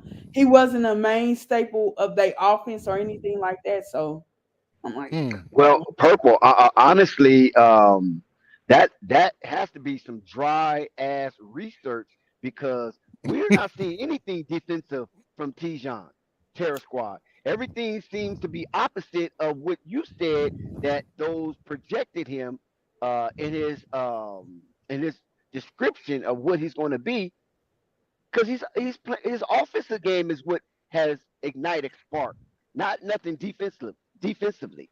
So I don't know about. So Dex, compared to Montes summer league, you think even up until this point, Tijon has been on the same level as Montes as an offensive player? No. Yeah, I agree. No, he hadn't been. And that's what I'm saying. Like, you saying his offense, okay. Outside of him being a catch and shoot. No, I'm saying what we're seeing. I'm not talking about the scouting report on him. I'm just saying that has to be. But the thing is, outside of him, what he has displayed, according to your research and scouting report about Tijon. You know what I'm But saying? what I was gonna tell you too is he outside of his catch and shoot, which I think is shaky, and getting lobs and stuff and driving into the paint, that don't impress me like at all. I think, and So he okay, said so what are you himself, saying about Tijon? Because I'm confused. Right. I don't think Break it I down. told somebody, if you remembered, what is his name? Cephalosha, from OKC. Yeah, Stephalosha. Yeah, I remember. Yeah, Yep, that's Stephalosha. Andre Roberson. That's what I see Tijon is. If he's able to make a Oh, basket or a significant impact offensively, that's even better. But he don't, his offensive ceiling, like, I don't see it for him. I don't even see him being a good free throw shooter. I think his defense and his ability to rebound and guard multiple positions, like they like to say nowadays, was is what's going to get him playing time. I don't think it's helpful, if he's able to catch and shoot opportunities, hit his shots and lobs and stuff like that, and gotcha. make layups. But he said himself, the way he's going to see the floor for this team is his defense ability and But his. they always say that, right, to rookies. Every rookie come out, they always got to say focus on their defense, and we know that's not to be the case. For But some for reason, some, I think it's just something that you just have to say as a rite of passage coming into the NBA out of the draft that I got to focus on my defense. but that's what I'm saying. Like, if you just go watch him, you'll like you'll see. You just have to go watch him because Okay, no, okay, that's cool. That's cool. Now, Purple, what did you see from Terror Squad that exemplify and what I say co-sign some of the projections of Tijon defensively? Did you see that tonight? Did anything corroborated the scouting report on him tonight defensively? I feel like and I noticed this in the summer league, and when I watch film on him too, I'm worried about him being in foul trouble, number one, because I think he gets, as Al said, about his energy, too excited, too anxious, and stuff like that. So he forgets like the basic nuances of playing, defense and stuff like that. But he tends to lose focus sometimes, like, because I think he feels like he's in the NBA now, so he's looking around like, okay, like, it's not the same over here where I can still get 20 something minutes a game or possibly 30. And I'm not saying he got that back home, but if I do this offensively, I'm a lack on my defense because offense moves the needle now. They say it's a lot of good defenders in this NBA, but sometimes those guys don't get the shine that the offensive players do, doing whatever. So I think he just feels like, okay, especially looking at Miles Bridges. If I know Miles Bridges is starting in front of me offensively, just because he's offensively better and outside of him being with Charlotte, longer. But if I feel that, he's offensively better than me, I'm probably gonna look at Miles' weakest part of his game is his 3-point shot. So if Tijon feels like, well, I'm gonna start lacking on my defensive ability or my rebounding so I can get on the floor because I know Miles is not as good as a 3-point scorer and stuff like that, I'm going to do that. And I don't think he should adopt that, but that's how it happens. It's whoever's they pick at whatever ability that player is weak at, unless you're a certified star, like, or starter rather, like Lamelo and Miller. Everybody else's positions, it maybe not marks. It's up for Expendable. grabs. Yeah. Expendable. Yeah. So So okay, that's this what is to that the is. panel, right? This is to the panel. Y'all can chime in. You can chime in. Who gets more minutes on the floor, Terror Squad or Taj Gibson? Taj.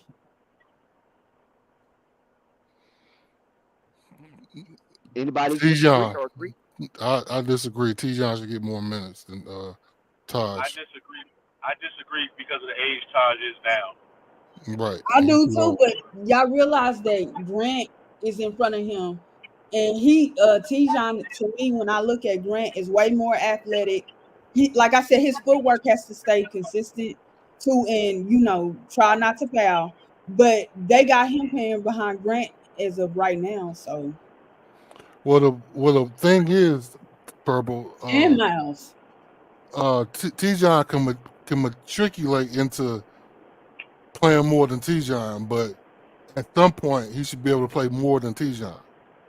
Tijon has the experience and he's older, so he can play now.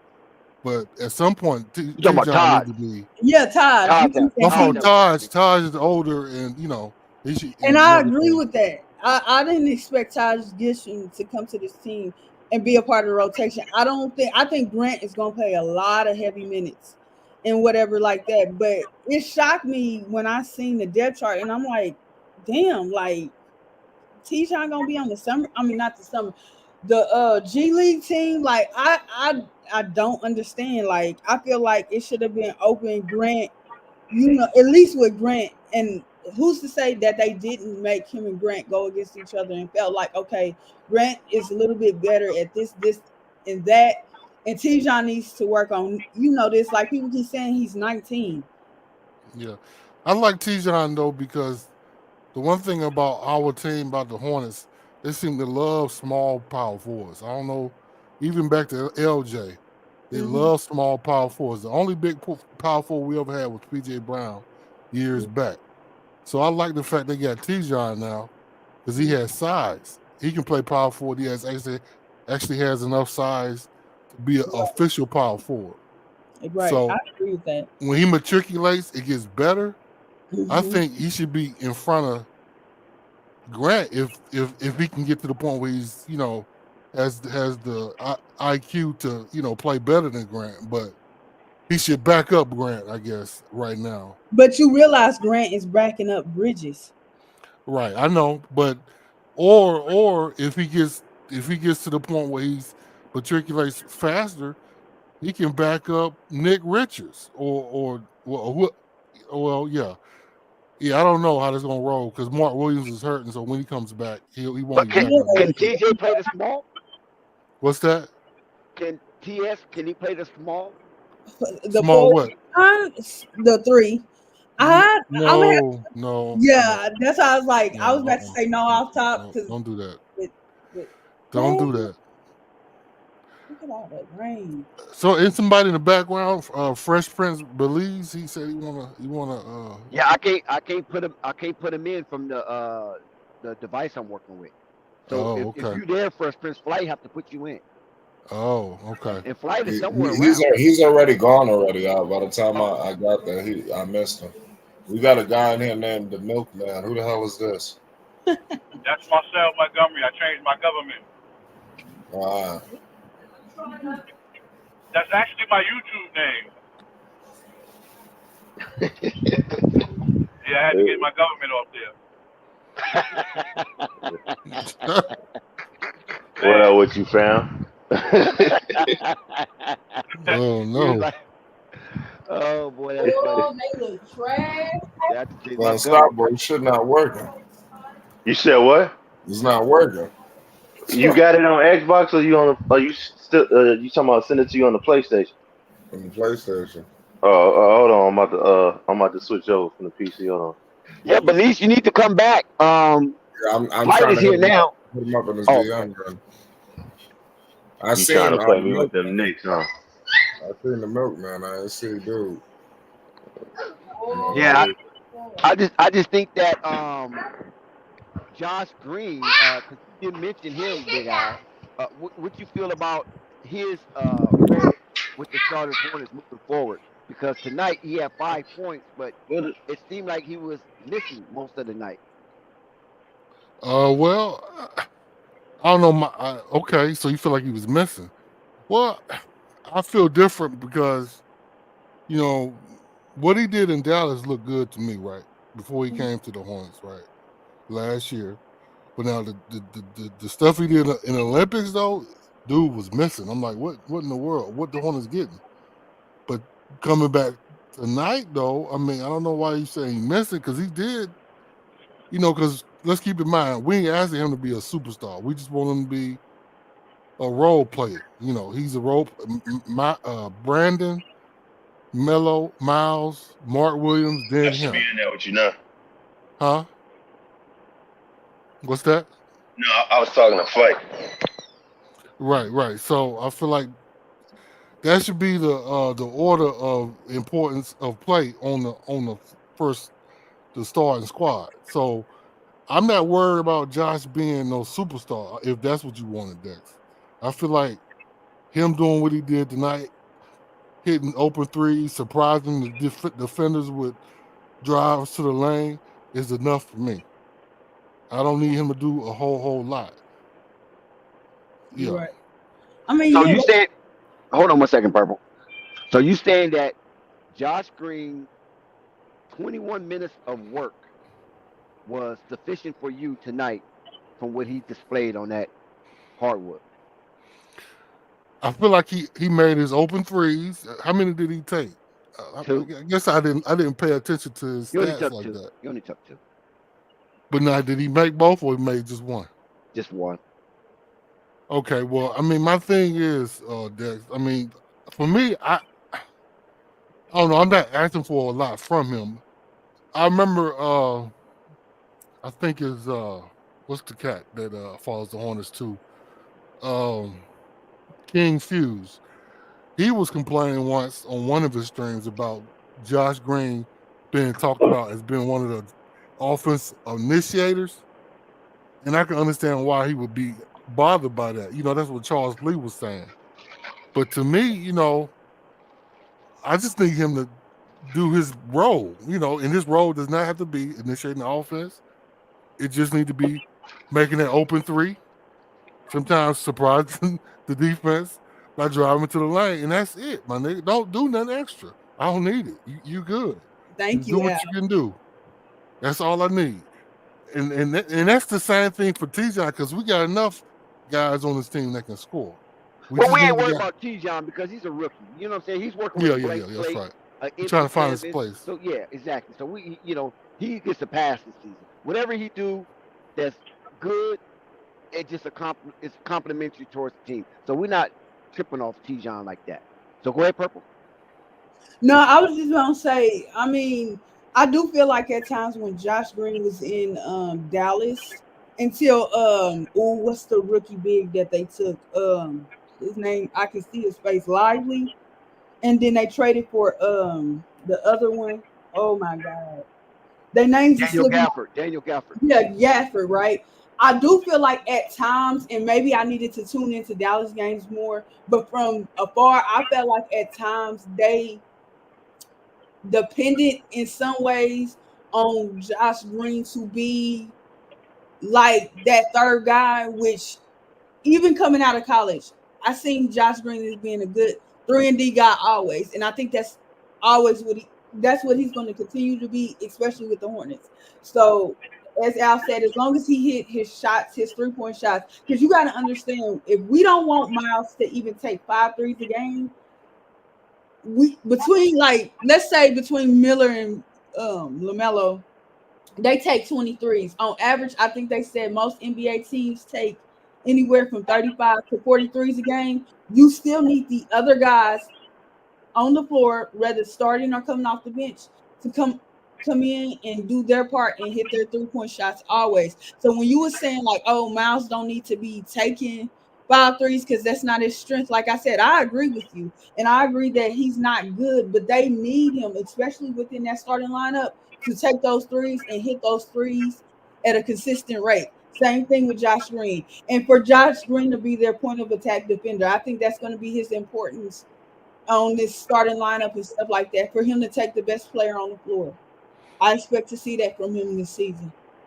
And Dex, that's another thing that we need to hit on, man, with the Hornets. For years, we've I don't know if we complain on here, but I know I have complained that the Hornets had too many Chiefs and not enough Indians. Let that sink in. These guys, we got Melo. We know Melo will star.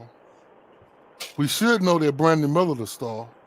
To me, Miles Bridges is close. He should be the third in line behind those two guys, and Mark Williams should be fourth. Everybody else need to fill in where they fit in, where they can fit in, and play a damn role. They don't try to do too much. I mean, that's really how it should be with the Hornets. I mean, now, because no other NBA team has a star and then role players that's trying to do everything else beside the star, and just fucking up the whole rhythm of the team. And the Hornets are one of those because, like, what's the guy? What do they call him? Frankie Cigarettes? Remember last year? Yeah. He was trying to do too much. And so we need guys to play their damn role. And then we got Lamelo, Brandon, Miles, Mark. That's all we need. We get that, we solid, man. That's all I'm saying. Now, if they need to step up, okay. But don't do that shit if we got Melo healthy, Brandon healthy, and everybody else that needs to be scoring healthy. Don't do that. Just play your damn role, please. You can get out the way. That's all I need you to do. So yeah, that's all I need. Because we got a team that can become something and matriculate into an actual playoff team, in my opinion. People don't agree with that. It might be a bad take, but this team has potential. So when you speak playoffs, we know the play-in and playoffs are two different things. So are you talking about 1 through 6 or like the 7 through 10? For the Hornets? Yeah. I'm just talking about playoffs. Don't get me to listen. I just want a positive outcome for the Hornets right now. Because look at it like this. They're a damn young team. So we have a good turnout this year, and we show a lot of potential. We can build on that for oncoming years. That's what I want, man. Because we have had. Okay, somebody said 1 through 6. Triple, I don't know, but hey, if we could do it, we could do it. But I'm not as a realism guy. I don't care. I just want them to show potential and the ability to get to the playoffs. Okay, somebody was trying to talk. Go ahead, you got it. Yeah, can I chime in real quick? Oh yeah, you got it. Okay, so let's look at the Eastern Conference. And you say 1 through 6, right? Somebody in the comments said 1 through 6, right? Yes, sir. Right. Okay, so we got Boston and New York top 2, right? So let's look at the next 4 teams. You got Milwaukee, you got Philly, you got Orlando. No particular order. I'm just saying these teams. You got Milwaukee, you got Philly, and you got Orlando, right? So you telling me Charlotte is behind those 3 teams? Okay, so hey, who am I talking to? This is the Milkman. Okay, Milkman. So if you put, I see it like this. If you gonna put Orlando in the mix like that, I think Charlotte got a chance.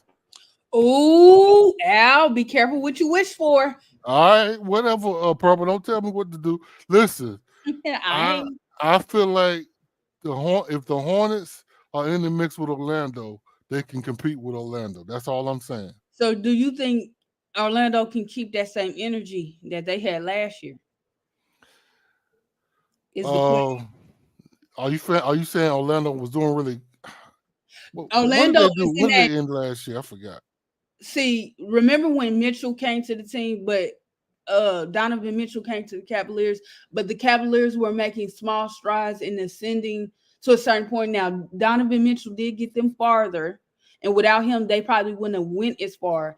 Even though, if I'm thinking correctly, Orlando didn't add a guy like Donovan Mitchell. Do you see them kind of still? Because it was a huge step for them to be in the playoffs last year and stuff like that. So I'm basically asking you, are they going to take that same step?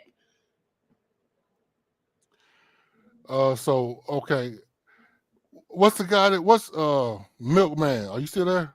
Mm-hmm. Milkman. Paging Milkman. Hey, well, okay, so he said, and I'm gonna go by what he was saying. I think he said Milwaukee, Boston. Who else did he say? Cleveland. He said Milwaukee, Philly, Cleveland, and Orlando. Okay, after that, the Cavaliers. And that 6th spot is up in the air because you got Indiana, Orlando, and what? Well, hold on. Milwaukee should be in the mix too. Did we say Milwaukee? Yeah, I think my top 4 is going to be Milwaukee. Lord Jesus, Boston, New York, Philly, Milwaukee. Whoever plays more consistent and good defense, and then 5 maybe See, I don't know about Orlando. I want to put all my chips in on Orlando. I just don't know because I'm worried. It's not that I feel like their season was a fluke. I just feel like it's a bit much, and I don't believe in Cleveland that much at all. But I think that's gonna be, Can that. y'all hear me? Yeah, Yeah, we I can can hear hear you you. now. Okay, Yeah. yeah, I lagged out. My bad. I'm a truck driver, by the way. So if I lag out, because I'm in the mountains. Oh, Okay. okay. Yeah. Go ahead. You got Yeah, it. so I was saying my top two teams is New York and Boston, right? Yes, Right. sir. And then you got no particular order. I'm just naming out some teams that I think is ahead of Charlotte. Not better, but I'm just gonna say ahead of them. Okay. Okay. So I got Milwaukee, Philly, Orlando, Cleveland, Indiana. That's 5. So that's 7 teams right there. So I don't see whoever that was in the chat. I appreciate your comment and everything, but I just don't see how they can make the top 6 over those 7 over those 6 that I just named. Now, okay. Now, to your point, Milkman, I agree. But now, if Charlotte shows the potential that a lot of us think they have, though, they can compete with Indiana. They can compete with Orlando. Maybe even Cleveland. More so Orlando and Indiana they can compete with, in my In opinion. Cleveland, I would put Cleveland in I there. actually agree with that. I actually agree with you with that. I just think that they're not going to have as good a regular season as those teams. But if they play them in the playoffs, anything can happen. Yeah, anything can happen. So, I mean, if Charlotte shows the potential that a lot of us believe they have. Oh, we forgot about Miami, though. So, Oh, yeah. See, that's another one. See? yeah, we forgot about Miami. They'll be in that So, same yeah, tier that with might Charlotte be. and Atlanta. What's that? Say it again. I said they'll be in that same tier with Charlotte and Atlanta. Well, Jimmy Butler got hurt Miami? last season, so maybe he comes in healthy and they be better. Yeah, I was No, going to say that. I don't know, Purple. I think Miami is going to be slightly better than you think, Purple. Because Jimmy was hurt last year before that run. I understand that, but we do know that Miami, outside of Bam, has nothing but a whole bunch of shooters, and they're looking. Well, I'm not gonna say Riley is looking to get younger, but he's looking for a younger star. I would say that. And Yeah. hey, let me say this, but the problem with Charlotte though, Charlotte is like an unknown commodity. We don't really know for sure what we got. Stop it, Big Al. Stop it. We don't, man, because we just Unknown need them commodity. listen, if they are not You're getting a injured, little too clever. listen, Dex. If they are not injured, my man, they can do something. But what is that? All we know is they can What do is that? something. We Yeah, don't know yeah, if they what is that? will. I'm with Good Purple right question, there. What is Purple. that? Good question. Yeah. What is that? Go ahead, Al. Finish it out. What is that? When I say they can, that means they have potential. Potential is not reality, though, Dex. We need these guys to materialize their abilities. We know Charles Lee, or at least we believe Charles Lee is a good coach, but we don't know. We don't know. This stuff is in the Well, air. from the first half of that basketball Al. game, yes. He's Hey, a good Al. coach from that first half. What's up, Milkman? I'm going to help you out right here. I'm going to say something for you. This is what Al wanted to say, fellas and ladies. The Charlotte Hornets is going to surprise a lot of people this year. Watch what we tell y'all. I hope you're right, man. Either they gonna help. But I'm gonna get back on this. I'm gonna get back on this one of these lives, and I'm gonna cuss you out for sabotaging the whole season. Big Al, I kind of agree with who's that? Milk? Yeah. Milkman. Yeah, I kind of agree with Milk. I think they will surprise. If I had the opportunity to really put some skin on the Charlotte Hornets over and under, I would take the over because right now they got Charlotte at 27 wins. Nah, they're going to be better than that. Last season they had them at 29.5 wins. So I think the Charlotte Hornets can get over the number of 27 wins. For sure. Absolutely. I agree with that. I definitely agree with that. Yeah. All I'm saying, fellas, I just all I'm saying is I just need them to capitalize on that potential. I don't want to keep saying potential, right? That's all I'm saying. Oh, Al, I'm sorry. I would be totally remiss. We didn't get your Mark Williams take. How you feel about Mark Williams Yeah, he done Rollout. pissed me off, man. He need to talk to whoever is the strength and training and stretching coach Conditioning for coach. Yeah, Wembanyama. conditioning coach. Whoever helping Wembanyama, because you know Ooh, it's a brother too. I forgot the dude that was helping Wembanyama. I think he's a former Wembanyama football is player. skinny as hell, and he don't seem like, well, at least he don't look like he's having injury issues. But I now think his name is Robinson. Marcus Robinson. who? I think it's Marcus Robinson. That's his training conditioning coach. Oh, Wembanyama. is that his person? Oh, okay. Yeah. I think Well, I Mark think needs so. to I'm not holler at him because I need Mark to be on the court, man. Please, we need you, man. No leg issue, but now they saying he gained. I heard he gained weight, and so I hope that's a good thing and not a bad thing, to where gaining weight starts to mess with his body, and the thing about Mark Williams to me, Big Al, is that two of the most deafening injuries that a big man could have is his back in his and his feet. foot. Damn it, Dex. That's the truth. Exactly. Yep. That's the So how you truth. feel about that? I hate it, man. Like I told you, I need him to talk to women. I'm gonna pay somebody, get in somebody's ear, bro. I need help. I need help. Help me. I need to make sure my body is not injured. That's what I need him to do. Okay. I seen Triple Arrow's comment about Charlotte winning the Southeast. Uh-huh. Now, here's the thing. Even though I'm hesitant on Orlando, I think it's very possible for Charlotte to be a top 2 team in their division. However, it's just I don't know. Hold up. Stop the press. Mm-hmm. Stop the press. We have some really high quality engagement. Welcome back, superstar Dave James. Oh my God. He's I on forgot that about Caitlin Dave. Clark. He's on that Caitlin Clark, and he's on the uptick on the Caitlin Clark and Caleb Williams content on his channel. Please subscribe to Dave James to get more of that Chicago Bulls, collab, whatever, Williams, Chicago Bulls content. Shout out to Dave James. Man, go ahead, Purple. Yeah, hi Dave. Now, if I feel like, because let me see, what's the name was in that division too? Miami and Orlando. I don't know, cause I'm just I feel like if Orlando's gonna keep that 47 win total that they had last year, I don't see Charlotte getting to 47. I see them at most, and there's nothing wrong with it, at 45. Is the most amount of wins that I see them getting this year. And I feel like you got to depend on Cleveland to play mid. To me, them and Indiana, to me.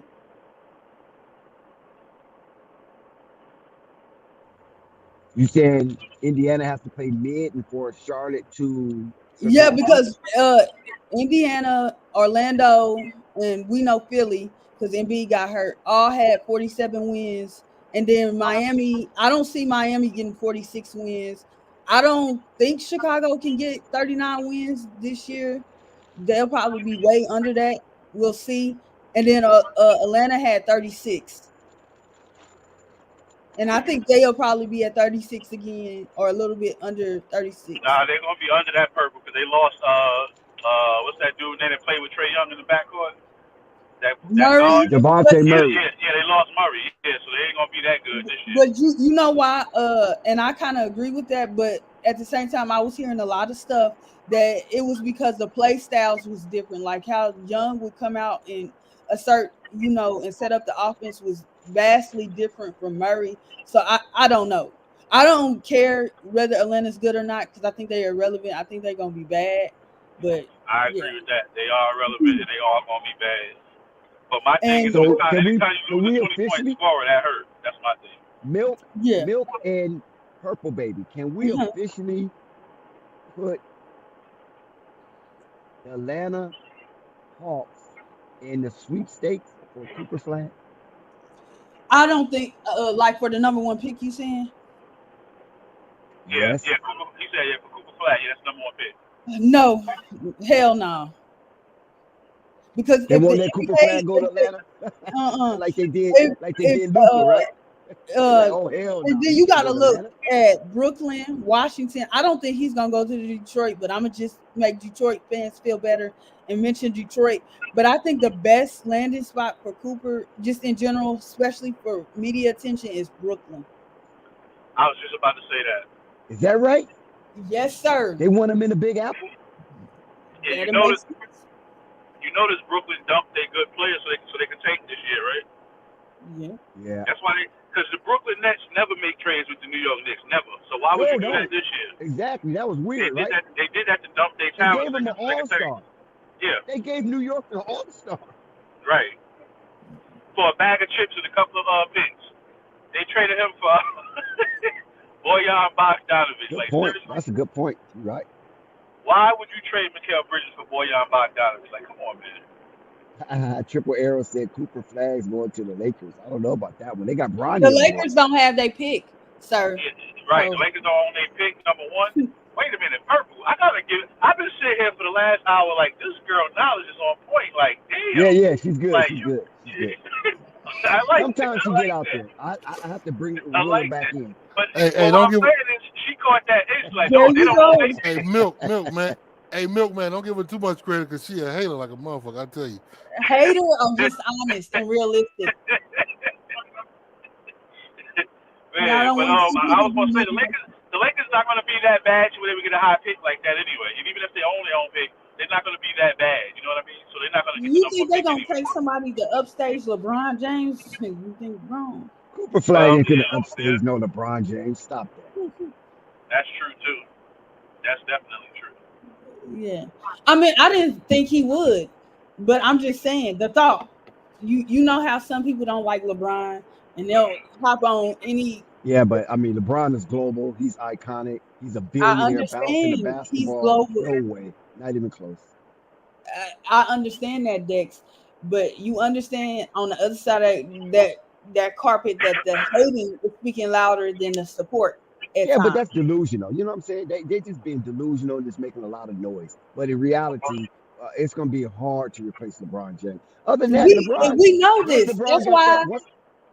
I was saying, once LeBron got the scoring title, you know, he probably would retire and roll off into the sunset with Savannah. But then Bronny bounced back. Oh my God, he came back from his cardiac arrest in his near-death experience. So it's like, wait a minute, I have an opportunity to play with my son. So here we go. I tell y'all another team that they should watch out for that might get Cooper the Flag, and that's Houston. No. I don't think Houston. You don't think hold up, you don't think Houston gonna be good, man? Houston's gonna be good. Houston gonna be. They barely missed the play-in. Remember, I think by one game. I think they're gonna be good, but when you look at the fact of, all right, we're not good enough to win, so let's tank so we can get Cooper Flag. I think that's an option. Think about it. You can't do that in Houston. You can't do that in Houston. Remember, they tried that and got criticized and got Paul Silas Jr. fired. Well, yeah, that's because they was able to prove it. I'm just saying, like, now, if you can't prove it, then, you know, just think for a minute. You know, every team asks themselves at the beginning of the season, yes or no only, can we win? And if the answer is no, all right, well, let's look at a way where. Yeah, but some cities you can't tank. You can't tank in some cities. They're not finna allow it. They're not finna support it. And Houston is one of them cities. You can't tank in Houston. Yeah, because they're actually not that bad to where they would lose like 20 games in a row. Now, Detroit, whole other ball game over there. That's a good one, though. Detroit is a good one. Detroit is kind of fishy, right? Because they haven't won anything in a long time. So even though Detroit is like one of the top 5 major cities in America, it's tricky because the Lions hasn't won anything, the Red Wings hasn't won anything, the Tigers haven't won anything. The Tigers, you know what I'm saying? So it's kind of tricky with Detroit. But with Houston, the Astros just coming off a World Series a couple years ago. So you can't be down there and take it. They ain't finna accept that. Yeah. And to add on to the Detroit thing, we forgot that the Lions have been good the past year. I think 2 years actually. They've been knocking on the door of the playoffs. Yeah, So we're talking about championship though. Detroit is a See what I'm saying championship. about see what I'm saying I about understand that, Dex, but you have to take small steps. Look at the Chiefs. They were hella Hold up, mediocre. Dex. Didn't Detroit play the Chiefs last year in the playoffs to get to the? Nope. No, Nope. Detroit don't play the Chiefs. They're in different divisions. in I'm different just conferences. saying during the playoffs they got pretty high. No, they don't. I They could have wouldn't have sworn they played each did. other in the No, they're playoffs. on the other side. The only way they're gonna play Yeah. the Chiefs is in the Super Bowl. I'm Yeah. sure, okay, all right. I feel like the Lions did pretty good last year. Never No, they mind. did pretty good last season. They made the They playoffs. getting there. I think who beat them? Dallas. Did Dallas knock them out? I forgot. Yeah, The I don't Cowboys remember. knocked them out. But yeah. I forgot they didn't. But like I said, Detroit is a championship city because the Red Wings have a Stanley Cup. We already know the Pistons got a couple of NBA championships. So I mean, that Detroit is pretty. That's a because I go to Detroit. You know what I'm saying? You know what? And It's Detroit another is an big market. unusual type of area when it comes to It's sports. another big market that was bad last year that we didn't even think about. And they could possibly get the number one pick again, San Antonio. No, San Antonio's not a big market. They're not a big market. Yeah, they not. Well, not market. like New York, obviously, but they're not too small. No, that's small market. San Antonio, small market. Texas is a big market though. No, not Texas. Houston. That's what I'm saying. Houston is the biggest city in Texas. Right? And then it's you have Dallas. Right? Yep. But San Antonio is far below them when it comes to that. You see, I thought San Antonio was a big market. Nah. I used to roam in San Antonio. Nah. And to clarify something, Houston, and I'm gonna make sure of something really quickly. Houston does not have their pick. OKC has their pick, but I'm gonna make sure it ain't got no protections on it. Oh, went to the Rockets. That's what I'm looking for. So I don't mean to. You used to live in San Antonio? Yeah, no, I never lived in San Antonio, but I have some friends I used to visit. No, I said Rome. Oh, okay. R-A-O-M. Yeah. Okay. I have a couple of friends that lived in San Antonio. One was in the military, and I used to go down to visit. I used to go down and visit them. They still play with horses down there. Look at the Raiders. I have a question for the whole panel. Can I ask a question to the whole panel? Still being muted. So fellows and ladies and gentlemen. So let me ask you this. So Cooper Flag. So the verdict. Oh shit. Now to me, the verdict is out on Cooper Flag. I'm not saying he's not good. Okay. But he might be a media push. Hype. That's what you said. Hype. Yeah, a media hype. They love doing that to certain players. I'm gonna cut you short. He's legit because he played. You feel like okay? Yeah, because what I'm finna share with you is that he played with on the Olympic select team. I know, but we didn't see that stuff. We didn't see anything. We saw no highlights. He also was busting Bradley Beal down, and Bradley Beal got mad and just started threatening him and stuff. Y'all saw highlights of this? Yeah, it was on ESPN. It was, a little bit everywhere. The game. They showed the game. I just seen the highlights, though. I didn't see no game. But I would say this. I don't feel like he's hyped, first of all, because I feel like people are hyped when they don't have the talent and stuff like that. My only question of Cooper Flag is when I watched the All-American game, his front court was deliciously good, His backcourt was a little bit below mid. My question, though, is Cooper plays on teams where his AAU team where he had a lot of talent, and I felt like at times he didn't shine enough to be that guy. That's what I question is when he gets to the NBA, and we're talking about teams like Brooklyn, we forget about Utah because they ain't got no star player and whoever else you want to throw in there, Atlanta. They got Lauri Markkanen up in Utah, right? Huh? They got Lauri Markkanen. But he's not the star that people are making Cooper to be. Let's be clear. He's a good player, but he is not the star that Cooper Flag is projected to be and is currently. Okay. I feel like when Yeah, I think Cooper, wherever he get drafted at, that's gonna be his team. absolutely, Okay, got you. when Cooper to me plays with talent, like let's say 16 to 18 points per example, I think that's a bit much in college. I feel like Cooper gets his 18 quietly. Like he's very fundamentally trained to me, fundamentally. But I feel like it doesn't shine.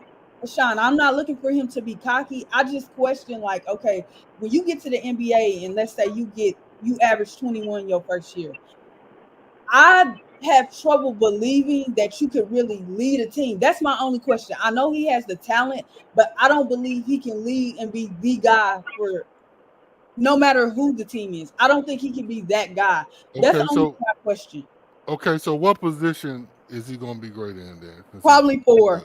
He probably four. But I think Anybody in else? NBA, he gonna be at the three. Personally. Okay. Anybody else? I agree with what she just said. I was gonna add to that. I was gonna say wherever he go, I hope they got a Jason Kidd like point guard because that's what he really needs, something like that. I'm not saying Jason Kidd experience. I mean a pass first point guard that can make a play for him as well as his other teammates. Okay, so that's my question. So hold up, Purple, you said he'd be the 4. You said he'd be the 4 in college, and then he'll be a 3 in the He'll NBA? play both in college. Say it again? He'll play both the 4 and the 3 in college. Because I think Okay. Cooper is like 6'10". But in the NBA, you saying he'll become yeah, because I think he's physical enough at the NBA level. But like when you think about guys that's currently playing the 3, although these guys I'm about to name are very old and long in the tooth, like people like LeBron, KD, Anthony Davis, Carl Anthony Towns. Yeah, I wouldn't personally put him at the 4. I would put him at the 3. That's the only reason why. Okay, so that's my question, because from what I've seen, his skill set seems to be he's plays like a 4, defensive focus. Absolutely, I he gets agree. his open threes and whatnot, and that's really it. And he rebounds. Right. How's he going to be a 3 in the NBA if that's all he's doing? Because it's about the physicality of the game and him. I think his body can hold up. Don't get me wrong. I think he's getting into his body. I'm not for sure how old he is, but I think he's got his little man body sort of.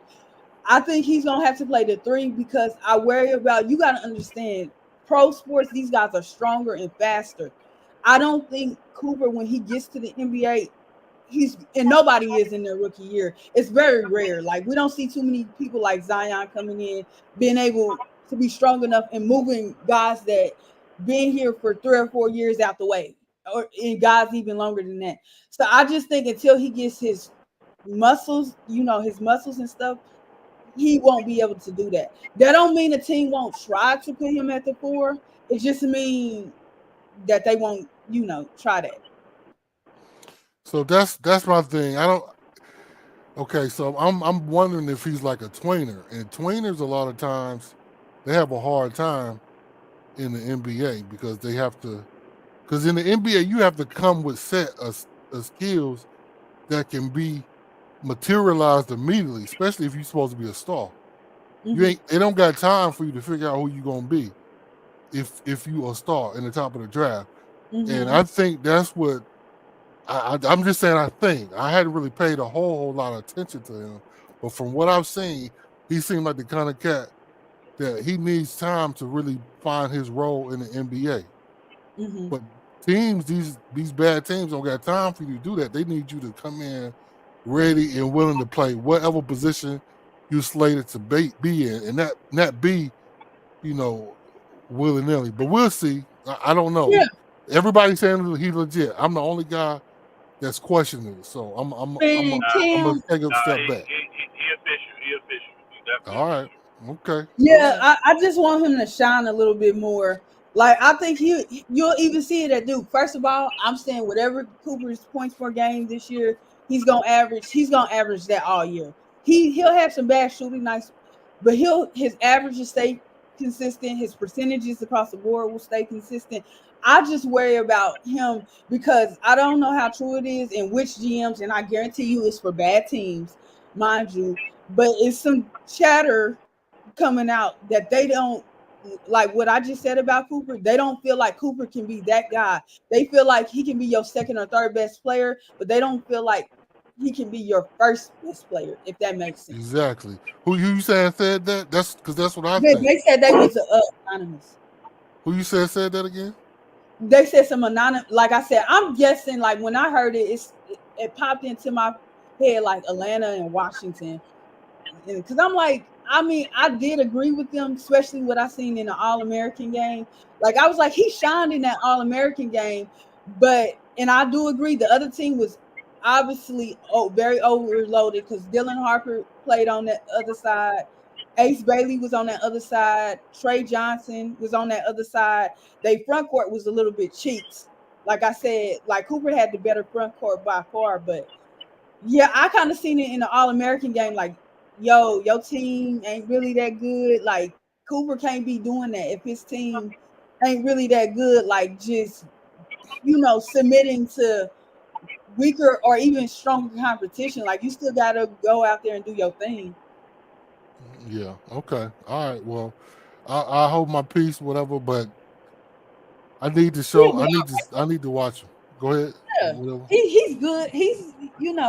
I think he deserves the hype. I just, don't think he can be a number one option. It is my thing. Now, if he shows me different this year and stuff like that, that's cool. Then I don't question because he got the talent to be a number one option. All right. Was somebody trying to say something in the background? Dex. Nah, not me. All right. Well, I mean, yeah. Okay. Who else is in that draft for Cooper Flag? Because Ace Bailey. I hate when I'll be honest, guys. I hate when the media touts a certain guy. Yeah. They always try to make Superman out of these players just for media purposes. Yeah. But they got to make money. All right, I agree. But it's never really what we think it is until we see it in the NBA. Yeah. But we'll see. I mean, because they should it. Me not remind people they shitted on Brandon Miller. They made it seem like he wouldn't. But nope, he came in and did his thing. They touted Scoot Henderson. I'm not trying to bring back old issues, but I'm just saying the media was all over Scoot Henderson. Oh, he's this, he's that. But I'm say this when it comes to Scoot, and this goes for any player, including and one more thing, they also shitted on Lamelo. I don't know if you guys remember that. And this is going to feed into this is going to feed into what I'm about to say. Shout out to Mr. Smith. Shout out to Cam TV. Yes, sir. I will say this. It has a lot to do because I was watching the Player's Choice earlier this week, and they said something very important. When these guys go to these teams, even though the NBA figures, we didn't fix, so teams can't tank. That's a whatever situation. They get less balls, pause. But they don't want teams to tank with the number one pick. But it matters the situation that they go into. Like, as good as Embiid is now, the running joke was the process. Even though we could see Embiid's talent shining through, they were focusing on taking just to get number one picks. When you look at what's another recent player I could use? I'm not gonna use Zion because he kind of changed the. Who can I use? Not Ja. Any player. I think it's the organization's mindset. Like with the Hornets, their mindset when they got Lamelo was he's gonna work for everything. He's not gonna come out and start from day one. A whole bunch of BS. They made it seem like he was bad at every and anything, and they wouldn't give him credit for things that he did well or that he was exceptional at. It just matters on the mindset of the GM of that organization, the coaching staff, and the upper management. If the upper management is focused on being mediocre and not making an impact as far as playoffs, and everybody can't win an NBA championship. So some organizations do have sometimes that Like, okay, let's just get to the playoffs, and I'm good with that. And I think that's just the wrong mindset to have. Example, the fucking Bulls, because they haven't won in how many years, and they haven't really been that relevant playoff wise. And yet they've been delusional this year, but that's another conversation for another day. But it matters, and it's impressionable on these young players. If you get a young player and they're like, oh, we just got to make what's the new thing they got mid-season now, the NBA Cup. Oh, we can just win that and just suck for the rest of the season. We don't have to, really, we got what we needed. Yeah, I mean, you're right. I agree. It's the team that guys are drafted to, and how they prepare for these players. Because you can get a young guy and put too much pressure on them. That's the such thing as just too much pressure, and they cannot materialize into what we thought they would be. And a lot of these teams do it right. Like, for example, what the Hornets did with Brandon. We didn't bring Brandon in acting like he should be the immediate day one starter. We brought in, we had Gordon Hayward, even though he was old, but we had guys kind of in front of him, so he can slowly but surely work himself into the start lineup, which he did, right? Mm-hmm. But the pressure was not on him to immediately be a superstar. Correct. Same thing with Lamelo. Melo was behind. A lot of people don't like it. He was behind Rozier and Tay-Bay. Shit. Tay-Bay. Who? Tay-Bay. Yeah, he was behind him. But the key is Melo did not have to be a superstar in the beginning, even though he was. But he had time to work himself into the start lineup. Well, okay, listen. When you want to chronicleize the difference with the past regime and you give it a chronologization, what happens is Lamelo, when he came in, he was being stalled purposefully. He was Dex, being stalled. Can you turn your volume up? I can hardly hear you, bro. Okay, can you hear me now? It's a little bit because you sound like you bringing it, and I can hardly hear you. But go ahead, keep going. No, what I'm saying is that when you chronicleize the history of the old regime to how they was moving to the new regime, is that they stalled Lamelo in his incoming season, right? And so they didn't move no pieces around because Lamelo came in at the same time Gordon Hayward came in, and they thought that was going to be some kind of match made in heaven for that Charlotte team. Tay-Bay coming off of runner-up of a player, most improved player to Brandon Ingram and things of that nature. So it was a lot of things that was kind of scuffle like with the Charlotte Hornets. What happens with Brandon Miller, the reason why that was a seamless transition is because the new regime understood they had to move pieces and impediments that was in Brandon Miller's way that will thwart or derail his ascension. Mm-hmm. And this is why Brandon Miller was able to get to where he is right now. Right.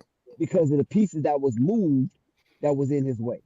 But to your point, Dex, you're right. The new regime moved pieces so Brandon had room to shine. I agree. But when he first got in, they were not sure he was going to truly shine like that. They weren't, they weren't sure. I mean, he might have shined in practice. He might have somewhat shined in summer league, even though a lot of people disagree with that. But when the season started, he was coming off the bench. They didn't know they didn't truly know what they had until he really showed it. And that's but once he showed it, though. Yeah, right. Once he showed it, the regime was like, "Oh, we can get rid of these guys." It was curtains. Yeah, we can get rid of these guys. Yeah. So yeah, and that's the only thing that was different with Lamelo. He showed it, but they still had that scrap around him. Like, what are you doing? Get off of that. And then I wanted to say too, we've seen examples, and I feel like Charlotte should have done the same with Trae Young, Luka. I can name more players, even with Zion.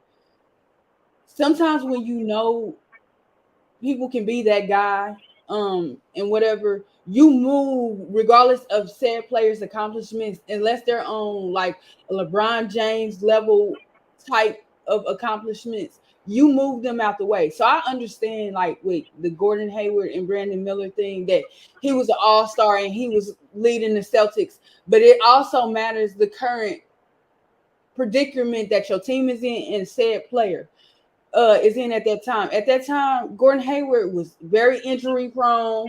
He wasn't, I'm not gonna say he wasn't efficient. He just wasn't there enough to help Charlotte win enough games to be, in the playoffs and whatever. Not the play in, the playoffs. But and whatever else. So to me, like Dex, I never forget. You got mad when I said Brandon Miller coming in was better than Gordon Hayward. Sometimes GMs and teams see it that way. They're straight disrespectful. Like they will move guys that have made more than one all-star team, which I think Gordon Hayward did, out the way and say, so what, you made the all-star game. Look at the trade market for Larry Marketed. Now, last I checked, I believe old dude is asking too much for him. I'm not for sure.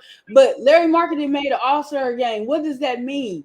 Mean he don't want to build around Larry Marketing and make Larry Marketing that guy and stuff. And Larry Marketing over the last couple of seasons has been way healthier than Gordon Hayward. So sometimes, like with Cooper Flag, regardless of the years of service, whatever team he goes into, he's going to be deemed the best player, the franchise player for said team. And that could even be with Trae Young, like Milkman was talking about Atlanta getting the number one pick. Let's fantasize that for a bit. If they get the number one pick, we are not taking away from Trae Young's accomplishments, but what we must understand is that's Cooper's team now.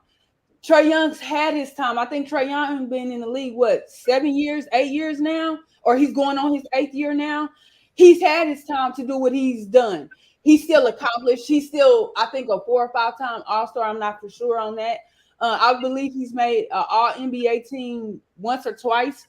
He still has those accomplishments, but sometimes it's time to move on because, once again, Trae Young is not on the level of a LeBron James. Not many players are anyway, or even Steph Curry, unfortunately. So sometimes it's time to move on, and sometimes being too loyal to a fact is what the Hornets did when they stifled Lamelo Ball in a way with Devontae Graham and Terry Rozier, when they were clearly bench players and stuff like that, can hurt a player's development.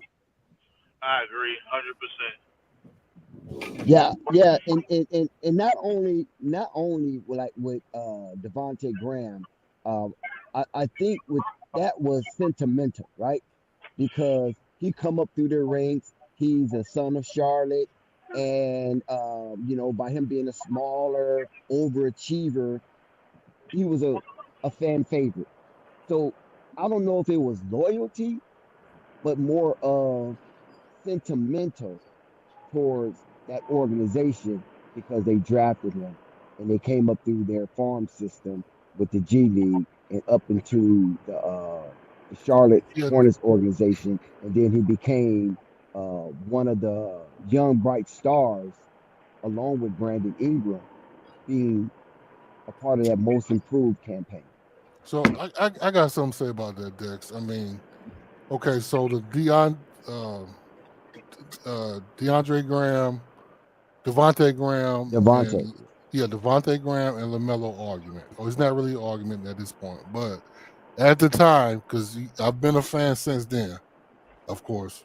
So at that time, though, if you remember that season before, like you said, Dex, Devontae had been doing pretty good. He was actually almost becoming a mainstay because he was a great shooter, a solid passer, and he was he was drafted in the second round, so that was a big deal that he actually became a piece, So that was part of the reason why I felt they sort of, Howard did Devontae Graham as important beside LaMelo Ball, and they sort of started him before LaMelo because of that. And also, I mean, I'm not saying LaMelo wasn't great because he was. He won a rookie rookie of the year award. But at the time, he was doing a lot of fouling. I remember that. Well, I mean, listen, you can't. And he had some issues. Let's be honest. I'm not saying. But Big Al, you was doing great until you got to the defensive part because Devontae Graham, aka Tay-Bay, is no better. Don't play no defender. defense. I got you. You know what I'm saying? You was doing good. Okay. But I mean, but my point is, well, no. But my point, okay, you're right. The defense was an issue with Devontae too. But now with Devontae though, he had already been in the system, like you said earlier, right? And he had gotten to the point. Incumbent. He was an incumbent point guard.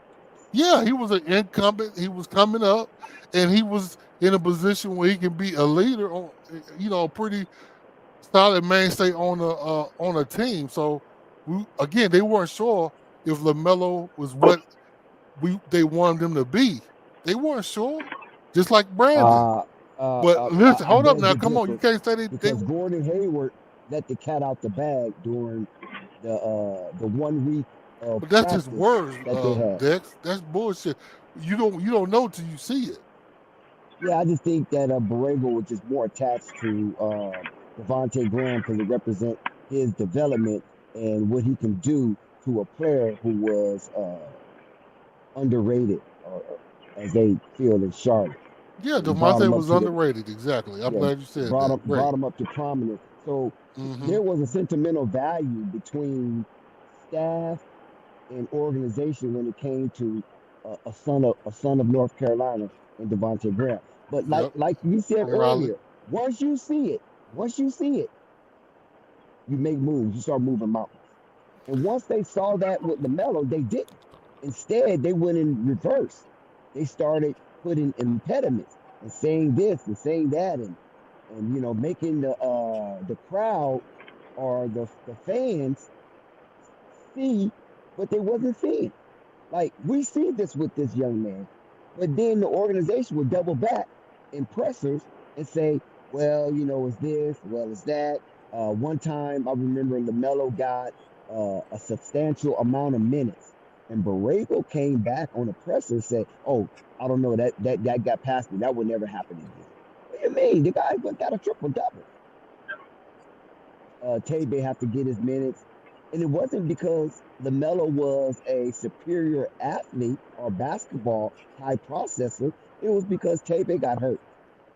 That's how he got inserted into the starting lineup. Not on his merit, but because of injury. And that's deplorable when it comes to that type of situation. Right. And with Brandon Miller, he didn't have to worry about that because the new regime saw it. It was like, wait a minute, this guy is coming. We got to move mountains to make sure he has space to operate. And secondly, I just now thought about this too. Let's talk about another injury-prone player, but a very impactful player still currently to this day in so many ways, Michael Conley.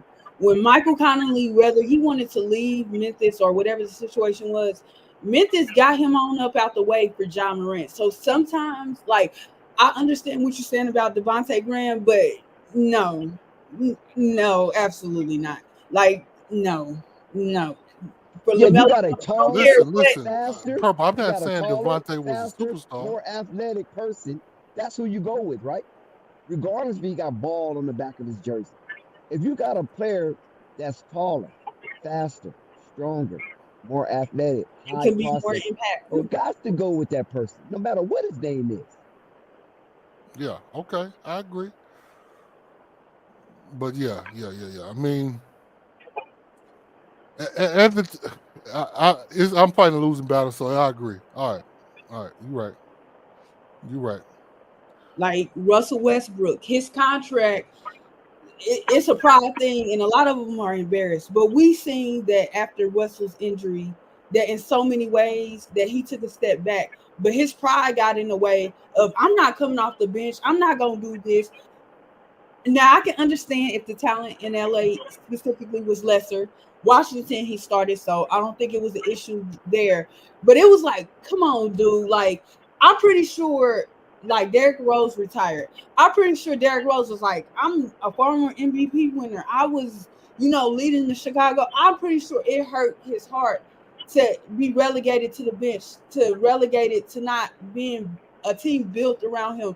But as much as that hurt, he lived in a reality. Let me just go to the bench. Let me be this veteran leader. Let me get out the way and let these young guys go, because my time has, unfortunately, regardless of my age, has passed.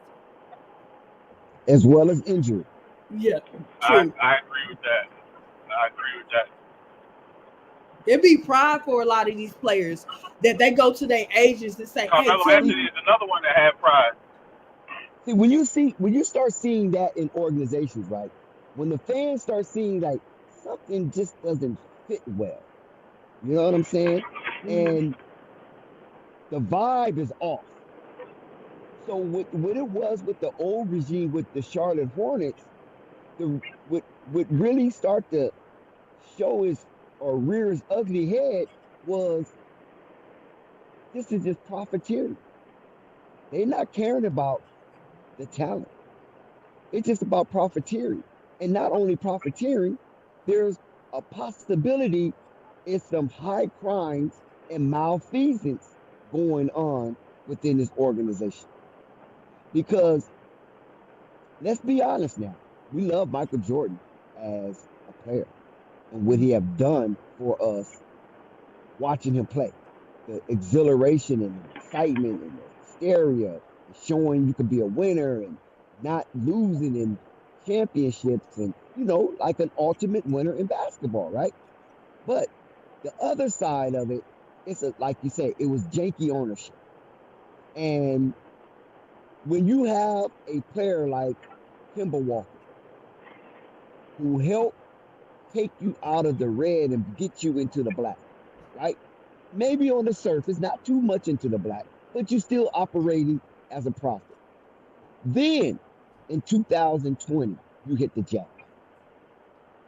2020 pandemic year, no fans, none of that. You hit the freaking jackpot where you have what it was like 9 or 10 nationally televised games. Charlotte Hornets. 4 games less than the New York Knicks that was leading with 15. And you have this young kid by the name of Lamelo LaFrance Ball that brought in millions of fans with him. He brought in fans with him. Some of these young kids that are good fans now and content creators, they were barely teenagers when LaMelo Ball came into the league, and they was following LaMelo Ball and all the celebrity that came from his chemtrail. You get so high in the black where you can sell a team for $3 billion, a lowly non-playoff team for $3 billion. And you're going to tell me during his tenure, while LaMelo Ball was there, they couldn't move mountains for him? There had to be some malfeasance going on within the organization. Then all of a sudden, you abruptly sell the team.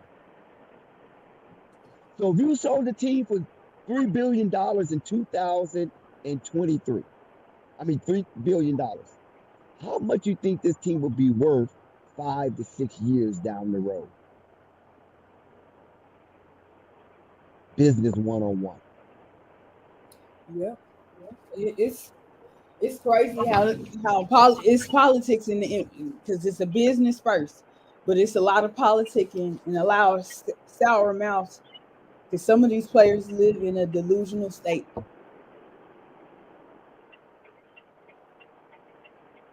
And that's the only thing that I decry is that I have a lot of years watching the NBA, right? Now, of course, back in the day, you didn't know what was going on behind the scenes that much.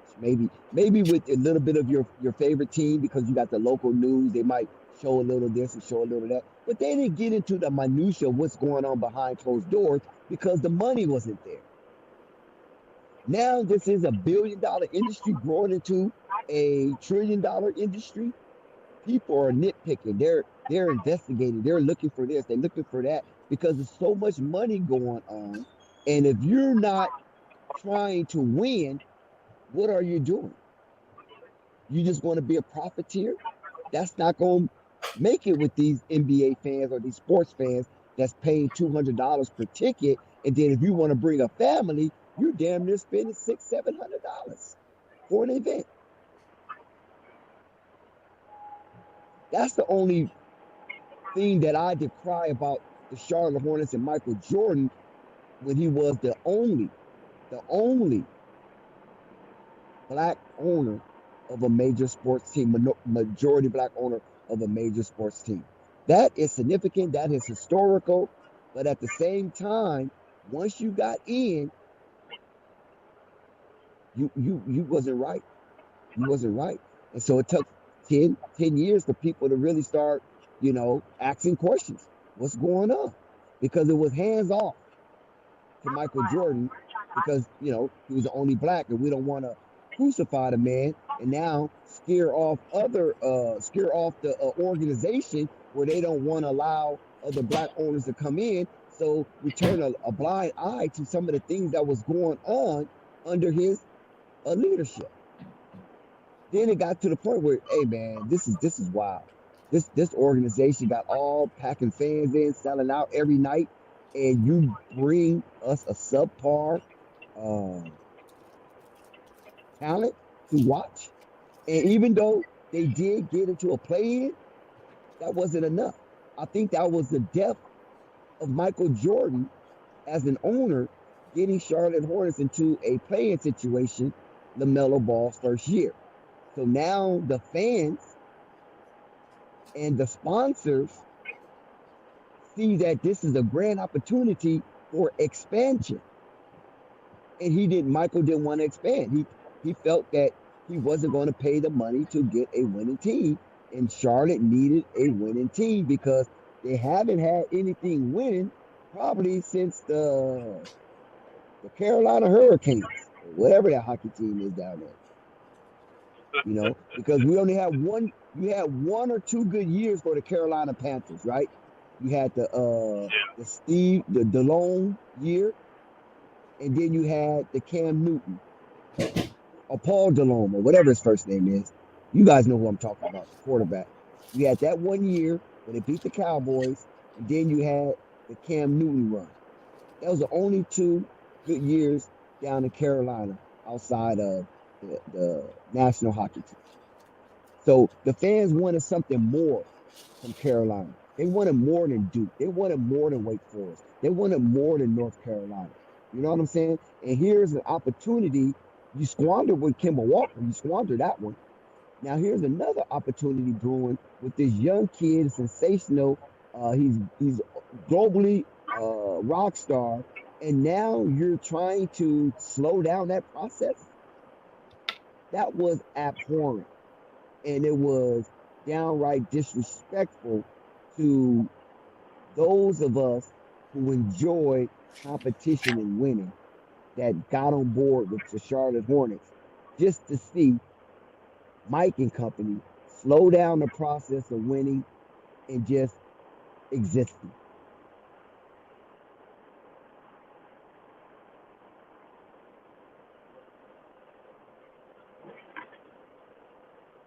We don't have to worry about that no more. Exactly. So that's over with now. And he sold just a percentage of the team, not 100%, right? Right, yeah, he sold a majority share. He can't veto anything. Okay. And they only allow him to keep a stake. Right, they only allow him to keep a stake because he's Michael Jordan, right? Right. For what he done for the NBA when the NBA was getting old, Bird, Magic, Kareem, and Dr. J, and all these people were getting old, and he took it to an astronomical level, and it just a string of payback for Michael Jordan in the NBA. And plus, he was David Stern's son. Michael Jordan is David Stern's son, not biologically, but No, I know what you're financially. saying. Yeah. I think he should have took a page out of the Knicks owner book which is hire somebody that know what they're doing and get out of their way and don't interrupt them. Well, he had Whitfield, who was very educated and highly motivated to take Charlotte to the next step financially, but he only could do so much, right? And Mike brought him in because he was a fan of Mike. So now he becomes a sycophant for Michael Jordan. And we already know with his brothers, Larry and James Jr. and all them, right? Because those are his brothers. They're not going to go outside the scope of the family. And it just turned into a horror show. And that was the ruins of Michael Jordan as an owner. And now when it comes to Black successful financial endeavors like Michael Jordan, it's going to be a little difficult to get in based on that, except if you're LeBron James. I can agree with that. Because LeBron James has a squeaky image. He has done just as much as Michael Jordan for the league, taking it to the next level and making it global and becoming the face and the what you call those people? Not is it emissaries or ambassadors? I would say more ambassadors. Ambassadors. Emissaries kind of military, but ambassadors for the game. So there's a really high percentage that LeBron becomes the next Black majority owner of a NBA franchise, right? Especially if they go and grant a team through expansion. In Vegas. You know what I'm saying? And so that would be a good thing too. And then we have to see how LeBron James do it. But the difference with LeBron James is that LeBron James coming in as a billionaire. He's already coming in as a billionaire. Basketball, as the owner, is not going to make him a billionaire. He's coming in as a billionaire. So his mindset might be a little different when it comes to spreading that bread. Right. And making a winning team, because it almost seems, I could be wrong now. I could be wrong. I'm not saying what I'm saying is Bible. I'm not saying what I'm saying is Papa's bull. I'm not saying what I'm saying is canonical. But what I am saying, according to what I have observed, is that once Michael retired, he didn't give a shit about basketball. It was just a financial adventure. You know what I'm saying? He played with Washington. They brought him back. They played with Washington on the agreement that he could become an executive. Then he became an executive. Then he became an owner, thanks to Bob Johnson, a former owner of an airline and former owner of BET, allowed him to be his replacement as an owner. Because Bob Johnson was the first. So now let's get a replacement for him because he won out. Let Mike do it, right? Let Mike do it. Bob is cool with it. Bob and Mike are friends. Let Mike take over the Bobcats. And then, it goes from there. There's Charlotte and Bobcats, they got their name back or whatever. You know what I'm saying? So all that stuff goes from there. So Michael had his hand held through the process of becoming an owner. But whose hand was he holding when it came time to build a culture that could develop into a winning experience? I ain't saying you got to win a championship, but just compete, man. I mean, compete for real. And don't act like you don't give a shit about the franchise. You into golf and smoking expensive cigars at lounges, at exclusive cigar lounges, and drifting off on your multi-million-dollar yacht in French Riviera. You know what I'm saying? And then get into NASCAR. You show more interest in NASCAR than you did in your own franchise. But NASCAR didn't make you billions of dollars. Right. The Charlotte Hornet franchise did. And that's disrespectful. Right.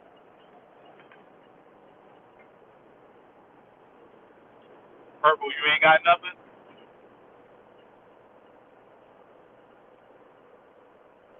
Did everybody dump us? I Did was we gonna pass say, people bedtime? Because, shout out to all the night riders and those who are bold enough to play in the shadows. Shout out to right. you. Shout out to everybody counting zippers on that road. You know what I'm saying? Avoiding the alligators and pit stops and Appreciate it. hard traffic and hard braking and also avoiding them lot lizards. Please be careful with the lot lizards. That's the number Do one not thing we avoid engage. out here. Do not engage. Do not open your door when they say you want company. Never, never, never. I ignore them. If Shout ain't the out to police, everybody. if ain't the Yeah, police shout out to knocking, you too. I ignore them. Be careful where you park them big old trucks. Yeah, only at the truck stops and at the deliveries. Other than that, I don't play around out here. Yeah, that's crazy. Yeah. And So big up to everybody the got off? truckers, man. Yeah, big up to the truckers. They make the world go round. We No, I'm appreciate still y'all. here. Where everybody else at? Ooh, unstoppable. I'm glad you're still here. Yeah, they drop off. Sometimes they get a little late. They got kids and they got all kind of stuff they gotta engage in, get up to work in the morning. But the Chicago Bulls, people have written off the Chicago Bulls. Zach LaVine has been relegated to an Oh, they would take him. overhyped star, multi diva, and underperformer. This is what they have labeled Zach LaVine. And a myriad of content creators and social media and mainstream media, Zach LaVine has been taken out of the conversation of top 10 NBA players. What's going on in Chicago? Can Lonzo Ball bounce back to the point where his impact is very significant? Or do you have content creators on that side of the aisle disregarding the historical return of Lonzo Ball? Unstoppable. I'm sorry, Dex. Man, it's like in a close game. Can you repeat it one more time I for me, don't know if please? I can repeat that. That was a long drawn out soliloquy. They got man, we ain't in a fight, but they got these doggone Knicks crazy, man. He pretty much saying that other content creators took Zach LaVine out of the top 10 player list. And Oh no, Zach. he wanted your take on that. I mean, they sleeping on Zach because of what happened last year. I don't think he a good a winning player or whatnot, but they fail to realize that Zoe's still in that team. Zoe gonna get the best out of Zach. You know, I think he gonna be good. He gonna play good enough then to bring his trade value back up. Then they gonna trade him. Oh, you really think they're going to off Zach, huh? Yeah. Yep. And that's a Why mutual keep? agreement. You said what? And that's a mutual agreement between Yeah, I think so. organization and player. Yeah, I think so. So we're gonna get that value up, then trade. Yeah. I Now, think last season, Dalen Terry was the vocalization for the Chicago Bulls training camp. And you and Marvin, perspective from the other side, agree that Dalen Terry was, the leader, the vocal leader for Chicago Bulls. Who was that this season? Is it Ayo? Who gonna be the vocal leader? Yes. I think it might switch to Zoe. You think so? Yeah, I think it might switch to Zoe. That'll be interesting because Yeah. Zoe was coming back off of a career-ending injury, and like I said, this is a historical backstory for the Chicago Bulls and any NBA player because this is going to be the first time that this kind of surgery has been successful enough to allow an NBA player to come back to play at this kind of level. And you think that that won't that's not going to get in the way with his vocalization for the Chicago Bulls? That he has his No, own journey to focus on? no, not at all.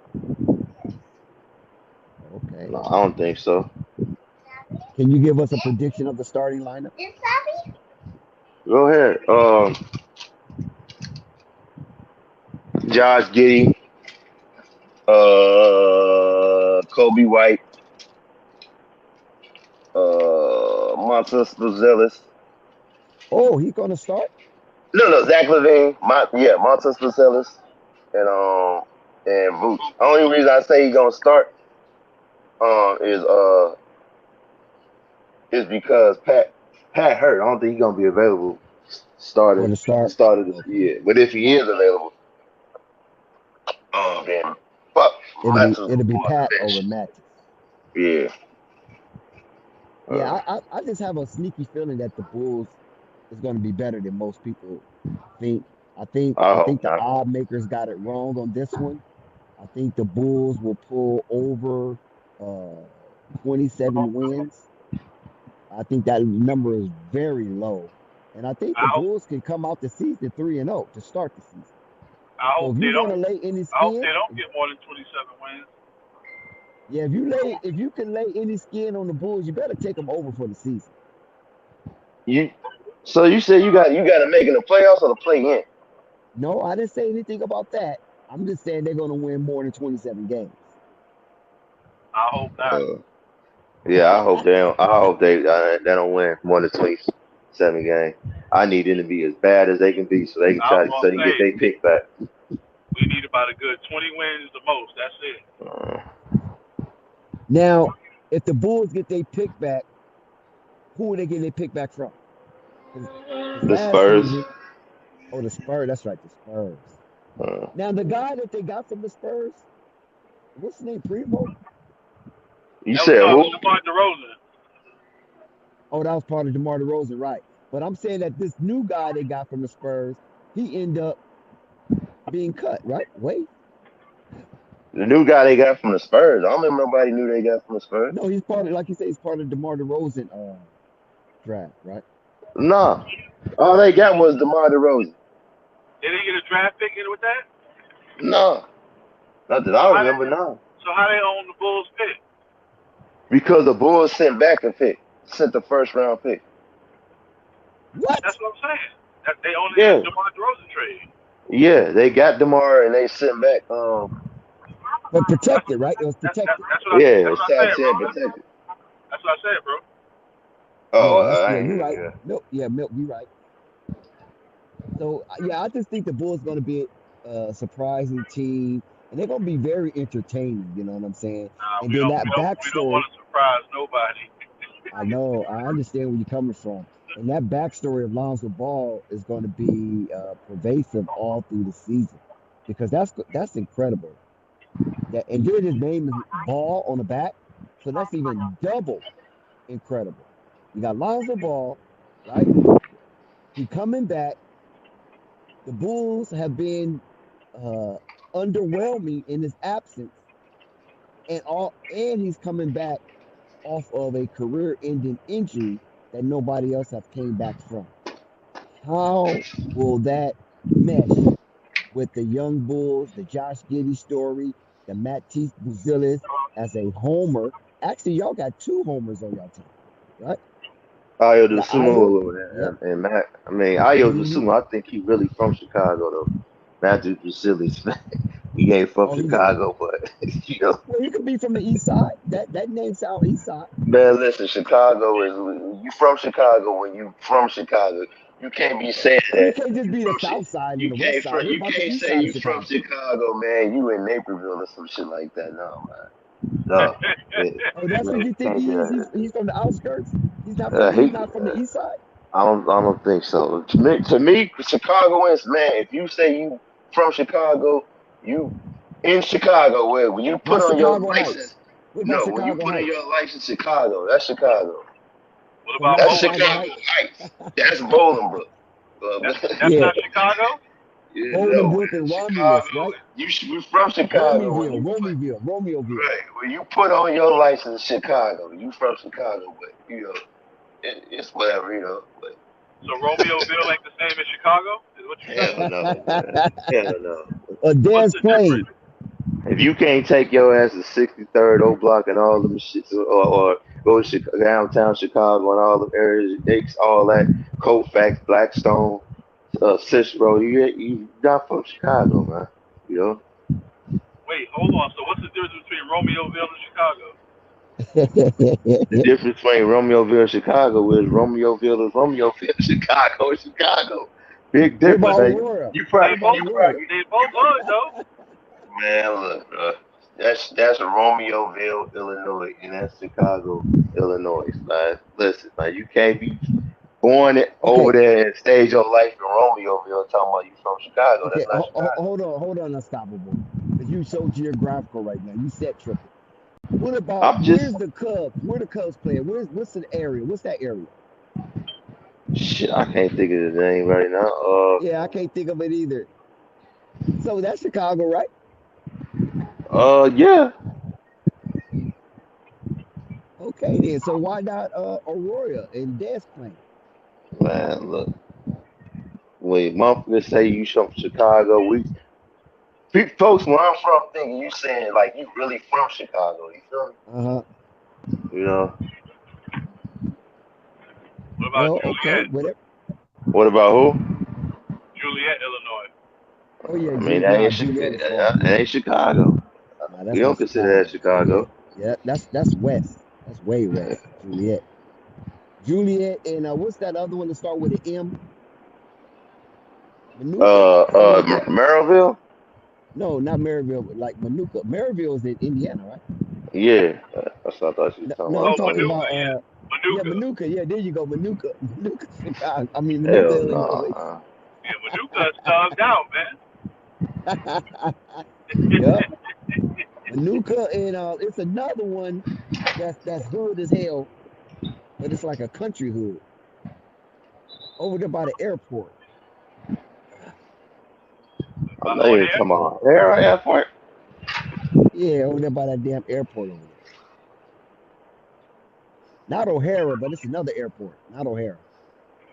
I know what you're talking about too. I I just only can't know think of the I only damn know name. O'Hare. I only know O'Hare. Yeah, yeah, that's the I main can't one. think of O'Hara's the the main one, but name. they got another one you can fly into. I But tell you anyway, something yeah. funny about Manuka. Uh-huh. I was picking up a load out there about 4 years ago. My company had a contract with a place called U.S. Cold Storage in Manuka. I Okay. fell asleep in my truck and forgot to lock my doors and woke up unharmed. Try that in Chicago if you want to. Wait. You woke up doing what? I said I woke up unharmed. I said Oh, try that in unharmed. Chicago. Oh. Yeah. Yeah, that's like I forgot to lock my doors when I went to sleep. And I woke up panicking, like, oh man, my doors are. I look around, nothing was touched. Now Yeah. imagine doing that in Chicago. Yeah, they got an area in Chicago that they shut down the roads. Why is that unstoppable? You got to tell me what the area is. Oh, damn, what area is this? I know over there by You Packard said they Street. shut down the road. Yeah, you can't go in or out. They shut the road down, the street down with like these bars and shit. Like they close off the street. That's crazy. Maybe some serious shit was going on down there. You I, know. I think it's an industrial area, but they closed the street down. And I thought I ain't never seen that nowhere, nowhere I ever been. That at a certain time, if you get caught up in that area, you locked in. When the last time you been in Chicago, Dex? Uh, I think last winter. Okay. I think last winter I was over there on the south side. Um, I'm not gonna tell you where, but yeah, I was over there. Yeah, I was over on the south side for a little while, and I got treated to some soul food, and That I got a wasn't. massage.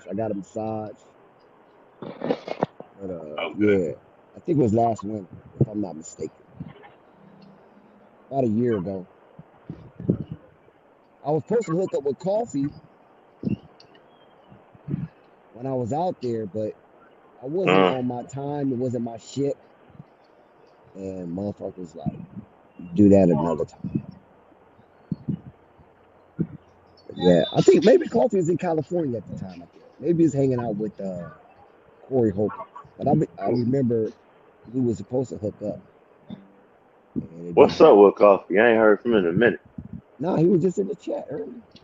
Oh, well, I wasn't looking at the chat. Yeah, he was in the chat. I called it late I because wonder what happened to sometimes the panel. oh, that's what happens. They advance. You know what I'm saying?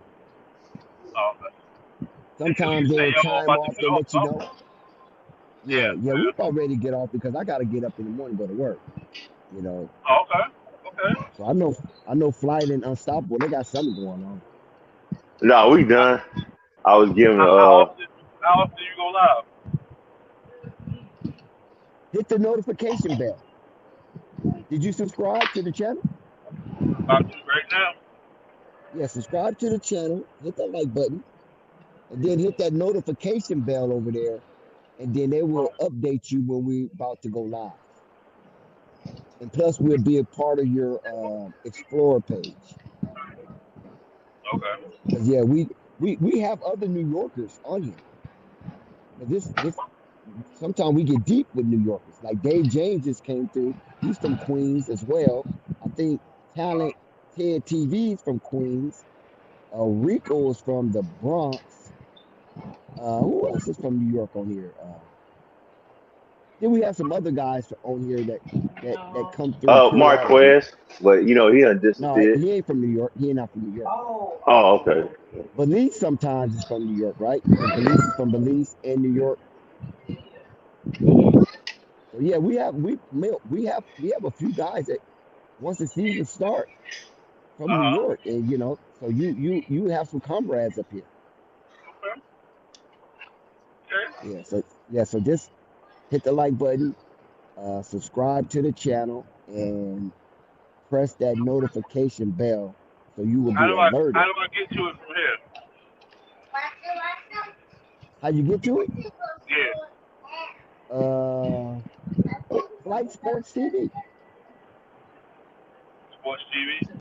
Yeah, Flight Sports TV. And you'll see like a little ensemble of an airplane. Okay. And that's how you get it. But yeah, we enjoyed your conversation and your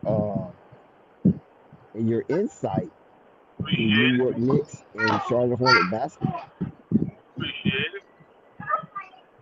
So that's cool, you know what I'm saying? Because we got a long season ahead of us. And it's gonna be topsy-turvy. Oh, I think I see it right here. Up and down with. I see it now, yeah. Oh, I'm already subscribed. Cycles of. Oh, you already subscribed? Okay. Cycles of emotions. So hit that notification bell. So it's gonna be on and cracking. And listen, let me warn you. I don't know if Unstoppable shared this with you. There's gonna be plenty of shows where it's gonna be a lot of rambunctiousness, and it ain't gonna be it's gonna be no decorum. So you just have to prepare yourself. It get reckless up here sometimes, because it's sports, right? It's sports. Yeah. Sports is like religion, right? People argue it to death, and they die on that hill. Right. So yeah, sometimes we get really crazy, man. You came in at a good time. I don't take nothing personal, you know what I'm saying? Yeah. You came in at a good time, so it's pretty smooth. Wasn't much bickering, bashing, and banter. Uncivilized banter. And yeah, we get all that, man. We get people that have their trauma episodes up here. It'd be funny, and they be dead serious too, talking about their teams. Melo is back. It's official. Melo LaFrance Ball is back on the hardwood. Wow, this dude did a damn floater, bro. Oh my god. We need Lonzo to do When you that. playing 2K, Yeah. Lonzo is back as well. Yes. We get Lonzo Tuesday. So make sure you get back up here for Tuesday. Oh, I can We got always get Lonzo on Tuesday. because I'm a truck driver, so I can always get on. Oh, okay. You That's cool. We'll help you you, told we'll them who help your you get your team's is? job. Your other team is, bro? Yeah, you know. Oh, okay. Oh, who is it? Who is it? Oh, the Bulls. Oh, okay. You got Bulls in the Knicks. No, I got Bulls. Yeah, you're right. Yeah, Bulls. Yeah. That's kind of a strange combination right there, Bulls and Knicks, right? Because they always had heated rivalries back in the day. Well, that's not. Well, I'm originally from New York, so Right, I root for all the New York teams. But I'm just a diehard Chicago Bulls fan before anything. right. Shout out to the Yankees. Yeah, we doing our thing. The Mets just lost today, but you know, it's still 1-1, so we still in there. Right. Yeah. Will the Yankees play tomorrow? Yep. Yeah, that was a good win for them. Yeah. So you got both Mets and Yankees in the playoffs, so that's cool. Yep. Mets just played today, lost by 1 run. I know you the Mets because you from Queens. That's y'all team right there. I'm a Yankee fan, but I'm both of them now. You cheer for the Mets too. Yeah. So what about your Giants, man? What's going on with your Giants? They won today. Oh God. They went live on we need Instagram after the victory. We need to get a quarterback because Jones ain't the answer. He ain't Danny Dimes no more. Huh? He's not Danny Dimes anymore. He's Danny Dumb. Nah, he Danny need to go. They gave him a nickname, right? Danny Dimes, and this dude ain't done Right. nothing. Well, he did win a playoff game. I give him that. He had one playoff win. I mean, but you know, it's New York, so that's unacceptable. Right. You know. Right, yeah, exactly. Yeah, I The agree. market I you agree. playing in, one playoff win is completely unacceptable. Yeah, they traded away Saquon Barkley, kept Daniel Jones, and now they're on Instagram popping champagne because they got one victory. Right. That's what I'm saying. Stuff like that drive New York is crazy. You know what I'm saying?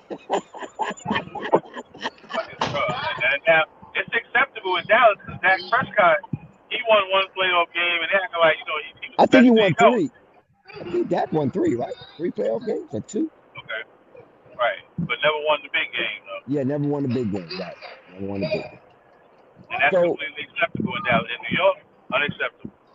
well, Dallas become a sideshow. You know what I'm saying? And they just take that troop everywhere they go, or trope, excuse me, not troop, trope.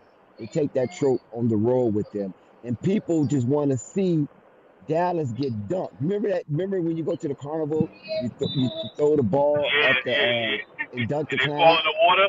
Yeah, people just pay to see that. You know what I mean? Jerry Yeah. Jones is having the time of his life. Oh man. It hurts me as a Cowboy fan though, but it is what it is. Oh wow, you a Cowboy fan? Yeah, I'm a Cowboy fan, but I'm not as enthusiastic as I used to be because I'm older now. You know what I'm saying? I got more responsibilities and more things to focus on besides Cowboys. But when I was younger, man, I was an enthusiast.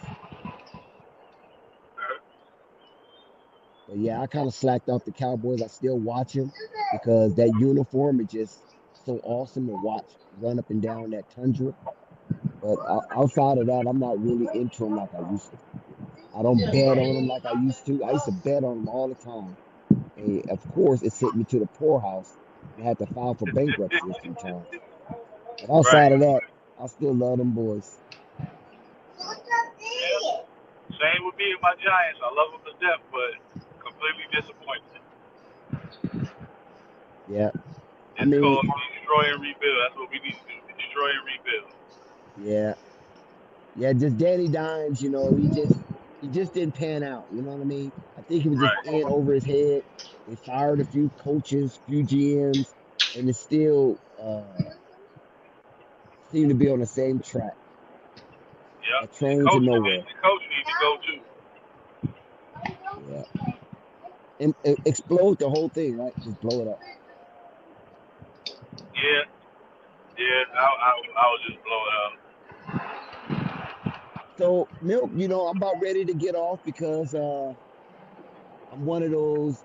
I'm from the Geritol generation, and it's hard for me to keep my eyes open. So, shout out to Flight Sports TV, the machine, the voice of the voiceless, the people's champ, the hottest in these streets. And we had a lovely panel today. We had Big Al pull up. We had Milk from Queens pull up. We had the Unstoppable pull up. We had Purple Baby herself, Flight, All Access Dex. And we had Buzz City. Oh, what a entertainer and exciting voice from Buzz City. And the Charlotte Hornets fall short to the New York Knicks, but it was a fight between two opposite spectrum of the competition podium, where New York is paper champs and the Charlotte Hornets is fighting for relevancy and respect. And they did garner that from me, where they match wits with the bruisers from the block, the New York Knicks, 61-61 in the first half of tonight's festivities and event down in Buzz City. And then the second half, we had an explosion from TS himself, Terror Squad, Tijan Salon, and where he ignited the crowd as well as his comrades on the bench.